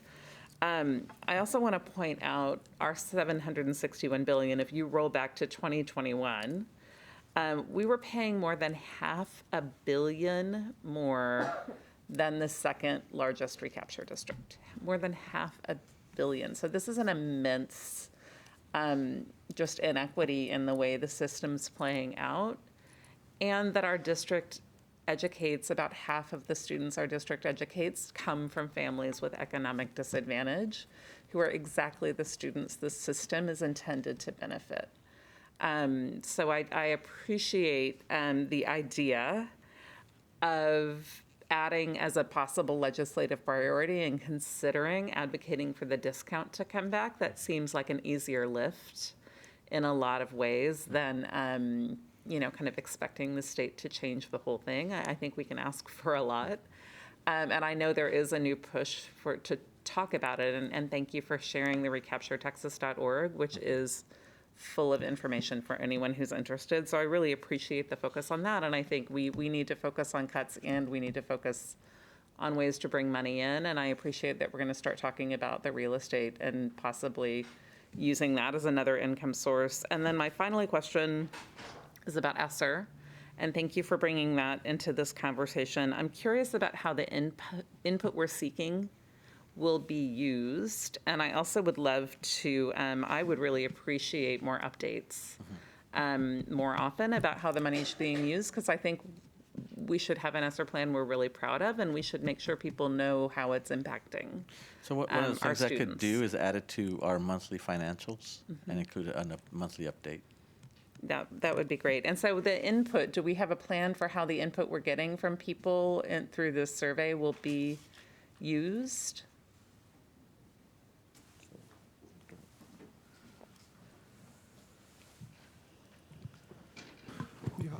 So I'm happy to share more on that. So ESSER 3 actually had a requirement that went along with it that asked that school districts, before ever approving a plan, that they seek input on that plan. And then it also, it made another ask and a requirement. So if for any reason we ever needed to make a substantive change to that plan to align with the federal requirements, we have to re-seek input.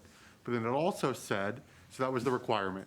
And then the ask was that you should continue to check in with families during this time period, and they actually set a time of 2 years, I believe, even though it's a 3-year grant, to see, is this going the way that was expected?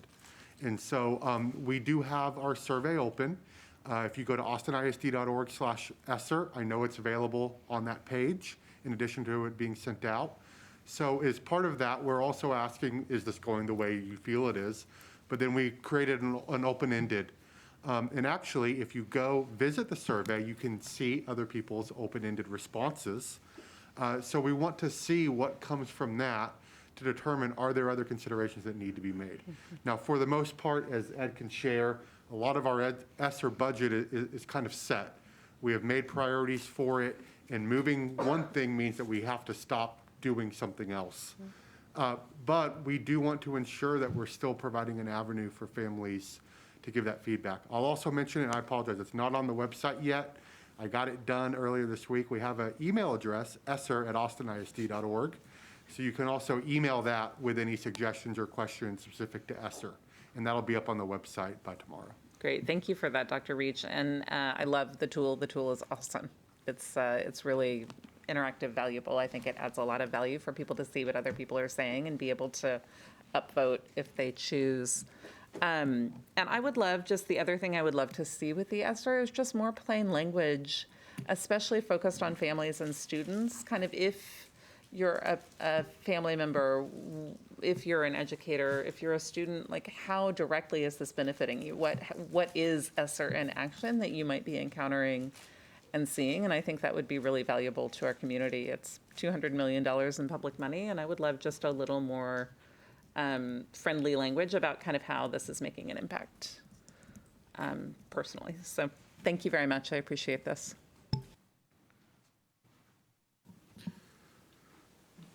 Trustee Ashe.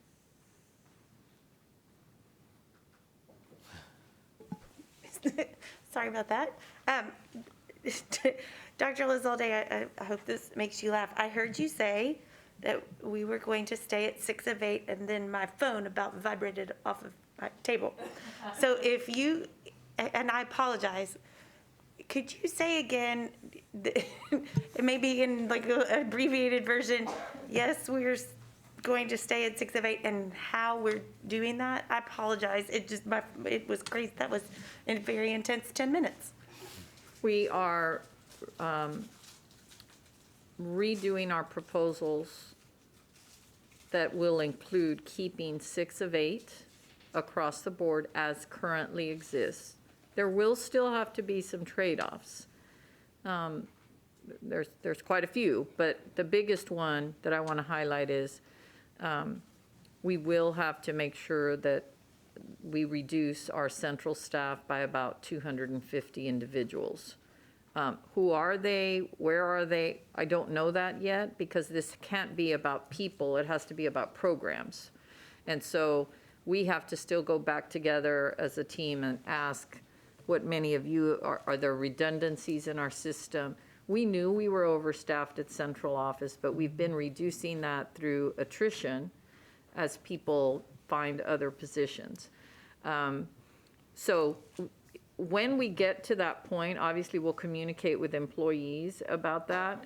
And we will also, if there's ever a time to be looking for a job, now's probably the time, because so many areas do have positions open. So our district would partner with Workforce Solutions. We'll make a plan to connect any of our individuals who don't find another position within the organization. We would work with every single one of them and partner so that we can help them to find something somewhere in, it's not just going to be, here you go, Stephanie, bye. How can we partner together? I know hospitals are constantly looking for individuals. So there are going to be a lot of opportunities, and so, again, the devil is in the details, and we still have to work those out, but those would be non-campus positions. And we do know that, given just stepping back for a minute and reviewing what our student needs are, what's expected of our teachers, we are committed to ensuring that we maintain the best instructional practice, which is teachers having that additional planning time, utilizing, the expectation will be that one of those planning periods be utilized for specific data analyses, working on student artifacts, evaluating, that kind of work, and then the other being their own dedicated planning time, because we know those are best practices, and also ensuring that our elementary teachers not be forgotten, and that we find a creative mechanism to provide them as close to the same amount of planning time as our secondary teachers do. So yes, you did hear me correctly, that it is our intent that within our proposal, we will find the cuts somewhere outside of the 7 out of 8. Now, it could mean that we may be looking at supportive staff that are not teacher-based. So there will be, again, there will have to be some trade-offs, taking non-staffing dollars and converting that to create an additional assistant principal position. We're not going to take non-staffing dollars and create staff positions, because now that becomes a recurring cost. So I don't want it to be painted in a disingenuous way that everything's going to be, just peachy. But the part that we heard that is so important, and we concur, is the 6 out of 8, so that our teachers can have the time that they need. We know they worked beyond that amount of time. So our proposal is focused on 6 out of 8, making some additional cuts at a faster rate at Central rather than waiting for attrition. So you did hear that correctly. Thank you so much for that, for saying it again. I appreciate that. I know I know others were going, wait, what just was said? So I do appreciate that. And I do appreciate also acknowledging that this doesn't mean that these cuts won't, that we will still feel the cuts, if that makes sense. Because while I know that our headquarters staff are not in the classroom, there are lots of things that our headquarters staff do that impact the classroom. So I appreciate that clarification for us to understand that there will still be things that could be felt on the campus level, but not as it pertains to the 6 of 8. So thank you for that clarification. That was really and truly my only question. Thank you. Thank you, Trustee Anderson, and then Trustee Singh. Mr. Ramos, thank you for this presentation. Can you just briefly just highlight the impact of not having the AAA rating, what that looks like for the district? So if we were to be downgraded as a school district, we have calculated that would cost the district an estimated $9.5 million in additional interest costs. So much like a individual that has a credit rating, the lower your credit rating, the higher you pay on loans. And so in essence, a lower bond rating would mean the same for us. We would pay higher interest costs, which is $9.5 million. Also, it would impact our first rating as well, our financial rating, how well we manage our finances as a district. And then it could potentially also impact us having to obtain a loan to make payroll in the future if that rating were to go down. Thank you. Trustee Singh. Thank you so much. Thank you, Dr. Elizalde, for the thoughtfulness and taking another look at the budget and thinking about how we can be more creative with it. The biggest question on my mind is, in addition to, there are two ways you can, close a deficit. One is by making cuts, and the other one is increasing revenue. Maybe there's other ways as well, but those are the two that come to mind.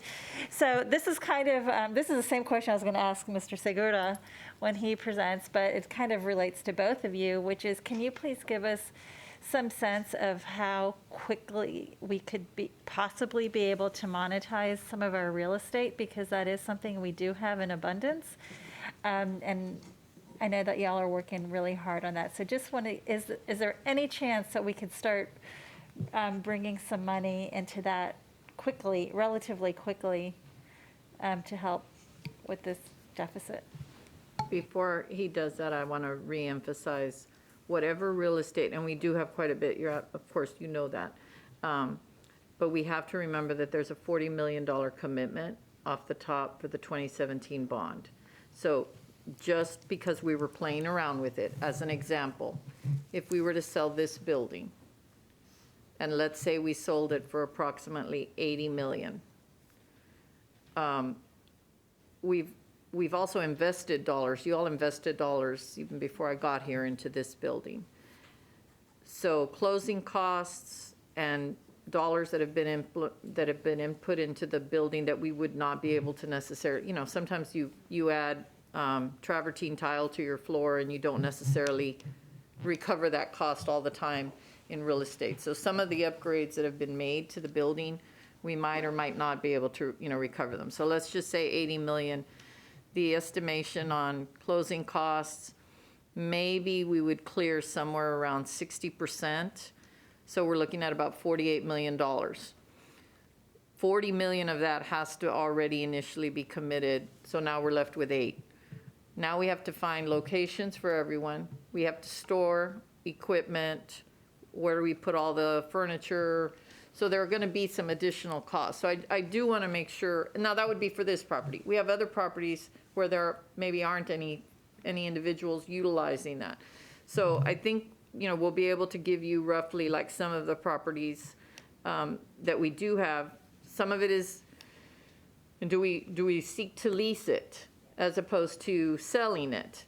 I think those are all real. I don't think those are all within a reasonable time frame where we would accrue, but maybe it's a long-term strategy if there's a way for some of that.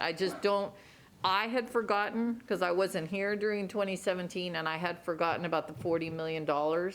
And so of our commitment to those projects. So I want to make sure though that we don't go back on, that we're not going to find that 40 million. So I just want to make sure that kind of is out there, because I feel like I didn't do that the first time we talked about property, and I want to make sure I correct that.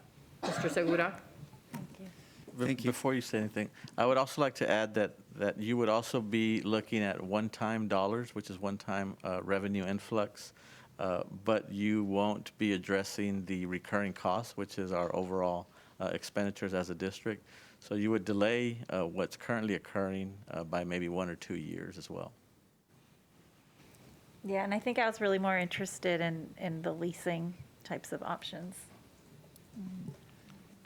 Hello, my name is Matthias Segura. I'm the Chief of Operations here at AISD. Thank you for the opportunity. In regards to real estate, we are in the process of going through a repurposing effort right now. That process was communicated to the board, and that does include a community engagement component. That process will take us through the end of the semester and into the summer.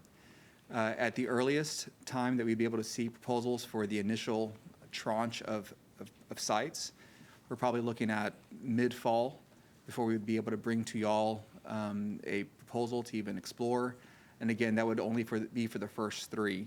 One of the things that we had communicated to the board was that we wanted to start with a couple, see if the process worked well, and then determine if it needs to be refined, and then move forward with others. Again, coming back to the board and asking which other sites might we want to explore. I do agree that there are a variety of solutions that can be explored, everything from fee simple transactions where we sell the property.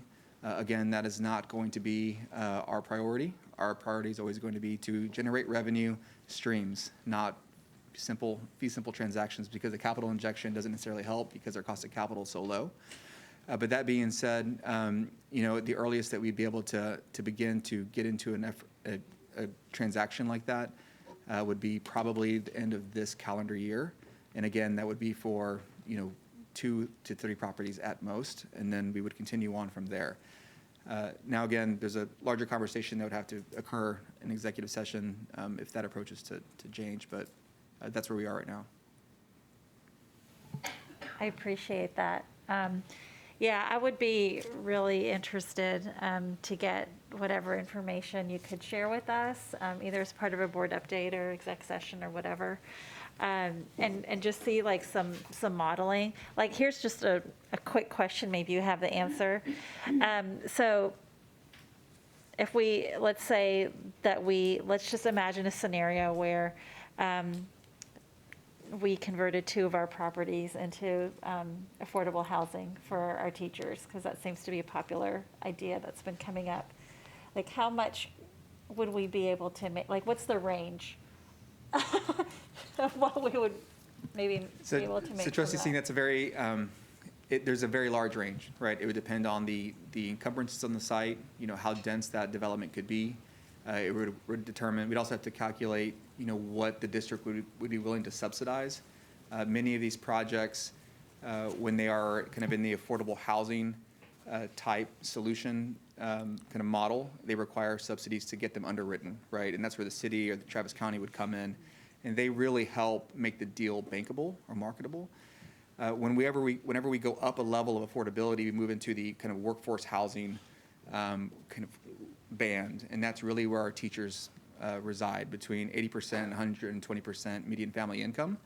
And so in that kind of band, if we were really trying to target those groups, we would have to subsidize the deal with land value, because the opportunity to go to the city of Austin or Travis County for affordable housing type credits just wouldn't exist.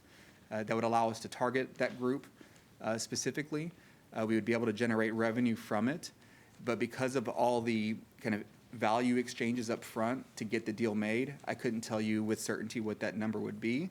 But if we were to go in executive session, I could probably give you maybe more realistic ranges based on other things. Thank you. Well, I would love us to think about scheduling an executive session item whenever Matthias would be ready to share that with us. Thank you. I know I have 3, so I just want to talk about what you were just talking about, Trustee Singh. So, one, I have seen pro formas for workforce housing in our community, and realistically, and this is like not in the executive session, I can tell you, workforce housing is not about us getting any revenue money for us. It is about retention. And it is about us utilizing our properties for public purpose. But there's not going to be a significant cash amount to us. And when you're doing workforce housing, affordable housing, and you look at the pro formas, you're really looking at out years of positive revenue, and then you have to share it with whoever we're doing the lease with, and that's how we might get the money up front if we do a lease. But these are all things that we'll have to talk about in executive session, but it's not, I just don't want to set the like, I have a lot of impatience about, like, we need to do these deals, and I think there's some announcement of one particular, like, a very narrow one, but that's a great strategy for retention of our staff as this community continues to put economic pressures and pushing people out of our community. But I do want to just point out the tension point here to the fact that I recall, so for some reason, I recall making the motion. I can't remember who it was when we were dealing with the bond package of a 2-year moratorium on the sale of real estate. We're now past that. We've actually doubled that to 4 years of moratorium. So our community was swinging the pendulum of not selling anything. And so now we're having the community come to us and telling us that we ought to sell, which is a great time to sell, but you've got these constraints about one time kicking the can down the road. I mean, Ed doesn't say it in this way, but you're basically pushing that down. So lots of tension point, and this is a great conversation because you're bringing in all these tension points, but we're trying to be as clear as possible about what they really get us or not. And I think that's what your question was getting, like, realistically, what does that really get us? And it invests in the sustainability of this organization, which has been here over 100 years. And I think we're stewards of trying to make sure that it stays here another 100 years, which is why you see this this tension point. But I just kind of wanted to point that out because I think it's important to just recognize the tension points there. I really appreciate that. And that's exactly the kind of conversation I'm hoping that we can start having sooner rather than later, because it is so complex. And, you know, I know that we're going to, you know, I feel like, come on, let's get started on this. And I'm sure, Matthias, you feel it more than any of us. So I think, definitely agree with not wanting to sell, you know, for the reasons you stated. And I just wanted to see, because it's such a complex kind of situation, I'm wondering if in the community outreach that's happening now, are we framing it? You know, I don't want to have I mean, you know, I'm hoping we don't just have conversations where people are just giving wish lists. Oh, we'd love to have a park here. We'd love to have, you know, whatever here, you know, but really just saying, I think this is an opportunity for us to present to the public, like, the dire financial situation we're in, and help them see some of the pros and cons that President Rodriguez just brought up. You know, just kind of bringing them along with us as we're learning. They're also learning the same kind of issues, learning about the same kinds of issues. I think it'll help us get to where we want to be more quickly. Trustee Zapata, you had a question? Thank you for the presentation. It was very, very informative. I was just wanting to get clarification when you talked about, Mr. Ramos, about the increases in salaries for teachers. I know at one time we also talked about raising the living wage for the classified employees, and I didn't hear that tonight. Is that still in there? Yes, that's still one of our priorities, Trustee Okay. Zavala. And so we're looking at minimum, bringing our minimum hourly pay to $16 an hour. Okay, thank you. That's very important. It is in one of the slides, and I'm sorry, Trustee Zapata, I don't know that we necessarily really overly emphasized it, and we should have. The plan still also includes, instead of the $13.50 where we're at right now, the minimum starting would be $16 an hour.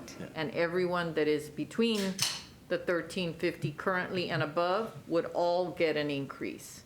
It wouldn't all be exactly the same increase because it depends on where you are, but every hourly employee would see an increase. Okay. And the minimum would go from $13.50 to $16 an hour.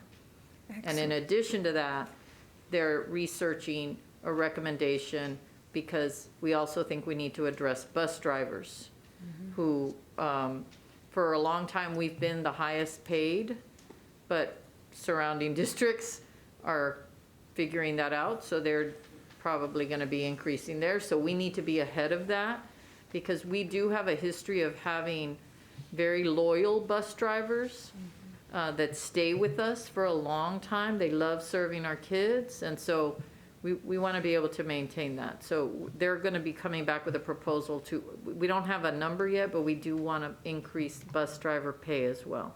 Great, thank you. And then, Dr. Lisa, just to clarify a little bit, so as we're doing that effort for a living wage, does the number also incorporate compression that's impacted by those hourly increases? Yes, sir, and that's why it's real hard for me to tell you someone who's currently at $15. So let me use that as an example. You're at $13.50 currently, and you're gonna go to $16. So someone's saying, okay, that person got an increase of $2.50. So if I'm at $14, does that mean I get $16.50? Everybody's not gonna get $2.50 increase because it depends on your role responsibility within your hourly pay range. So we have to make sure we keep those pay bands compressed to where they make sense, not expanded to where the same role, the same job has a $20,000 difference in annual salary, right? But you also don't want it to have a $1 difference in annual salary based on experience and expertise. So there has to be enough play within that band to cover experience and expertise while not being so restrictive that people can't move up within a pay band. So it does address that. That is part of the overall structure. Yeah, thank you. Just one last comment. I really appreciate that because we all know how everything has gotten so expensive, and to retain our staff, I mean, this is the least we could do to begin moving that wage up, because we're looking at it as the whole city as well. You know, Tesla started at $17.50. Dairy Queen is paying $18. You know, so everybody's raising, and we don't want to lose the good employees that need to have the full benefits that you mentioned earlier about. Thank you. Thank you, Trustee Zapata, for highlighting that. Does any, Trustee Lugo? You're like, ¿por qué? So my question or request is, I see some questions on the trustee tracker related to budget and finance, and my colleagues who are much smarter than I am have some really awesome questions in here. Will we be able to get the responses to these like in a timely fashion? And what does timely mean to you? When I say that to my husband, it's like in 6 months. Yeah, So- thanks for asking that. The challenge that I have right now is we've received 138 questions in 9 days. And so respectfully, we need a little more time. Otherwise, people can't do the job that they actually need to do to get to 138 questions. So we would certainly continue to work on them, but you're right, the definition of timely, right now, we're doing our very best, and we'll continue to do those as quickly as we can. Certainly, we will have them. My expectation would be, you know, I would want them to be done a week before our voting meeting. Even though this process itself, remember, is not something you vote on until June. And so I would ask for some grace that's why we put it out there this early, is to allow us opportunity to process and to let it develop organically. We will do our very best to do it no later than the next, in 2 weeks. If we can do it sooner than that, we will certainly do so. Would that meet your expectations? Yeah, I really appreciate that. And I appreciate the context. Like, you know, by the way, you're wonderful colleagues and you have submitted 138 questions. That is actually really useful to just have that as a backdrop. So thank you. Thank you. Thank you, Trustee Lugo. Trustee Foster? So I join in sharing gratitude for the work that's been done. And my only comment is to wonder at and applaud our joint commitment to a balanced budget, not continuing to draw down reserves and yet push wages. And it's this paradox that I think is really difficult for folks to appreciate. If you are the person not making a living wage, it's really hard to understand how a 2% increase is fair. And yet, if you're sitting in governance over a $60 million shortfall, it's hard to understand how you can provide a raise at all. And so the work that you all are doing to become increasingly efficient, to find the areas where we can, I don't know what the word for it is, but trim or reduce staff, and then miraculously you just do attrition, not layoffs. There is some really hard, thoughtful work being done. And at the end of the day, and this is where you sit as a trustee in a position of governance, where you're pretty sure that the best outcome is going to leave everybody a little unhappy, even as you know you've done the right thing. I will consistently be an advocate for pushing wages forward. As just a national movement, we need dramatically better pay for teachers. In the context of the state stealing $760 million of our dollars, and that number growing, the idea that we can do at least this much is meaningful. And as I speak to folks often who are tearful and upset, I have to and do relay that message. And it ruffles feathers because it doesn't mitigate sometimes how much our teachers are hurting.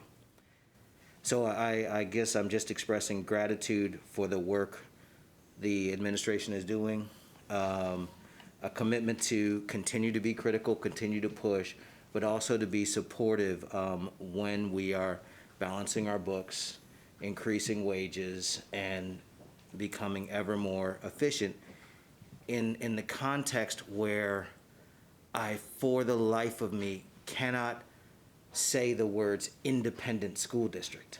I don't understand the designation anymore.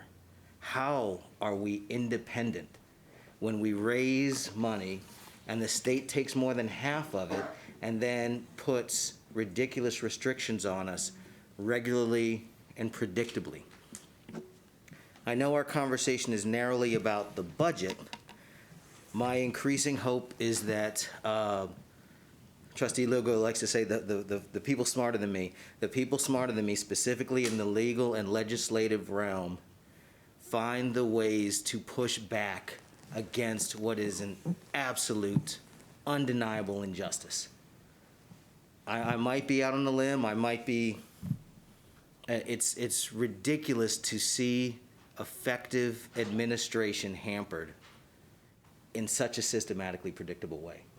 I guess Attorney Rodriguez, I'm hoping that in the future we begin to look very seriously at the legal means by which we can get from under an injustice. And in the meantime, Superintendent Elizalde and Mr. Ramos, keep doing the budget work you're doing, and we'll keep doing the governance work that we're trying to do, and we'll push forward. Thank you, Trustee Foster. Trustees, other questions? I know I have two questions and two quick comments. One, just to add to what Trustee Foster was saying, I really appreciate your comments because I think the constructive feedback and criticism that we provide privately is part of this process. And I think one of the things that I think we've all tried to model with our community is that this superintendent and this administration has no ill intent in what they're doing. They're trying to do something that we are supportive of in terms of a balanced budget. And I think we have to recognize that, and I think it's already been said, but I think we have to recognize that the proposals that are coming out and the fact that we're talking about the budget in February is something new. We don't usually end up talking about the budget so early in the process. So I think it's important to understand that we're moving towards that accountability, transparency that I think both Dr. Elizalde and the board have shared visions about, and the community obviously has them as well. So I think it's important to note, as Dr. Elizalde mentioned, to reiterate that we're not voting on this budget till June, but we're already having very constructive, crucial, critical conversations now about all these things.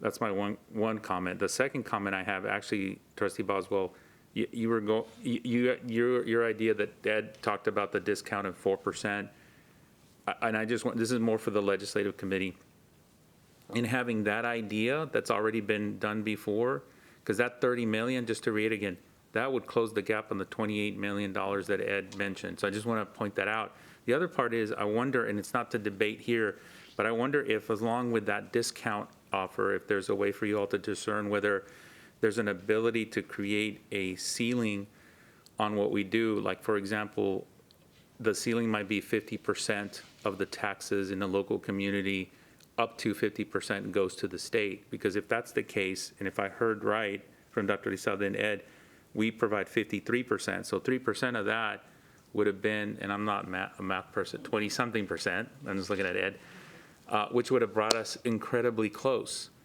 Something that is equitable, because I think one of the things that I've noticed about tonight and having this conversation, we're having a conversation, and I've always said that we have an equity definition, but we also have 10 individuals that all see equity and equality in very different ways, but it's important to have these public discourses and work out what that equity is all about. Like the conversation we just had with Trustee Zapata, highlighting that we need to make sure that the last are first instead of the first being the last, and also making sure that those that are in the classroom are getting the recognition and compensation that they deserve as well. And that includes the whole team that's doing that.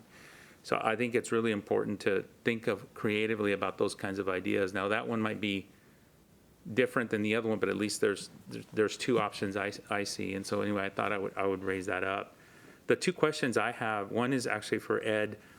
And when I was looking at I can't remember which slide, Dr. Elizalde, the one that I asked about what does indirect costs mean? On ESSER. On the ESSER slide, just- the indirect costs, and I couldn't define that for him. Yeah. So I've been able to answer so many questions tonight, but I couldn't answer that one. I was very upset with myself. So anytime we receive federal grant funds, one of the opportunities that we have as a district is claiming the costs to administer those funds, which are called indirect costs. Yeah. And so because the size of these funds is so large, we're able to claim a good amount of indirect costs if we claim the expenditures. So that's what basically indirect costs are, administrative costs to oversee the grant. So you're capturing, and what is it for everybody has it, like the government indirect cost is what, 5 or 8%? I can't remember. It's around 5 to 10%, depending on the organization. Okay, so that's just covering, so that's not considered, what was the slide, what did it say? The other slide that said that you were taking the money to supplant. Supplant. Yes. Right, it's completely different from supplanting. Got it. But it's a form of supplanting, but it's about the cost that you're using to cover the administration of those grants. Correct. Got it, thank you. And then the last question I have is actually for my colleagues. Given the fact that Dr. Elizalde just mentioned that we had 2,000 questions, or how many did we have? 138. 138. I am wondering, I'm asking my board colleagues if they might look at those questions and see if there's any that they might consider withdrawing, consolidating, or whether some of them have been answered or not. Because I can appreciate, I'm just visualizing Dr. Elizalde at midnight reading our questions and kind of looking through the answers after everyone's been working on it. So, but if we can make sure that Dr. Elizalde goes to sleep at 11 p.m. instead of midnight. I have already sent that email, thank you. Trustee Boswell has already, I have to be, Trustee Boswell, prior to you speaking, has already forwarded a text to me that she will review hers and see if she can remove, consolidate, et cetera. Because many of them have been answered. Thank you. So, so thank you all for, I know, look, there is a lot of hard work that happens on these things. And I know that this doesn't magically appear on a February meeting, that there's been a lot of work that goes with it. And I appreciate all the work, and frankly, to the community, all of the input, because I think one of the things I should just star right here and underline and highlight, all ideas are welcome, because I know Dr. Elizalde and Ed and the team is going to discern, trying to figure out whether or not, what kind of impact it has, both financially and a human impact as well. So, and I appreciate all of the work. And I think all the trustees, probably if they receive ideas, they're all going to you all. So we appreciate all the hard work that you're doing. We're going to now move to two easy topics. Dr. Elizalde? Easier topics. So we're going to move to 5.3, bond and INS discussion. I'll hand it over back to Chief Ramos. All right. So President Rodriguez, Dr. Elizalde, members of the board, as we begin discussions with the long-range planning process and preliminary discussions on a potential bond in November of 2022, we just wanted to give the board an update and an overview of what that process may look like, and then also a discussion on our debt service capacity, and where we stand as a district. And so we wanted to bring those conversations early on, just so that we could have a clear picture of what looking at a bond referendum looks like, and where what we are able to afford as a school district. And so as far as the legal requirements for a bond, what gives school districts the authority to pass bonds or go out for bonds? Texas law allows bonds to be used for construction, acquisition, equipment, and purchase of and the construction of school buildings. We also are allowed to use bond funds for sites for any of our school buildings, retrofitting or purchasing new school buses or vehicles that are used for safety, security. Any capital needs that we may have as a district, those include renovation type costs that a district may have. And then the acquisition or refinancing of certain properties. Those are the legal requirements that we have as given to us by Texas law. Next slide. And so as far as debt service, how are debt service and our bond capacity related? So school districts, we cover any bonds that we sell as a school district are covered by our debt service tax rate. Our current debt service tax rate is 0.113. That is the lowest debt service tax rate in Central Texas. It's one of the lowest in the state as well. And so we have, as a district, done a great job, a fantastic job actually, of making sure that our debt service tax rate, what we pay for bonds, remains low compared to what is seen throughout the state. Another area that we look at with a bond referendum is looking at bond capacity. And so whenever you look at bond capacity, that would also affect your debt service tax rate. And in computing what you can afford as a school district has to take into account its current debt obligations, what bonds has it historically passed in the past, and continues to pay for that mortgage per se. Also, we look at our property value growth. How fast is our property value growing? Because that's also one key matrix that will determine what you can afford as a school district as far as overall bond capacity. And then our district's bond rating. You've heard us talk about our bond rating and the importance of having a very strong bond rating. We, as a district, have the strongest bond rating that is given to a school district, a AAA. And so we do know that if we were to receive a downgrade from that AAA, that would potentially cost the district an estimated $9.5 million in additional interest costs. So that bond rating is very important, not only for us to have, but to maintain as a school district.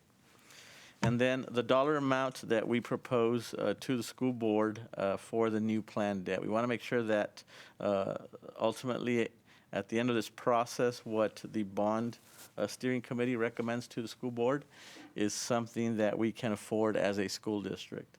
The goal is to propose a future bond that would not include a tax rate increase. So the goal is to continue to keep that 0.113 debt service tax rate.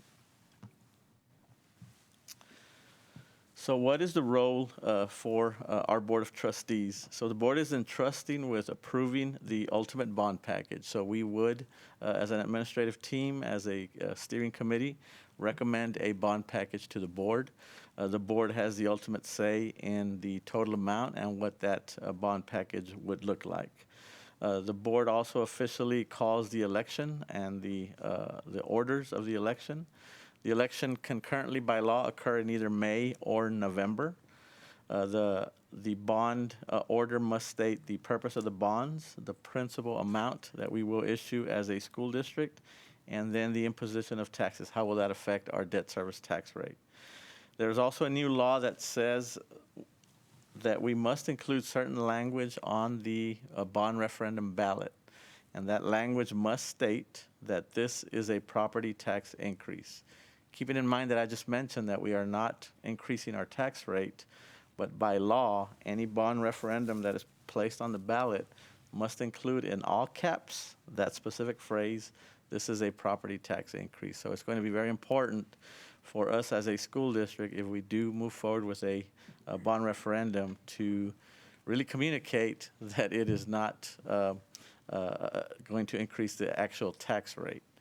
But by law, that must be included on the ballot. So that's just an FYI as we continue with this process. Also, the Board of Trustees would assist the district with voter outreach and education. Once the board officially calls for the bond election, we must only release factual information. And so we'll probably bring in an attorney just to go over that process and what we can and cannot say, both as school employees and also as Board of Trustees. The board is also responsible for canvassing the election once the election occurs. If a bond proposition is successful, the board approves the bond order for the sale of bonds. So one of the important pieces of information to note with the sale of bonds, if let's say we move forward with a $1 billion bond proposition, we as a district are not going to sell the entire $1 billion in one sale because that affects our tax rate. We promised our voters that we would not increase that debt service tax rate. So we sell the bonds over a period of time to ensure that our property value growth can pay for the bonds that we do sell throughout the bond program. And then the board sets the debt service tax rate annually. So that's part of the process to ensure that we do have the taxing capacity to afford what we do sell as a school district. Again, the goal being to leave our debt service tax rate where it currently sits.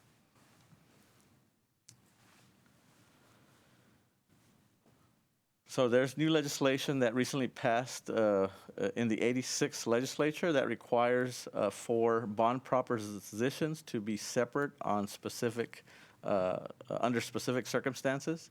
That is, if the district is building a stadium with more than 1,000 seats, that must be on a separate proposition.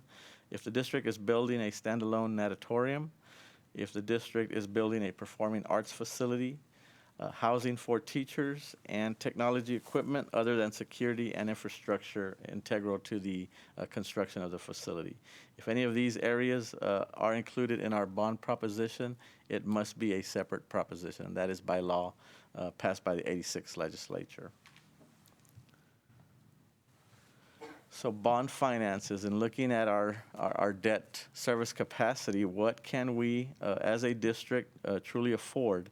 Again, the goal being we want to make sure that we leave our debt service tax rate at 0.113, one of the lowest tax rates in Central Texas. We also want to ensure that we maintain our strong bond rating of AAA. And bonds can usually be sold for a period of up to 40 years. Historically, in Austin ISD, we have sold our bonds between 20 and 25 years, which is best practice, fiscally responsible, and so we don't want to extend the period of us paying back those bonds. So with those areas in mind and looking at how our property values have grown historically and where we are projecting them to grow, we have computed, and we've discussed this with our financial advisors, that we as a district could afford a future bond referendum between 1.2 and 1.5 billion. So we want to throw that number out there early to make sure that we as a district understand what our ceiling is, what our cap is. And so that way we have a number to work through and work with, rather than having an open-ended discussion. And again, that would leave our debt service tax rate at 0.113. One of the important things to note also with our assumptions is that we are still being conservative with those assumptions.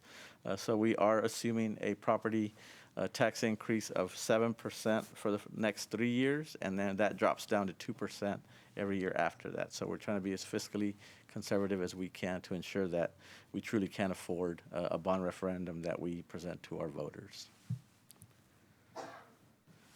So the key dates with this election process, state law determines actually when bond elections must be called. We do have a board information session scheduled for August 11 of 2022. And the reason I put that date on there is because the last day that the school board can call the ballot language or give the ballot language to Travis County is August 15th. And so the last day for us to call an election is August 22nd.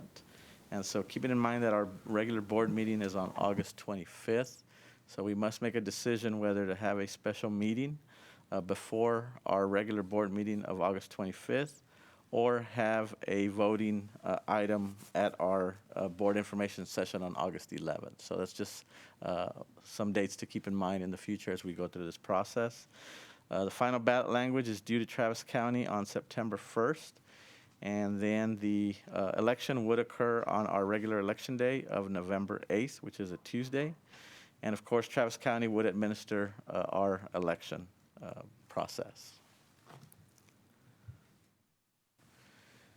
So as part of this process, we are also, it consists of a bond steering committee. The purpose of this committee is to utilize the district's long-range plans, which are currently in process and being kind of created. We're also looking at our bond capacity, which we know is between 1.2 to 1.5 million. And then we look at all other relevant information, the needs of the district as part of that long planning process. Ultimately, we prioritize what we receive, recommendations that we receive from that long-range planning process, and the bond steering committee creates a package and proposes a package to the school board. The school board finalizes what that looks like, votes on that, and then we have our regular election on November 8th. There are 17 members that will be part of that bond steering committee. 9 of those members will be appointed by the Board of Trustees. 7 are elected co-chairs from the current long-range planning committee. And then we will also have 1 student representative that's currently actually serving on the long-range planning committee that will be selected by our student peers. And that is a quick global view of bond elections and kind of what we're expecting for the next several months. Thank you, Trustee Foster. So this is probably directed at our board president or to our attorneys. I'm interested in the construction of bond language and the likelihood that we will be able to comply with the mandate that we create false language, that we lie in terms of bond language. If we indeed are not raising property taxes, and that is clear, how will we be able to, how will a trustee be able to vote for something that's going to result in bond language that is a lie? So I have a sort of fundamental out of the gates problem that I don't really see a resolution for and that I think we'll have to think about. I think you're probably describing a request for a legal memorandum from our board counsel around that issue, because I think there are legal, it's a legal question, and a discussion about legal, I don't know what the right word, legal fictions or perspectives, which can be described in a legal memorandum from the board counsel. Related to that, do we have, and as far as I'm concerned, the point is likely moot, but do we have any experience nationally, or do we have a way of thinking about the impact of the lie in the bond language, which is to say, do we have experience nationwide of lies in the bond language and its impact on a bond passing? Yes. I'm trying to think of the right, like, I'm not an attorney for the board or the district, but I play one on TV. We have our board counsel, but also I should mention that we also either have or will have bond counsel. Then I'm looking at Dr. Elizalde or at Stewart about that, whether we already have it. That's another subject matter expert in a deeper level. Maybe that's, we'll have to talk about it in governance, whether it's small group meetings, probably around that those particular issues. Because I think it is important for you all to at least have and I'm not sure what to call, I'll just call it a legal bond 101 about these different terms and issues, because I think it's important for us to have a level I'll be set about it. excited to be educated on this topic. And I guess as a final question, and this is sort of process of the creation and then approval of bond language. What is the process of getting from what we sort of settle on in terms of what we'd like to see in a potential bond language, the process from there through the mandate to sign on to a lie to the final bond language that goes to ballot? How does that work? So in general, and I'll defer to our attorneys here, but I spent 5 years as a municipal finance bond attorney. So one thing that you do is, as a district, you have priorities and items. Your board, your bond council will be the ones that determine what that legal language is that's acceptable. They will present it. The last time we did this, we had that language and we were able to, and remind me, Dr. Reach, we were able to ask questions or tweak it, not too much, but enough to it's like, well, this doesn't make sense. We ask questions about it to get clarity, but there are certain parameters, guidelines, guardrails around that. But the last thing you do is the language. And I think what you see in the legislative session is them trying to direct that kind of language. Like, for example, in the last package and packages that I've been involved with since 2003 in bond advisory committees here at the school district, the lawyers and we would determine the language and the consolidation of whatever projects into either one single proposition or several propositions, depending on how we discern that. I think the legislature has now directed us to do separate provisions for the natatorium, performing arts center, technology equipment. Because usually think about it, if you're selling bonds for a computer, this is usable for probably 1 to 3 years, but as you heard Ed, he's talking about bonds that go 25 years, so that's why it's important sometimes to do commercial paper or 3-year bonds, because the life of the capital that you're investing in, you don't want to be paying for it way after. And so there's a lot of complexities to that, but I think that the attorneys will help guide us in doing their part to ensure that we're legally doing it correctly. And our role together is to ensure that we're prioritizing and listening to the community about what priorities there are. So the process is listen to the community, have this process, then it comes to a priority list, and the board, with the help of bond counsel, the general counsel, and the board counsel, to come up with that language. We review it. At the end of the day, we have to approve the order calling the election for the bonds. So there's plenty of safety mechanisms from my perspective about governance for us to stop and ask questions along the way to get clarity, to ensure that we're getting to what the community wants. That's the short version. I hope that was clear. I definitely have more questions, and I definitely can table them because I know we're going to have more conversations. Yeah.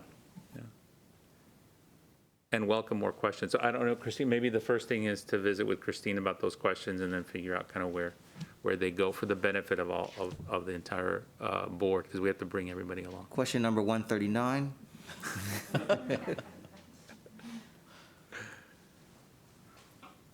Trustees, other questions?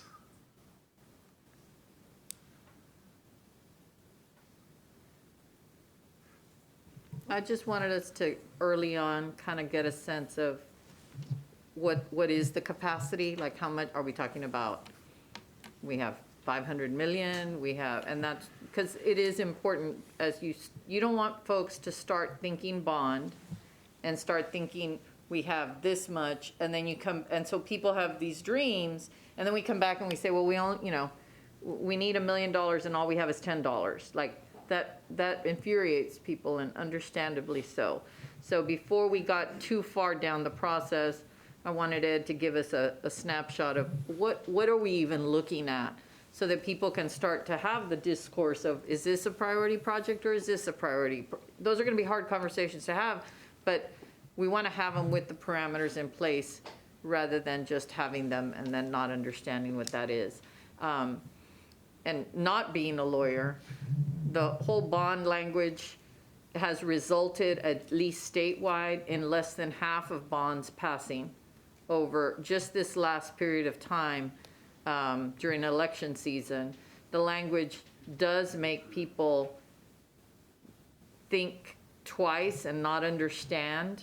So it will be important for us to see what organizations, if you all should choose to approve us going in this manner, the education of why ballot language is the way that it is. And I do think it would be important as we get closer to ensure that our bond counsel, along with the board's counsel and our general counsel, do come together with you all to start talking about that sooner rather than later. Because it has made it very, very difficult to get bonds passed. Trustee Foster? So I guess, and sorry for putting a fine point on it, as a primary point of order, we cannot lie.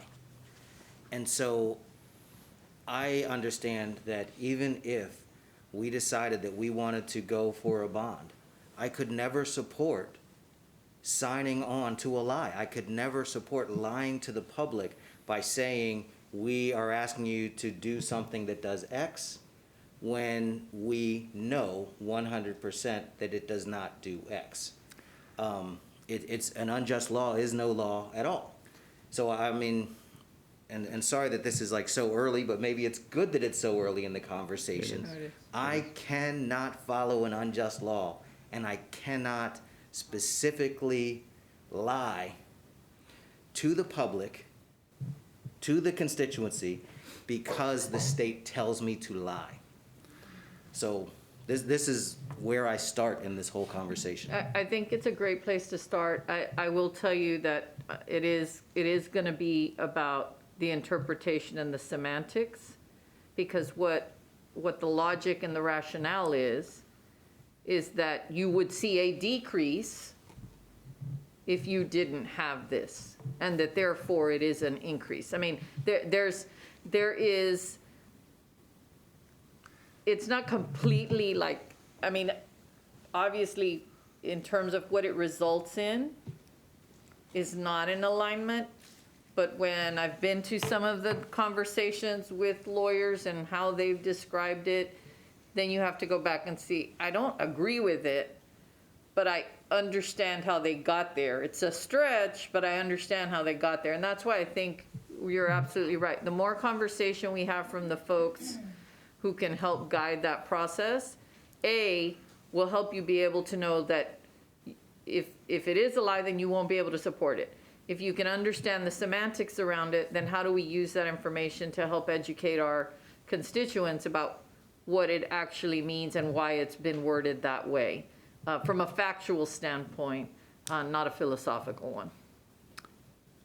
I would just add that I think, Dr. Rizal, I can't remember when we're meeting with our Travis County delegation, but it would be a great topic to understand from our legislative delegation, the legislative intent that Dr. Rizal very articulately laid out as to what that argument is, or that perspective is around that issue.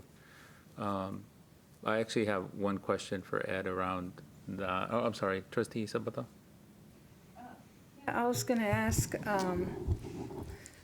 so, one of the things that we've learned through today and through the sixth grade transition was, and I made a commitment that the community be at the forefront of the conversation. So as we move forward, I just want to make sure we're attentive to that, so that again, we get as much input, because there is still a lot of anger and about what happened with the last bond.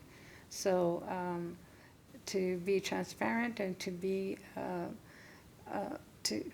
transparent and show our diligence and really trying to get community engagement.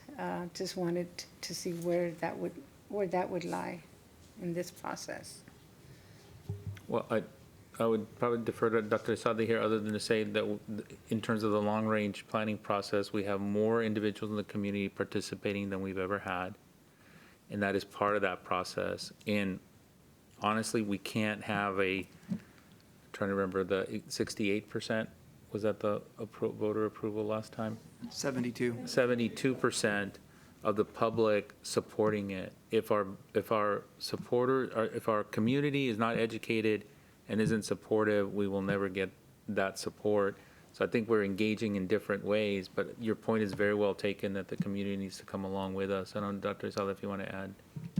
Well, actually, if we close this item out, the next item, I think Mr. Segura will be able to even give a current description of where we are on the committees that exist currently, with co-chairs, with the process, along with the equity by design component. So if we're good to go? Yeah, I think we're closing, except I have one quick question, which I think might be, and Ed, I'll defer to you whether this is more of a legal question and we can follow up, but I just kind of want to lay it out for the board. And that is, to me, I can't recall, you talked about the bond capacity that we have, 1.2 to 1.5 billion dollars. Is there a time when that bond capacity expires or that we have to lower the tax rate because we don't take advantage of it? In other words, in terms of timing, is it imperative, prioritize that we have the election in November? I know you mentioned it could possibly be in May or the next November, or at least the May and November. But you all presented one option, which is to this November, which I think is important to recognize. But do we lose any of that bond capacity over time as we wait or give pause if needed? So there is a law and there are some IRS repercussions if you don't use the funds within a certain time period. Best practices that I've seen statewide is districts usually spend bond programs within 10-year period. For us, even with this 2017 bond, we're way ahead of that. With a potential 2022 bond, we'd probably be spending that within 7 or 8 years. Got it. Okay. I think anyone have any other questions? Trustee I have one Osborne? very quick question. In the context, people who know the 2017 bond well, know the projects, know, we're seeing all of this happen. 2017 construction dollars are not 2023 construction dollars. How much less does a bond of that size get us? I mean, just setting those expectations again. So, Trustee Boswell, that's exactly, I was about to raise my hand because there is the time value of money. So right now, we're experiencing between 12 and 14% escalation in the market. And what escalation is, it's an expense that's incurred that's tied to market conditions, right? And that can be cost of material, cost of labor, and those things compound, right? And so one of the things that we do when we build a bond program is we look at when the construction project would take place and when over the next 4 years would it actually take place. And we anchor the value of that construction project into a period of time, and then we escalate that forward, and then we build up a bond program. And so using that approach, which is pretty consistent with what we would think we'd see in a future bond program, for every $100 million, every year you lose about $13 million in value. So if you wait 2 years, you essentially lose 25% of the value, or an elementary school. And so we always think about it in terms of construction dollars and the time value of money, and for a $1 billion bond, after 1 year, you'd lose $120 million in value. And so it's real. We're seeing it in the market now. We saw it in 2017. It's been here. It'll stay here, and it'll continue to only increase. Thank you. Yeah. Good question. I think, trustees, if we are finished with questions on this issue, Dr. Saleh, we want to move on to long-range planning process. Yeah, I'm going to ask Dr. Hawley to also join Mr. Segura. This is the department, Mr. Segura's department is probably the first, and I'm going to say the longest lasting department that has been working with the Equity Office with regard to utilizing the equity by design framework in a very complex way now. I think Dr. Hawley and Mr. Segura started on this on some other things like before this, but this one is really, I mean, it's a big topic. Just, I mean, it's conceptually, right? Long range planning in and of itself, and then ensuring that we're doing our very best. And so there was a comment made by one of our by public comment that was confused or wanted to make sure we knew that there had been some confusion that I'll own with regard to some language. Again, there was no ill intent, but I think it best that our equity officer be able to be here with that process so that there is not someone speaking for the equity office, but the equity office is here to speak for themselves in that process, and how we're going to use that as we should use everything. We learn from that, and we're going to take that on as we move forward into the next phase. So with that, I'll turn it over to Mr. Segura. Thank you, President Rodriguez, Dr. Lizalde, Board of Trustees. Honored here to provide an update regarding the long-range planning process. Certainly just honored to be here with our community, kind of working through this very important work. If you recall, back in August, we started with a work session with the trustees, and one of the things that we were endeavoring to do was start a process that really had never been completed before, right? Not in Texas, not in the United States. It was a comprehensive planning process that was founded in equity by design. And these processes can be messy. You know, we learn along the way, as Dr. Hawley and I often talk about. But certainly very proud that our community has been engaged with us at every step along the way. They're committed, as is our team and our partners. And so just very excited to be here at this point, and happy to share an update. So as we talk about the long-range plan, one of the things that's important to note why this is different is that it's not a facilities plan. It's not an academic plan. It's not a technology plan. It's all of these things converging to help us determine how to best plan how our precious resources should be spent. It's important that we focus on historically underserved communities. And one of the things that it's also important to note is that this is not merely a pre-bond planning process. I'm going to say that again. It is not a pre-bond planning process. You know, if we do this well, it should be a plan that informs all of our decision-making, whether it's grants that we go after, whether it's our annual budgeting process, which Ed and I talk about all the time, or if it is investment for capital improvements by way of bond. And so you'll see us often reinforce that. And one of the things I think is important to note is that, you know, there are a variety of ways that things get funded in this organization, and bonds are one of three. And I can tell you from personal experience that we have to make very difficult decisions, and we do not have a lot of resources. And so our hope is that this plan is aligned with the strategic plan, as well as all the work that's been done by the Equity Office will help us make informed decisions in that way.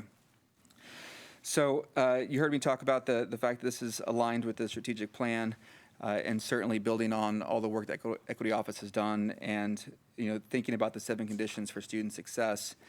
And you know, when we started this work, we were trying to figure out, you know, and kind of distill down this plan to get to actionable items, which is really what this is all about. The strategic plan is higher level, right? There are strategies, there are initiatives, and the 7 conditions are also, you know, kind of larger goals and things that are required to support student achievement. But those are not distilled down into actionable items that can be kind of put in chronological order over time to ensure that we get to wherever we want to be. And so that's what this plan is meant to do. So the equity by design process, as you heard me talk about earlier, it's something that our community has not gone through before. No other community has gone through before. And what's beautiful about this is that we're planning with our communities, not for them. In the past, you know, the presumption is that, you know, the professionals, the folks who have the history, you know what the needs are. That presumption is thrown out the window, right? We want to really understand our community's lived experience, experiences and understand also that they're going to vary across our city, right? And we have to understand that, we have to recognize it, and this plan, if tailored correctly, should be able to develop a solution that addresses as much of that as possible. One of the things that I want to talk about regarding the equity by design process, and Dr. Hawley, certainly appreciate your support in communicating this, is that this process is not always linear. It's iterative. We start with identifying underserved communities. We then develop a strategy to engage them. Then we develop unmet needs statements, and we continue on. But what you'll notice is that sometimes you double back, right? And you learn something, and other times you kind of can skip ahead and learn things and kind of go back and forth. And that can feel uncomfortable, but it's required in order to really do it correctly. And so, Dr. Hawley, I'm not sure if there's anything you'd like to share, but kind of. Good evening, President Rodriguez, Dr. Elizalde, and board members. You've just seen our master's student at Equity, and I'm just really super proud of the operations team and so many other teams, but this is the work that we do in the Equity Office to help build capacity so people can talk about equity and actualize equity. And so right now we're involved in a process, as Matthias has told you several times, that no complex organization has been through. And this process has been distilled over years, working with the Mayor's Task Force on Institutional Racism and a number of research practices and principles. And this process, as he said, is recursive, and if done well, it'll affect the way we do everything in our organization.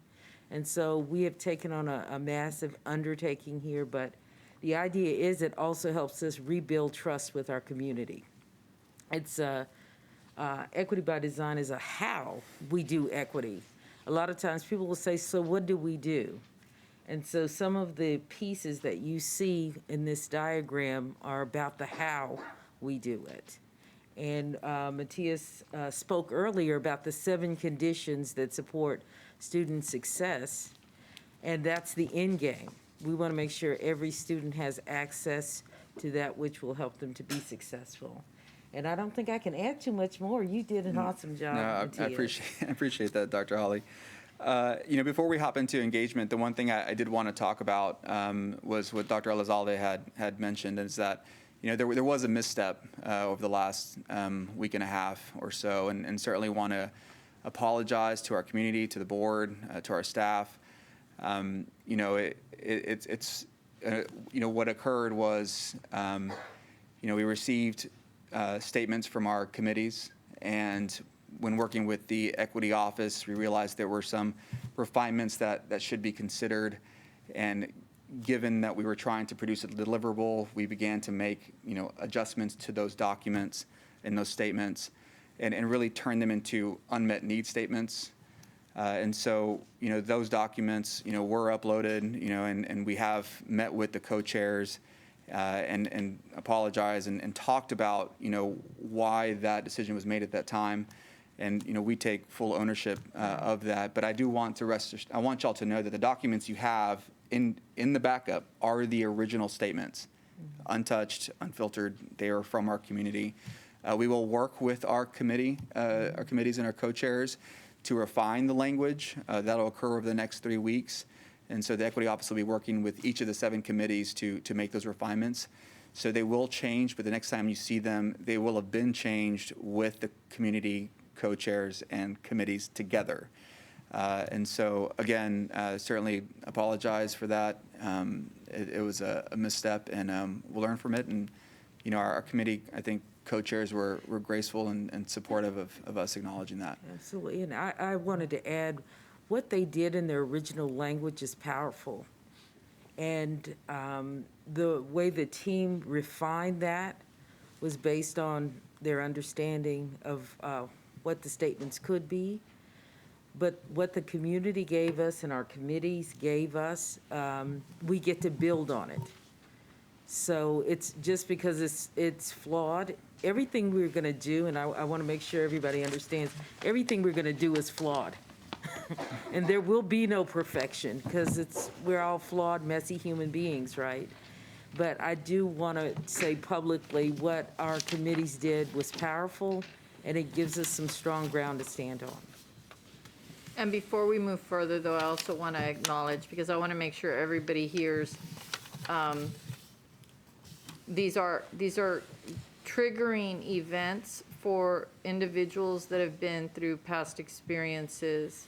And I completely understand and empathize with those experiences. And so I also want to make sure that wherever possible, we provide each other the grace to attack problems and not people. Our community engagement communications office was working under, and I'll take all the responsibility necessary, but I think it's critically important to recognize that our communications and our community engagement team worked really feeling that they were meeting the needs of both the committee that was creating these and that they were also following the guidance of our equity office. And so if folks need to be upset, it really needs to be then with me. We have some outstanding members, and just like our teachers get overwhelmed and our staff get overwhelmed, please remember that folks like Allie, who lead and do such amazing work, Jason Stanford, Gloria Vera Bedoya, who else is on your team? Carla. Say it again. Carla. Yes, Carla. Those folks are working really, really hard, and they're trying to make sure we're staying true to the equity by design. There was absolutely never any intent to try to change anybody's powerful statements that were made. And so to that end, we have learned from it collectively, but it would be unfair for us to go on without me acknowledging. Please make sure that I do need to be the person held accountable for that. Our team members are working really, really hard to try to do, this is what we need to do here, this is what we need to do here, while keeping everything intact. And we are going to be using the operations department as our learning, so that's a little unfair. The rest of us will have a leg up as we work through that. But I want to publicly make sure that I thank the communications department and Ally specifically, so that we can work through these. And again, it is important that their statements are provided, and we do have them there. Thank you. Okay. Good evening, President Rodriguez, Dr. Elizalde, trustees. I get to talk to you about the fun work we're doing with engagement. The way we used to do engagement here is we would rent a hall and put on a show and invite you to it. And if you were able to show up to our show, great. This time we're doing it different. Following the equity by design process, we are going to where the people are. This is, of course, messy and inefficient, but that is who we are.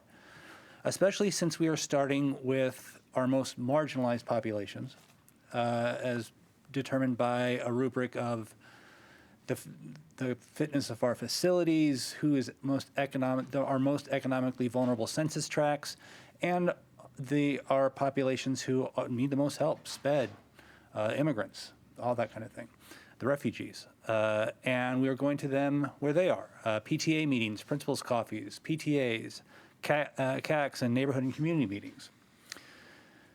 We're doing this in interesting ways, and in some really basic ways. We're doing phone banking, just picking up the phone and calling people, which people apparently still do. I'm as surprised as you are. We did a phone bank the other day, just authentic one-on-one conversations. We did not know if people would even pick up the phone, and we were surprised and pleased to find out that people would stay on these calls for the entire questionnaire and really engage with us. And we weren't calling the easy to reach. We were calling special education, immigrants, emergent bilingual populations. We're also doing, I want to tell you about a principal coffee we did at Linder. Principal Rodriguez, his first coffee was, was with was with the Burmese population. And we found out what they wanted. And they told us that they wanted outdoor play spaces that were nice, and they wanted their kids to make friends with the Americans. And so that's going to inform the work we do going forward about what we ask for. We're also using online tools in ways we haven't before, not as catch-alls, but as supplements, because if we only rely on concurrent events, things in the moment, in person or virtually, but if we're requiring you to show up on our time, then we're going to miss a whole lot of people. And we're also going to miss people who aren't really willing to get that involved, but would be willing to answer a questionnaire and give us their opinion.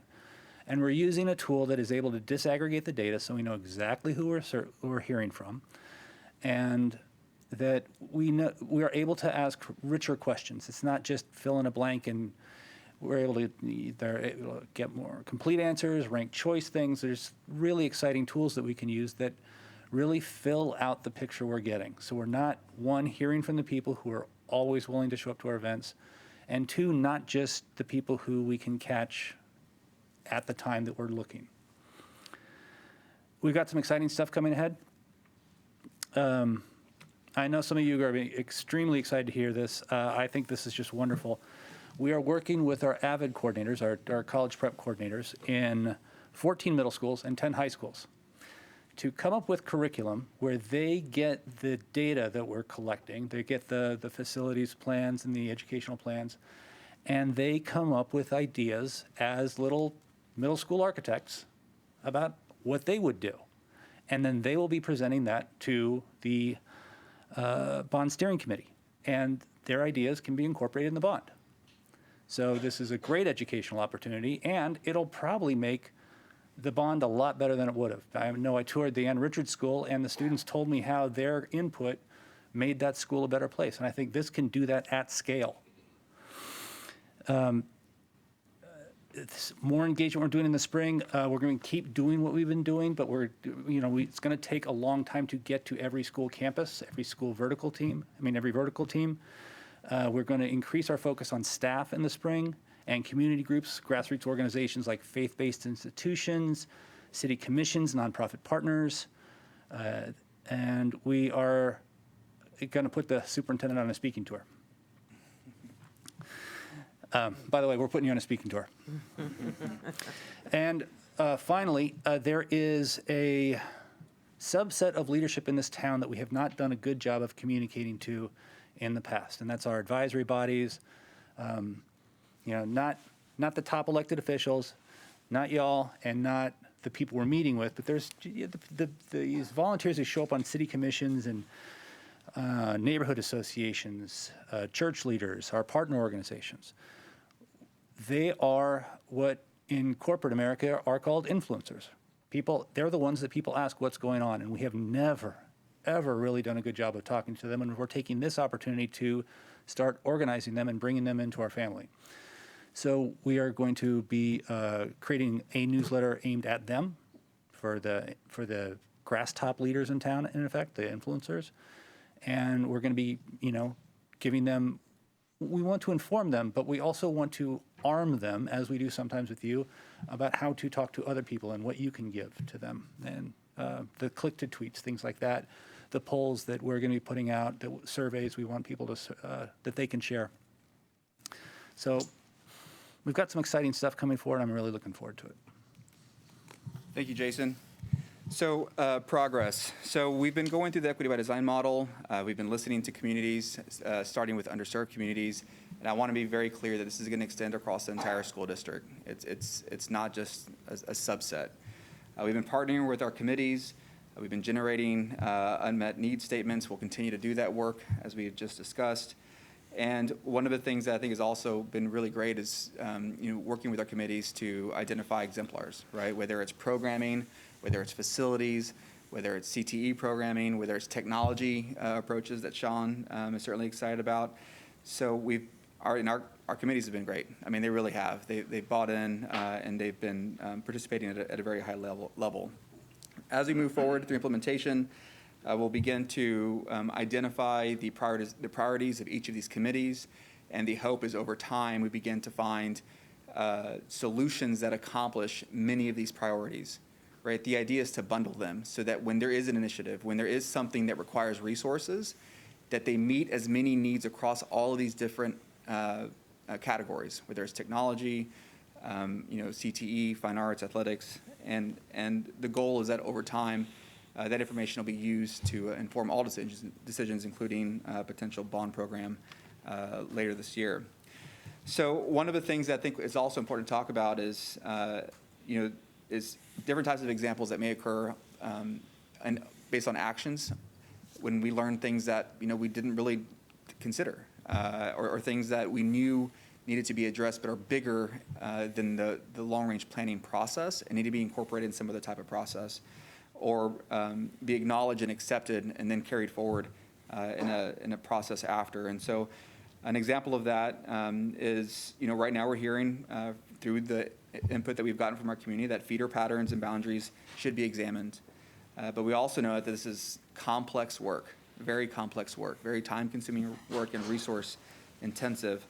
And so right now we're working with the Equity Advisory Committee and Dr. Hawley's team to identify, how to progress the work and in what form does it make sense at the conclusion, or I should say in the draft deliverable from the long-range planning process, because our goal is to create ownership once an initiative is identified and know that it's going to live past just May, June, July, and continue on. And so this is just an example. Dr. Hawley will we'll talk about it more, but it's one of these things that we've identified. There are many, many others. And our hope is that if they're important to our community, they're important to the school district and align with the strategic plan, we need to have accountability. And this is one of those things that we've identified. Dr. Hawley? And as you all know, feeder patterns are it's a sticky issue, and we will be working on it for years, but we've created a space and curated a space for a subcommittee of the Equity Advisory Committee to be able to come together and start to not so much look at solutions yet, but to really understand the depth of the problem. So we have 11 community members and some staff who they've met once already, and they'll be meeting again in the next couple of weeks, but they're going to begin that long journey and start to lay out a timeline for these conversations. And then and we are strongly encouraging them not to jump to solutions until they really understand. And so they're prepared to do the analysis along with staff to learn first before we start demanding things. And so just want to let you know that that platform exists. And if you have constituents, folks who want to be a part of that conversation, if you'll contact the equity office, we'll make sure that they are connected and a part of we have some pretty serious people involved and very committed. And so this is a good place for them to join the conversation.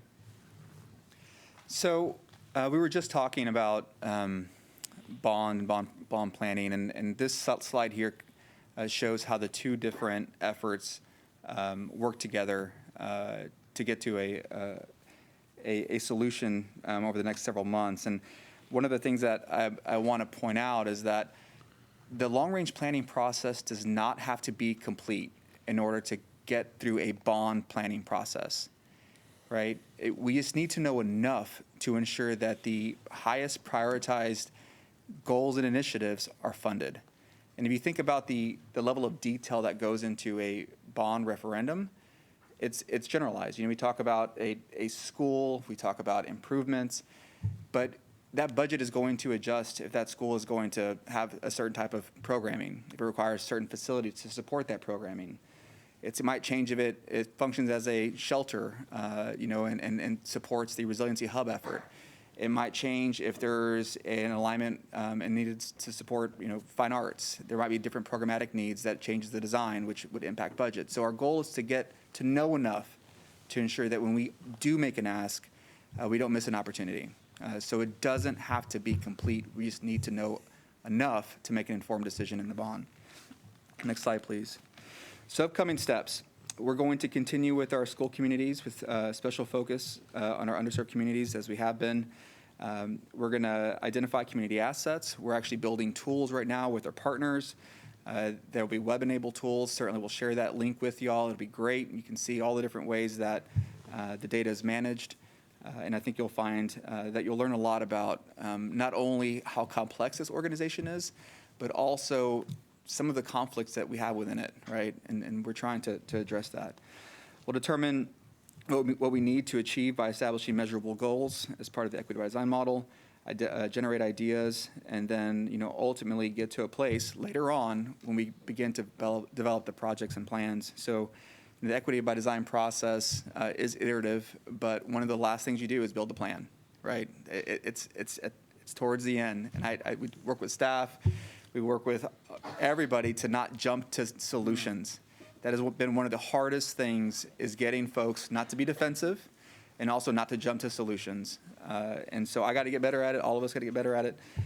But that's where we are. And our hope is to come back in the near future and have a deeper work session to really dive into the information that we build with our communities and committees. But this is where we are right now, and certainly happy to answer any questions that y'all may have. And let me just add one other piece to the boundaries before President Rodriguez, you take questions. Yeah. We understand the whole concern about enrollment and that we have growth in certain parts of our community, and that the way that sounds logical to correct, if you will, the disparities in enrollment in schools is to move boundaries. Like on paper, right, looking at if you're in a situation, and take, for instance, our challenges this week with water bottles. So the operations team, as you all well know, Sunday worked and distributed water throughout all of our facilities. But we had a certain campus that ran out before another campus, and another campus had extra. So what do we do to make sure the water gets to who needs the water? Well, you just move the water. But when you talk about boundaries, we're not talking about water bottles. We're talking about children. And so on paper, it sounds very logical. Move a line, and I've heard some of our community write, like, make those folks send their children here. The problem is currently, right now, our current data, if I'm correct, we have nearly 50% of our students that are attending a school outside of their attendance zone. So our parents are choosing best fit for their children. Sometimes it's their neighborhood school. Sometimes it's not. So while it sounds very logical, if I really thought just moving a line was going to fix enrollment, I certainly would have brought that plan to you day one. We didn't get to these boundaries like where they are with the split feeders that we heard about even earlier today, right? How many kids from this school go here or go here? We have some elementaries that split to more than 3 middle schools. It does affect, right, the continuity, the camaraderie, and we need to address them. I also don't want to conflate and try to solve all of the challenges that have been created over decades in one long-range planning process. This is a complex problem. We can't find a simple solution for it. As much as that might sound like, yes, if we do this, it'll fix it. Honestly, it is a very reflective moment for me, because I really did have to think about the comments that I got. What are the questions that some of you and our community members asked of me? Yes, we may need to go to 7 out of 8. If we do, what are the negative impacts of going to 7 out of 8? Do the costs of that choice outweigh what the benefits are going to be? I think that's the same thing with boundaries, right? Just coming in and saying, I'm going to move this, We have to ask ourselves, what are the costs to some of those decisions? And what are the benefits? And it should come from our community. Absolutely, it should come from our community. And so we don't want to shy away from the conversations. And at the same time, as Dr. Holly continues to tell us, we're going to have to be okay with not reaching, what's the word you use with us, Dr. Holly? Non-closure. Like, it's going to be that process that we're going to have to keep working on and not rushing to quickly saying, here's the solution. So we know that this is complex, and I don't want anyone to think that it's like we want to stay away from it. At the same time, I also want to be transparent. We also don't want to conflate it, because under any of these circumstances, our facilities don't change. The condition of our facilities don't change based on where the boundary is.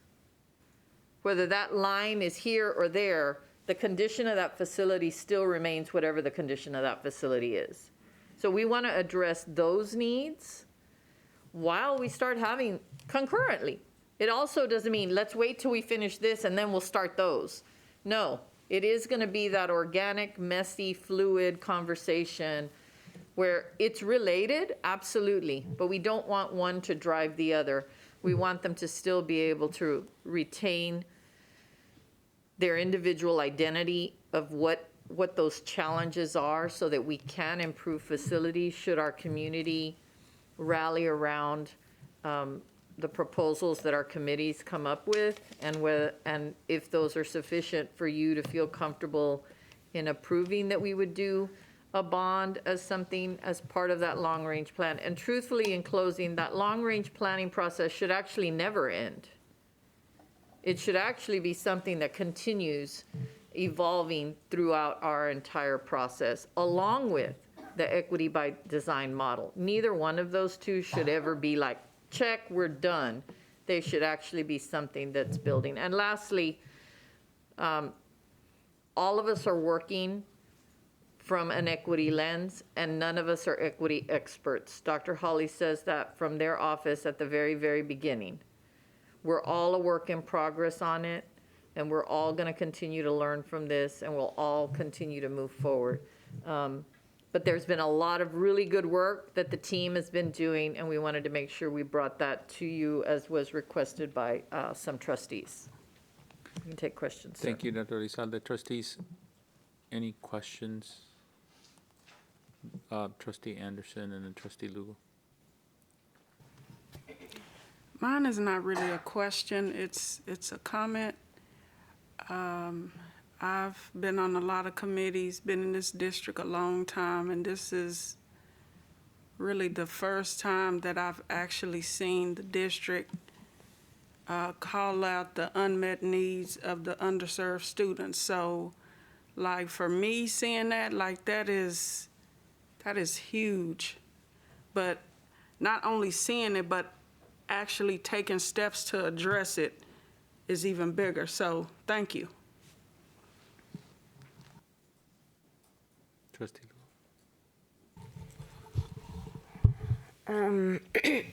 As I mentioned a couple of months ago, Mr. Segura, I do really sense a commitment from our conversations, a commitment to get this right.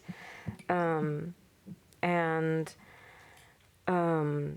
one of the things I was hoping that we could kind of hear about, and maybe it's not going to be tonight, but it's 11:56 after all. But one of the things that in all seriousness, one of the things that I am hoping to hear are the findings, the analysis. I really appreciate, Dr. Elizalde, your conversation about, and Dr. Holly, your conversation about not jumping to solutions. Can we just print that everywhere? Don't jump to solutions. As somebody who's trained in social work, we know that public policies, as well-intentioned as they are, oftentimes create other problems, right? So I think it's incredibly important for all of us And this is something that I think maybe through the conversations with community members and parents and students that, we can kind of expand the collective knowledge that a lot of these problems that have existed for decades and centuries also can't be solved in a day or a month or a year. That doesn't mean it's not urgent, right? It's absolutely urgent. And we have to think about, kind of digging deeper and finding what's the root cause, how to move forward. Dr. Holly, did you want to share something? You just hit on it. The thing that we're doing differently in this model is doing a root cause analysis so we don't repeat or put Band-Aids on decades-long problems. So I just want to give you that hope that we're spending a lot of time digging into the why and continuing to ask the question why. And that's part of the work we've done with doing the history of the district, right, through a racial lens. And so I just want to give you just hope at midnight, right? That we're headed in the right direction. Okay, that needs to be printed up too. Hope at midnight. So a couple of quick questions. So the questions that you guys, excuse me, Jason, Mr. Stanford, that your team has asked folks, can the board get a copy of that, or is that posted somewhere online just for people to know, like, hey, these are the questions that people are being asked? Yes. Okay, that'd be super helpful. Any of the questions that we're asking online are online? No, I mean, like the phone calls. The phone calls? Yeah. Sure, no problem. Yeah. Yeah, the online ones would be online. Yeah. But thank you. So the other thing that it sounds like y'all are already doing, but if you can just confirm. So the feedback that not just the committees, but people that y'all are contacting and hearing from, can you touch on how is that information going to be shared back out in meaningful ways? Because as somebody who occasionally works on projects where we do surveys and we're trying to gather information from historically marginalized populations, sometimes it's a cyclical effect. And I think we talked about this over the summer about, well, why wouldn't parents fill out a survey? Well, if you've kind of grown accustomed to large institutions not paying attention to you, why would you spend time filling out a survey, right? And so kind of circling back to how will their responses be reflected back to them so that they feel heard? And then also how will their responses kind of be reflected in terms of, look, this is what we weighed, right? Constraints, opportunities. We can't give we can't give everybody the world, right? But here's what we can do. Those kinds of, what do you call it? There's a special term for it, but you're basically looping back to the respondents. That gets into a level of operational detail that I'm going to call up Ms. Ghilarducci for.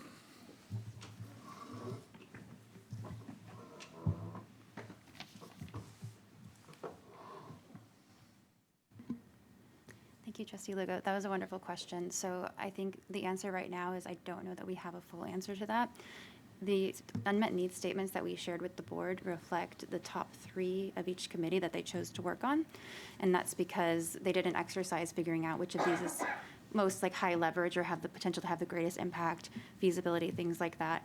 I think something that, as we've been working more closely with the Equity Office recently, that we're realizing is that there may have still been lots of other unmet needs that are still really important.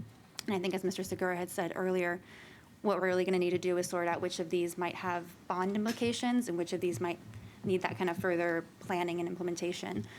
So as far as what we can tell people, here's what we're doing, we're not exactly there yet to be able to report back to folks.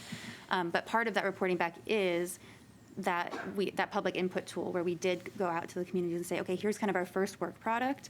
here's what we heard. We summarized all these conversations, themed them, here's what we heard, and we distilled it down.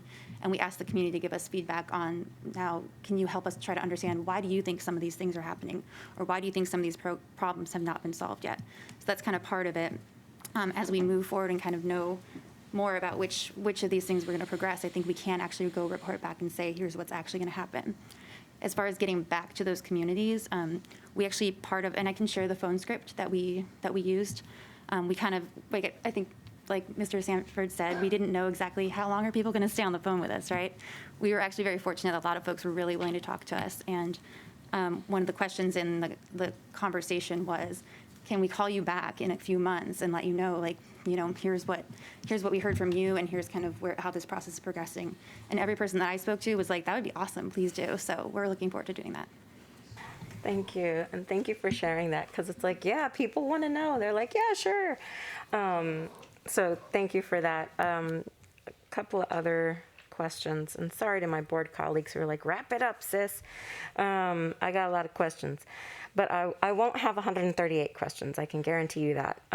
The middle school presentations, oh my gosh, I would love to have an opportunity to, like, if you got a video record, cell phone it, whatever you got to do, if it's safe to be in person at that point. But I love that idea, because you know who still hasn't been kind of bashed around by the world generally? Young people who have creative ideas that haven't been kind of taught that, like, the world is filled with constraints and budgetary issues and policies. Man, that really beats you down after 20 years in public service. So I would love to see middle school presentations. I really would. And Trustee Lugo? Yes. They're not going to be presentations. It's actual curriculum.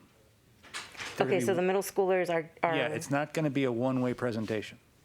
They're going to be digging in and doing school projects on this. So whatever the end product is, I should say, I want a presentation. Oh, okay. So I would love to see, like, hey, Juan, hey, Michael, hey, what did they do? Because I think that's amazing. And we'll make sure the trustees are invited to that. Yeah. Let's see. Give me 1 second.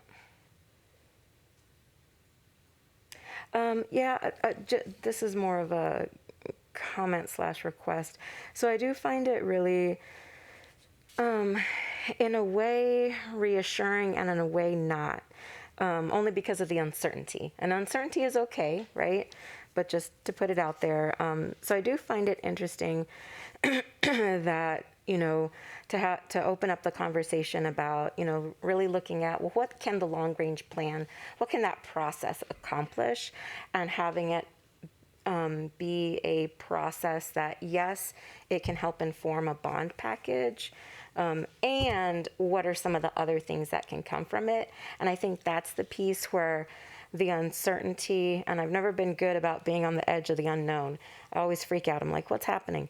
So I think that's the part where the more information, I know I would feel better about having more information, even if it's like little checkpoints. And I know that's more work for y'all, but to the extent that we can find some middle ground, because I really would like to see, like, how does the process evolve? I think that would kind of reassure what's happening and what direction are we going in. So thank you, all of y'all, very much. Trustee Ashi? I just have two quick questions. The first one being the boundary committee. This is the first I had heard of that, and so that's a very interesting, and I know that there will be a lot of interest in that committee, and was wondering if in the either board update or in some way there would be a way to direct people, both written. I know you said this evening to reach out to your office, but maybe if there's a direct link or direct message that we could put out for people to know how to participate. And am I correct in that the group has already met? They've met one time. This is a subcommittee of the Equity Advisory Committee, so it's one of the new subcommittees. but we can put it in board updates with Dr. Elizalde's permission. We'll make sure it gets in there. So am I understanding correctly then that others could be a part of that committee? Absolutely, Okay, yes. awesome. They're welcome. Yes, I would love to have information to direct people for how they can participate. That would be wonderful. And Trustee Ashley, just to provide a little bit of clarity to that, it's still kind of a working committee. So the idea is going to be to progress the approach and ultimately the structure of what will be explored, and how that will be resourced in the future. So I don't want anybody to think that it's a formalized committee with bylaws that's going to be voting on things. It's really meant to get there. Right. And we think that the resources and the folks within the Equity Advisory Committee, coupled with some folks that are in the Planning Committee, and even outside folks, can really kind of brainstorm and get there. Because right now it's too big. And so that's what that is. I just didn't want to mislead anybody. I appreciate that too, because many of the people that are on this committee are also on the long-range planning, or either they are monitors and participants. So we have people who are informed, but as Matthias said, this is not one where they're going to be voting on anything, but they will be bringing forth their thoughts, recommendations, and observations. And I really appreciate that distinction. I think it will help people who do know a lot about the district and do remember the Boundary Advisory Committee as it used to exist, and that this is not the same as that, is what I'm hearing. Correct. And at the same time, I do know lots of people who have great interest in the discussion around boundaries and what that may look like, and may have thoughts and input that they would like to bring forward. So I will, if you can give me a direction, I will send them that way. I will do that. And then my second question was for Mr. Stanford. I know that you said in the presentation that you'll be visiting all schools. Is there somewhere where people can look to find out when their school will be contacted, or invite, or a list, if you will, of when dates or what that might look like for people who are wondering when that conversation will take place at their school?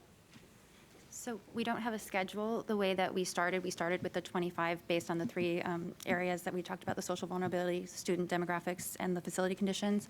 And we had to narrow down to get to that, so then we kind of started opening back up as we started figuring out who we're going to go to after those 25. But we're also, as people are learning about it, people are more and more reaching out to us. And I think we did include it in the board, one of the board responses on our website. If you go to the austinisd.org/plans, there's a Let's Talk text number and link, and folks can contact us if they want to invite us. So we have been getting more and more of those invitations. So we'll come if we're called, but we're also reaching out to kind of chunks of schools at a time and scheduling them just to keep it somewhat manageable. Which makes total sense. I just, when you read the presentation and it says all schools, I think then people go, oh, okay, when are they coming to my school? So that does help kind of put some parameters around it. And am I hearing correctly that right now it's based, yes, y'all are going to chunks of schools, and you're responding to people's request for an invitation? Right. So should a school request for an invitation through the Let's Talk portal, that would get a response of some kind, even if it's not necessarily coming tomorrow.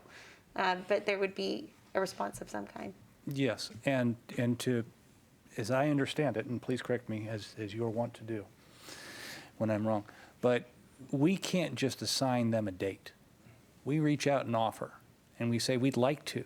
And some schools have, some groups have not been as receptive. Like, what is the long-range planning? And now as people hearing about it, we're getting more and more receptions. So it requires, it's an agreement to do it. It's a relationship that we're building. We're not imposing these meetings on anyone. We're offering ourselves up to them and saying that we want to come. And so, yes, absolutely. The way to get us to come is to ask us. We're also pretty fun because Sadler, they can't stop asking us. We must have had a great time with them, and they want us to keep coming back. And Crockett, I mean, it's been great. Like going to their CACs, having an engaged conversation, it's been awesome. It really has been. And send them our way. We will be there 100%. Yep. Wonderful. Thank you. And just to say thank you for all the work that you have done. There have been many iterations of this process, and I appreciate seeing the growth and development as we move forward to look at our long-range plan and can appreciate some of the similarities to processes that we have done in the past and some of the changes that have been made as somebody who has participated in that process. So thank you very much. Thank you, Trustee Ashe. Trustees, any other questions? Trustee Singh. So as we're having this discussion, I'm thinking about like how this work wouldn't be possible if it weren't for some of the really good community engagement work that was done previously. And it's funny, Trustee Ashe, in my phone, I still have your name as Kristen, nice fab pack lady. Because that's how I first met you. And so that's who you will always be to me. So anyway, so I really do appreciate the work that, and want to acknowledge just the work that happened before, because it was actually quite significant. And I think now we're just learning from that process and making it better. So thank you. I think my questions probably comprise about 100 of those 138, and most of them were actually answered in the board document in the Q&A that was posted today. So thanks a lot. That actually gives me a lot of faith in this project, which I kind of feel like was waning before before you guys answered some of those questions, because I think one of Dr. Elizalde, earlier you had talked about like how some of these conversations are really triggering for people, and they are. Like, you know, I get anxiety just in some of the meetings I've been in, just remembering some of the decisions that we've had to make in the past, and sometimes that comes from the unknown, you know, like, because I feel like we can learn from the mistakes. Or learn from some of the things that have happened in this district in the past. And one of the things that, you know, I hope that we are able to, and I see that's being demonstrated, is like you're going to be a lot more transparent about the intermediate steps from in the decision making. And I think that's what was kind of missing for me. I'm wondering if you guys are going to have a, and maybe it's already up on the website, are you going to have like a list of, I guess, deliverables or products that you guys think are going to come out of this long-range planning process? So yes, one of the things that we're working through right now with our partners is, and also with our committees and co-chairs, is communicating what that deliverable is going to look like and feel like, and how much detail is going to be in it. And so right now we have a framework and we have examples, but I think at this point, the best thing to do would maybe to provide a document that kind of lays out expectations and what it will look like. But because this hasn't been done before at this level of detail, we don't want to put something up that is not ultimately going to be what you're going to see at the end. But we've already begun framing it out. We're actually meeting with our co-chairs. We do every single Wednesday. And we're going to kind of lay out the structure of the deliverable, because one of the questions they have to us is, what is this going to look like? What is it going to feel like? You know, what is it going to tell us at the end of the day? And we know that's something that needs to be acknowledged and answered before we can continue on with the work. And so we're happy to do it. But again, we have to pull from a variety of different organizations across the country to build up what this will actually be, because it's something that hasn't been produced before. But yes, we can provide that. It'll be probably a couple weeks out, but you'll see it before too long. Okay, that's great. That's great.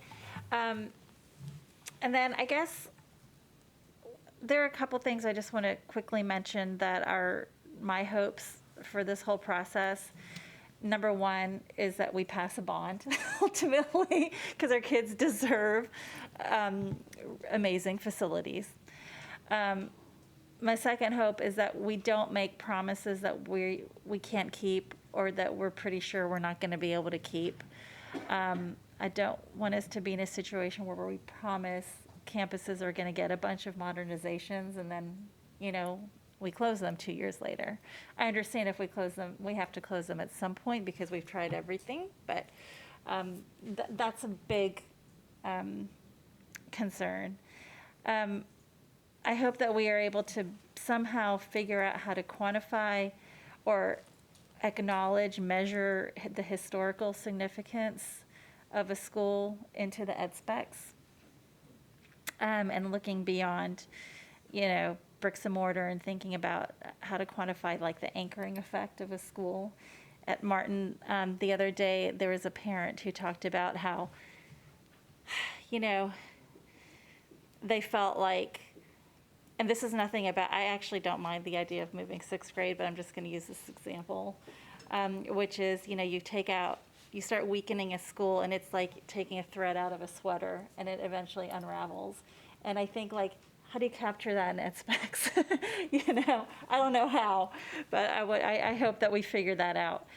And then I also hope that we somehow create a common expectation amongst the administration and the board about how and when we follow the equity by design process. President Rodriguez, you're the one who actually said that. I don't even know if you recall it, but you kind of mentioned it in passing. I was like, you know what? He's right.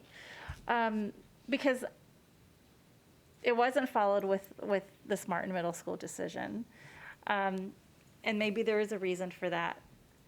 But I think like if we had that tough conversation about like when and where and when it's appropriate, I think that's just going to help us make better decisions going forward and help to build the trust that I think is going to benefit our students ultimately. And I think that's it. But thank you so much, truly, for this presentation and for all the work and answering the questions in the Q&A. I really, really appreciate that. Trustee Boswell. I just have a couple of quick things. I so appreciate the presentation as well, and I think I've been to a couple of the meetings, and this, read what you guys have sent, but this really gives me a much richer idea of how it's operating, all the different pieces, how input's being used, kind of the deliberateness of it, and I appreciate as well not jumping to solutions, that the process matters. So thank you all for that. I have a question about the piece of it that is looking at our schools and our spaces. And we have a bunch of new buildings. We have a bunch of things and people using those buildings, occupying those buildings, students and families and teachers and others. And is there a piece of this process that's looking at the lived experience of communities where bonds have been done? Whether the schools are supporting what we hoped they would, whether promises made are being fulfilled. I think I did have the pleasure of touring Ann Richards, and it was phenomenal.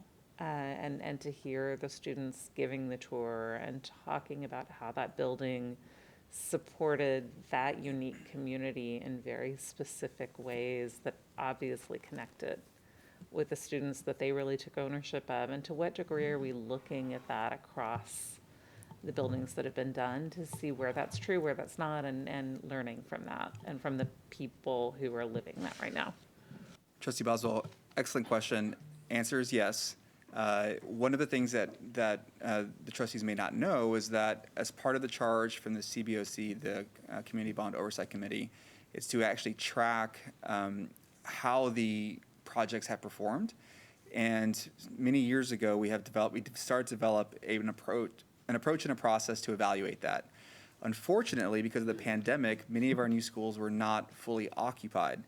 And so anecdotally, we knew that our teachers actually felt safer. They felt like, they could use the space better because of sight lines, but we really couldn't get the feedback that we wanted because they weren't fully occupied. This is actually the first full semester, the one we just passed, where we could say that these schools have been fully occupied in a modernized,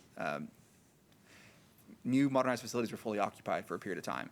And so we are collecting that data. It will be part of the process. Our committees will have that when we get to the asset mapping piece here before too long. And that will certainly inform whatever recommendations and approaches and prioritizations they have moving forward. So we are collecting all of that information. And we are hearing from some of our architecture partners about how we can improve that based on what we've learned through the pandemic, because we've learned quite a bit, actually a lot. So yes, great. Thank you for the question. Thank you. Trustees, any other? Trustee Zapata. First, I want to ask, you could eliminate my comment before this presentation, because what you all are doing is exactly what I was talking about, and y'all been doing it, and why tonight it became very clear. I didn't really, I don't know what, maybe I heard something and then just, I don't know, but my comment was irrelevant because what you are doing is exactly what we should be doing, and I'm just now really connecting that with equity by design. So anything that should come up, like the 6th grade transition, would run by you guys first, right? Is that how you all would operate when things come up like that, so that the community voice, it gets to ponder on it together and then bring it to us? I'm just trying to figure out how we could really use this process moving forward for everything. Yeah, I can certainly answer that. And I won't speak specifically to the Martin question, but I think one of the things that we have acknowledged is that sometimes, me personally, you know, we are in an environment every single day where we learn things, and we do the best we can with the information we have. And there are hundreds of decisions that occur every day, and some of those are very small, and some of them are larger. An example I use all the time is T.A. Brown. I don't know if you recall, but we actually had to demolish T.A. Brown because we went under the structural system and we saw that it was failing. I remember getting the report. I remember talking to administration and saying we had to close this. Now, that decision had to be made within a week's time, but really, if we had information and it was in a strategic plan and we had investment already allocated, it would have been done completely different. And so the reason I say that is because we're constantly in conflict, you know, with triage type decision making and then strategic planning decision making.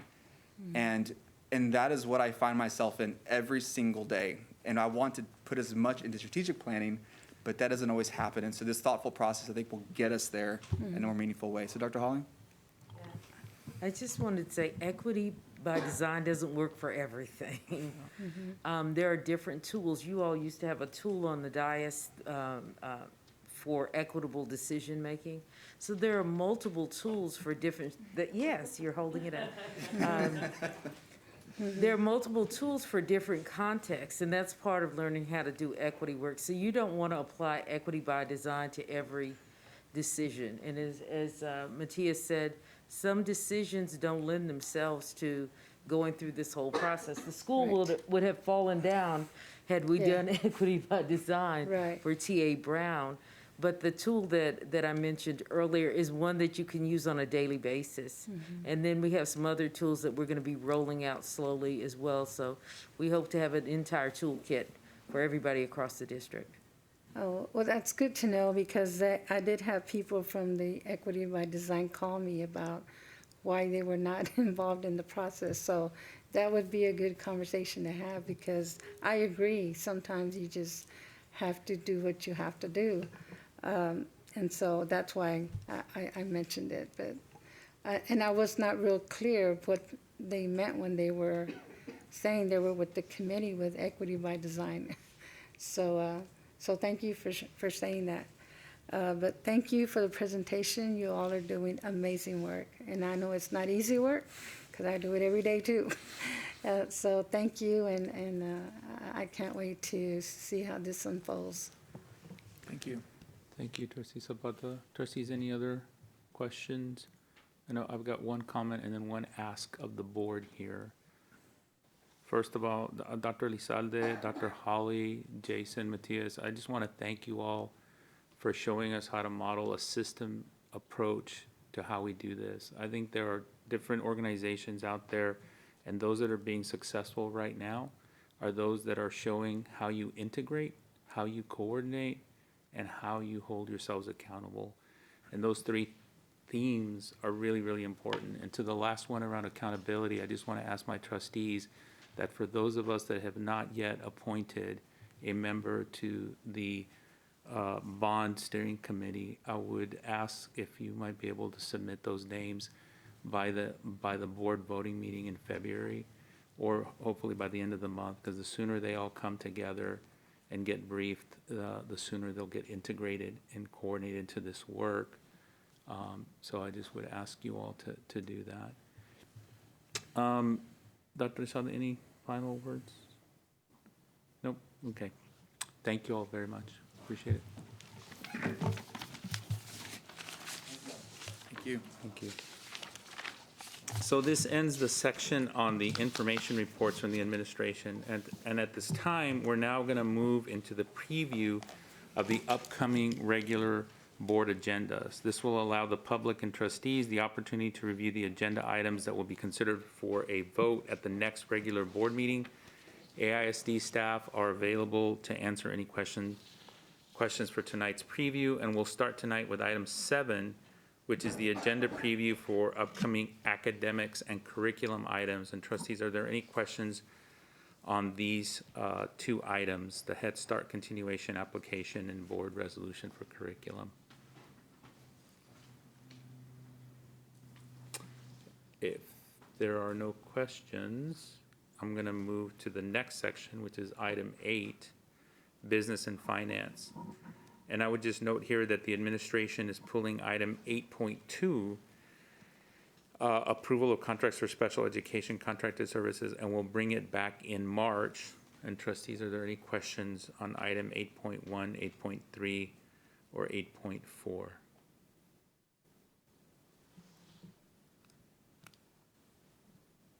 So if there, I yes, just had a trustee. quick Yeah, sure. question Trustee Zinn. regarding Mainspring. Do they do any kind of report, like an annual report for us?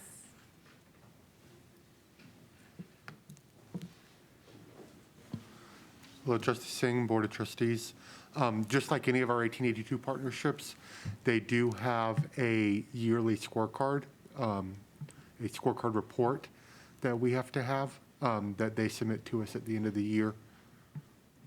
Okay, so do we have one that, because I think we're going to be voting to renew their contract. Yes. So it would be helpful to see their latest report. I Of know course, we COVID will- is probably all sorts of messed up, but I'd still like to see it. Yeah, due to COVID, the data is not complete, but we will upload that scorecard and we'll indicate where there's data and if there's not, why. We'll have it on there for the agenda in 2 weeks. Thank you. Thank you, Trustee Singh. Trustees, any other questions? If not, I'm going to move on to the next section, which is item 9, facilities. And trustees, are there any questions on 9.1, 9.2, and 9.3?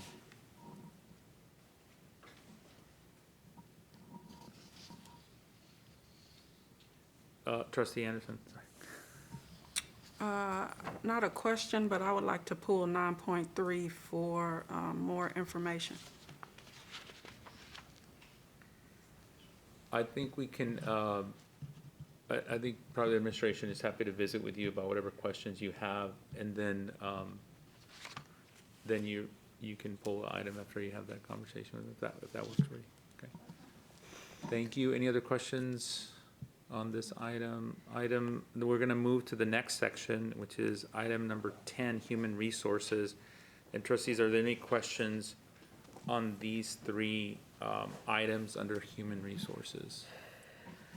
Trustee Foster. Yeah.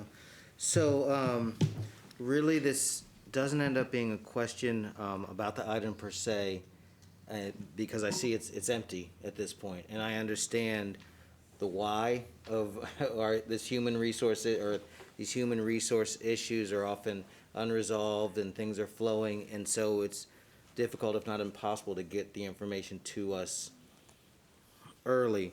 So when we go to our retreat and we rethink and think through our procedures, I would love for us to think about the human resources items, especially when there's privileged information, and specifically when they have to do with proposed terminations, so that we figure out the best way to sort of handle those in a timely manner, because I find myself pulling those items or asking that those items be pulled, and I'd love not to do that.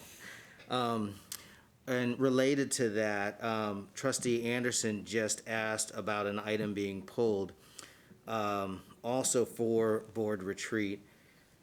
I'm of the very strong opinion that according to Robert's Rules of Orders and just by good sense, should a trustee want to pull an item on the night of a vote, that without second and without question, they should be able to pull it. Because the notion of consent is that you go along with something. And so if a trustee finds that, say, for instance, 9.3, they have a question about it, and we don't pull it, if they don't get a second, they will be forced to vote for or against an entire slate of items based upon their feeling of one thing. So again, when we get to board retreat, I'd really want us to think that through. Thank you. Thank you. Trustees, any other, yes, we will, I've got that down on the list of items. Trustees, anything else on item number 10? If not, we're going to move to section 11, policy. And are there any questions on these 6 items? Trustee Singh. I had some questions related to BE Local and request a conversation with the nice fat pack lady slash policy chair about some of those issues. My main concern being that, like, I want to make sure that what we've been practicing actually aligns with what's in policy, because I see some departures and I want to make sure that we follow our policies, and so that might mean rewording a few things. And I just wanted to acknowledge that I think it's kind of cool that we are changing one of our policies. It's probably, I can't remember which one it is. Maybe it's FDA local, to allow bus transportation for students who live outside of our district who are wanting to transfer in. So that's a new thing. I like that. So thank you for that. And I also noticed that in one of our policies, we had changed it to say that we would be giving, I think we actually put it in policy now that we would allow transportation for students within 2 miles. Am I remembering that correctly? I looked at this really late last night. Yes, it addresses that, and Yes. And there are also parts of it that have to do with when it's within the 2 miles, it would need superintendent's eyes upon it before that would happen. But Okay, yes, great. it is. Yes, I just wanted to there. appreciate that because that is a huge equity issue. And I love that that was one of the first things you kind of did as a no-brainer when you started with us, so thanks for that. Thank you. I would just note, Trustee Singh, that the only one on BE local, that's on board meetings. We have been working that through the entire, committee of the whole board in our retreats. So it's not a policy committee issue. I think it's been elevated to all the board. I think it's also relevant to what Trustee Foster brought up as well. So I think we probably, the 3 of us, need to visit before the voting meeting, because I think that this one in particular is, I can't remember the words that Dr. Izala used earlier, but this is one of those where we're always in process improvement with it. So it's not like this we'll get through this one, but we'll also open it up to make sure that we continue to improve it. Trustees, any other questions on agenda item 11? And if not, I'm going to go to section 12, other items. And any questions on the interlocal agreement with UT or the renewal of the interlocal cooperation agreement with the City of Austin? Sorry, I had a quick question. Sure. For Literacy First, it looks like we're voting to approve this 100K agreement with the city. Is that the entire size of their contract, or is there more to it? I don't know off the top of my head, and I'm looking for Ms. Casas, but. I mean, it's not an urgent question. You can put it in a board update. We can. I just want to get a little bit. We can actually just maybe list that question in the tracker and then get Ms. Casas to respond. Okay. Whether that was the entire Yeah, mostly I was wanting to see if our investment in literacy first was I don't know. increasing, decreasing. That would be 140, or Arthur. staying the same. I know.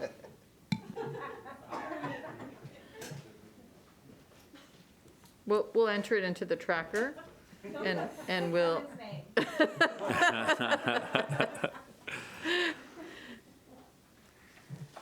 We got it. So I think this may be this ends the regular agenda preview. This may be this may be the only meeting where we actually have a reduction in questions versus an increase in questions. I just wanted to acknowledge that. Trustee Lugo. Hits enter, sends 100.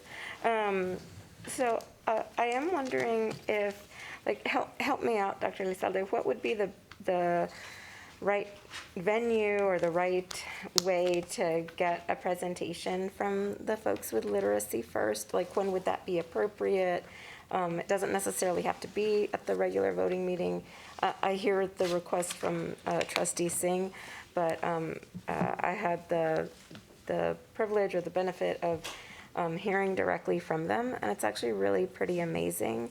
It's an interesting model that has a lot of benefits, but also just I'm thinking about scalability, and that's a challenge, right? But I think it might be worth having the public get to know literacy first a little bit better. We'll add it to our trustee requests. Thank you. Thank you, trustees. Any other questions at the end of the agenda preview? And if not, Dr. Lizalde? So during these, what time did we start this meeting, sir? 5:30. 6, 7, 8, 9, 10, 11, 12. During these 7 meetings, it seems like it's been 7 meetings. During the 7 hours that we've been here, our staff has been working, since I do have the authority to interpret in response to a public comment. It doesn't mean everyone's going to be happy, and this is not an action item. I'm simply responding to public comment and codifying. We have already communicated to staff that will be eligible for what is now today's day off, so that they would be notified before midnight. If by some reason individuals come to work tomorrow that were eligible, we will work with each of them to give them a different day if we didn't get to them in time. But that's where Ms. Casas went to go and not just send out emails, but to make phone calls so that we could reach individuals as quickly as we could. So I wanted to codify the definition and actually put then each employee category of who is defined as campus-based, regardless of whether their org is at a central location, but they're actually reporting to campuses, and which of those are eligible for the 2 Fridays off. And then I wanted to also clarify which ones were not, that are centrally located, that are not eligible. And I do want to reaffirm, this was intended to demonstrate that everyone has endured throughout COVID. Everyone has. And we also wanted to acknowledge those individuals who are serving students, preparing for students throughout the entire day. And so it was an equity lens perspective on why this particular group, not title, not category, not how much money they make, it was the roles and the responsibilities of these particular individuals. And so wanted to get that clarification. I wanted you to have a hard copy of that. Thank you. Thank you, Dr. Lizalde. Trustees, I should probably first say good morning. Secretary Singh, do I have a motion to adjourn the meeting? So moved. Is there a second? Second. Having a motion by Secretary Singh and a second by Trustee Anderson to adjourn. All those in favor, please raise your right hand. And the motion passes by all those on the dais. The meeting is now adjourned at 12:41 a.m.